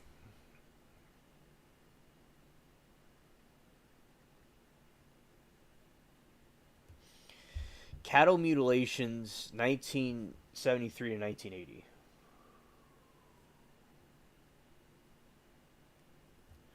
Waves of cattle mutilations were reported in Kansas, Nebraska, Colorado, and New Mexico. Sarah, have you heard of cattle mutilations when you were in those places? Thank you. In April 1973, sheriff in western Iowa reported unidentified helicopters involved in cattle and pig rustling. In August, similar helicopter-based rustling were reported in Missouri, and authorities warned farmers not to fire on helicopters. In 1973, Kansas Wave. On June 10, 1973, Cloud County Sheriff Fred Molden warned the public about a series of telephone calls from caller identity as a USDA official conducting a survey of herd population and locations. After USDA denied such a survey, Maudlin advised that the calls might be coming from the rustlers. On June 14, a 700-pound heifer was found butchered on the Ray Visner farm near Munden, Kansas. Its right ear had reported been removed and right rear quarter butchered. Republic County Sheriff Bob Bleacha argued that the death was not the work of predators. 2 weeks later, on June 18, a second butchered cow was found on the Lowell Darcy farm, 20 miles away from the first butchered cow. Like the first, its right ear was removed. Local press initially speculated about a mad dog or a phantom butcher. On August 9, a third butchered cow was found, this one in South County. On August 30, a fourth butchered cow was reported, this one the Larry LeBlanc farm south of St. Joseph in Cloud County. The right ear was again removed. On October 25, 3 cows in Harvey County were discovered, their sex organs removed. On November 15, press reported the slain on the cow Don Peter farm near Munden. The seventh animal death attributed to the butcher. November 22 issue of the Bellevue Telescope against referenced to Mad Dog Cattle Butcher. Sarah said, not much, but also not many I knew got into the theories on such. Sarah said, wonder if Billy has any theories on the topic. Yeah, that'd be interesting to know.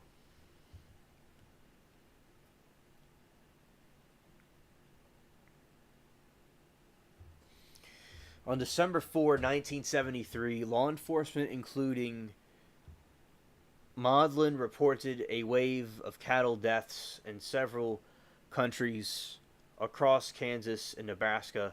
Sexual organs were reported having been removed. An upcoming meeting on the mutilations was announced. On December 6, a killing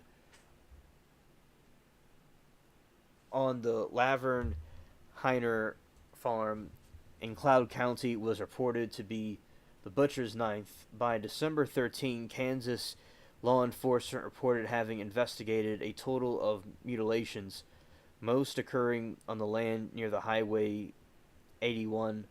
On December 20, State Senator Ross Doyen reported a cattle mutation on his ranch. On December 22, the Kansas Brand Commissioner's Office demonstrated that most of the deaths, removal of sex organs, were the result of natural causes including predation, shipping, fever, and black and Blackleg. Maudlin and others vocally disagreed with these conclusions and denied local ranchers would mutilate dead animals for insurance money, calling it honest and respectable. Exactly. I think there's, something weird going on with this.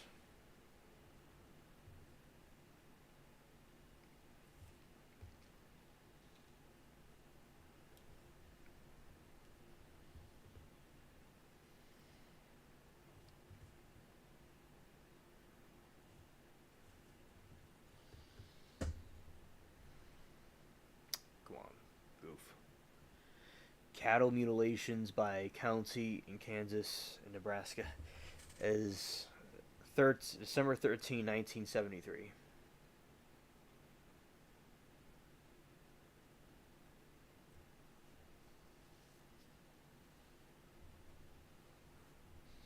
1974 Nebraska wave. Reports resumed in April 1974 when a Nebraska cow was discovered mutilated and drained off blood.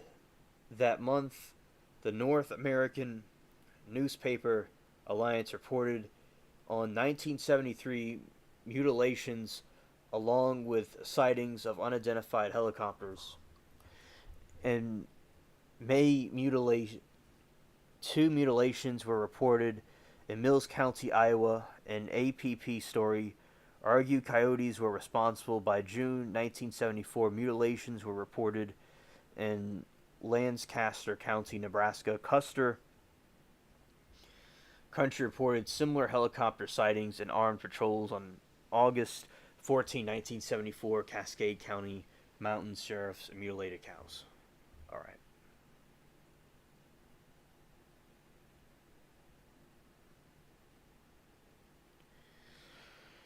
Okay. It's not what I meant to do. This one I want to do. Let's see what category we're in.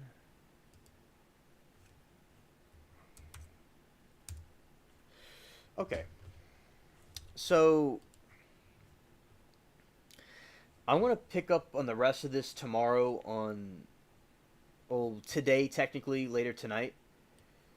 And I'm about to end this stream because we've reached the end part of it. And there's more to this that we'll see tomorrow.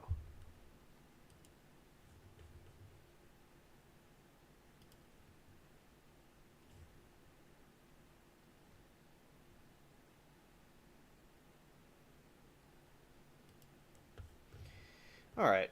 So, basically, with the show, I want to say that we talked about all the topics we're going to be talking about tonight, and we will be continuing more about this mutilation thing tomorrow, and along with other topics as well. Today was a crazy day for news. A lot of crazy stuff went on. And also,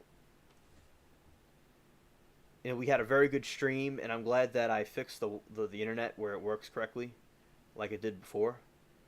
And, there was a big thing about the internet. So they were resetting it and all, and what happened was it wasn't working, but they didn't have to reset the other thing. They just had to do the Wi-Fi extender, and then they turned the switch off by mistake. But I had to turn back on, and it works like a charm. So, and then it was bumpy in the beginning, but then what I did was I switched to the other Wi-Fi server, and here we are, just was streaming smoothly. All right, thanks. Sarah said thanks. A diverse stream, Alien. And Amanda says, have a nice day, Alien. See you later. Sleep well. Thank you, Amanda. You too. And Sarah, have a great rest of your day. I'm glad for y'all listening, and for the shout outs, for the likes, the comments, and donations and all that stuff. I appreciate all of you for doing that. And until tomorrow, God willing, peace with new news, updates, and all kinds of